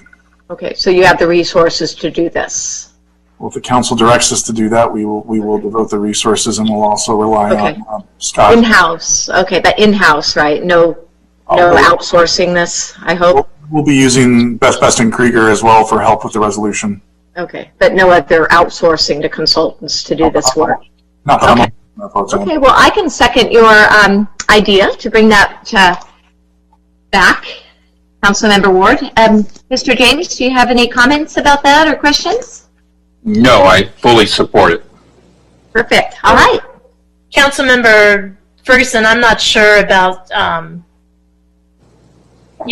know that a lot of this is already done, but I don't know that I would agree that my motion was that we couldn't hire anyone to do the inventory of what's in our open space. Oh, I just asked Mr. Sun. He believed we could do that in-house. Is that correct, Mr. Sun? We should have a lot of this data already. I don't think we do. It's an inventory of what's in our open space that's vested under Measure V. It's not like we're going out and counting everything, but we're just compiling finally in one place what is in our open space and what the preservation agreements are. And that's the issue, is that we don't have it compiled in one place. Okay, the habitat, the wildlife, the plant life, is that what you're looking for? Okay, that sounds good. No, that sounds very good. Okay. Perfect. And I know we already have the map that shows where all our open space is. We have I'm sorry, Mayor Pro Tem. We have we have the summary of open space and habitat preservation agreements. Right. We already have that. We just need to extrapolate. We have the quantity of open space that planning can provide. It's the quality, the habitat quality and variety that you'd have to hire out. But the rest of it, as Eric said, we have on tap, and we just need to reorganize and bring back to you. Okay, fair enough. Sounds good. So do we need to take a vote, or we're just... No, because that was your, I seconded you. Wow, we're good. Thank you very much. Thank you. That's it. Councilmember James, do you have some items or announcements? I was going to talk about the art fair and the holiday market. There is just one thing I would like to talk about, and it was addressed in a letter to council this evening. Our sidewalks are looking rougher and rougher, and outdoor dining has, I think, made our sidewalks look even worse than they were before. We really need to get on a cleaning schedule with our sidewalks. As everyone knows, our merchants and restaurants can't hose down the sidewalks. we need a special service to do it. So I would like to get some support in putting together a more regular schedule of dealing with our sidewalks on Del Mar and El Camino Real. Can I get anyone to support me on that? Yes, before we do though, I have a comment to make, because in, let's see, it was Mr. Lightfoot staff who brought forth an agenda report, and we actually included in that, and I believe it passed unanimously, for the businesses to participate in washing the sidewalks. And it was, I believe, on a schedule of every 2 weeks. Was it, Mr. Sund? Correct. So maybe we need to just make sure they have reminders to be doing that before we expend those costs to do that, because it was in that agreement. Well, I need some clarification then from Mr. Sun. What can our merchants and restaurants do in regards to the sidewalks? They can't hose them down, correct? No, I think they can, as long as they recapture the water, but Councilmember James, the restaurant or the business owners are just responsible for a small footprint outside of their door, if you will. Exactly. So what I would suggest to the council is, yes, Jonathan Lightfoot has been working with those businesses to get them to comply for those things. And I will ask Tom Vonnegut to look at the frequency of cleaning.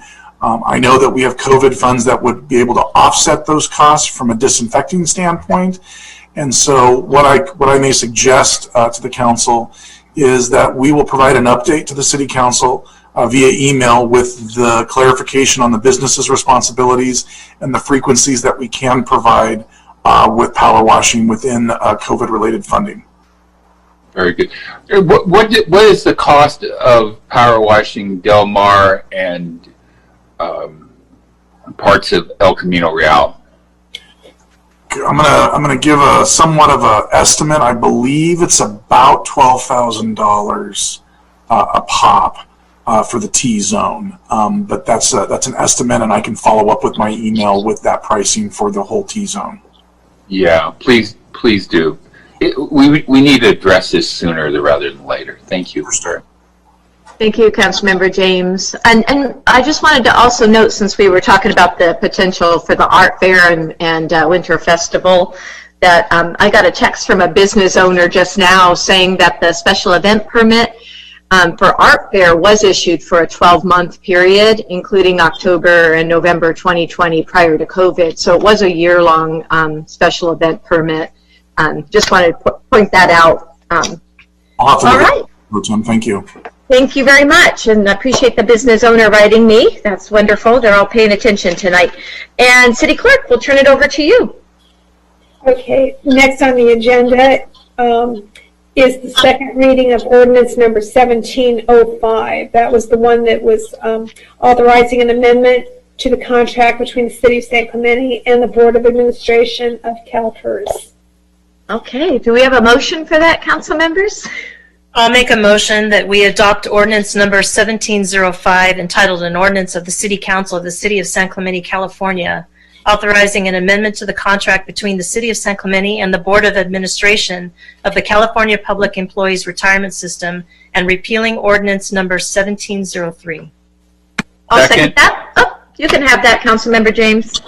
Okay, thank you. Sure. All right, City Clerk.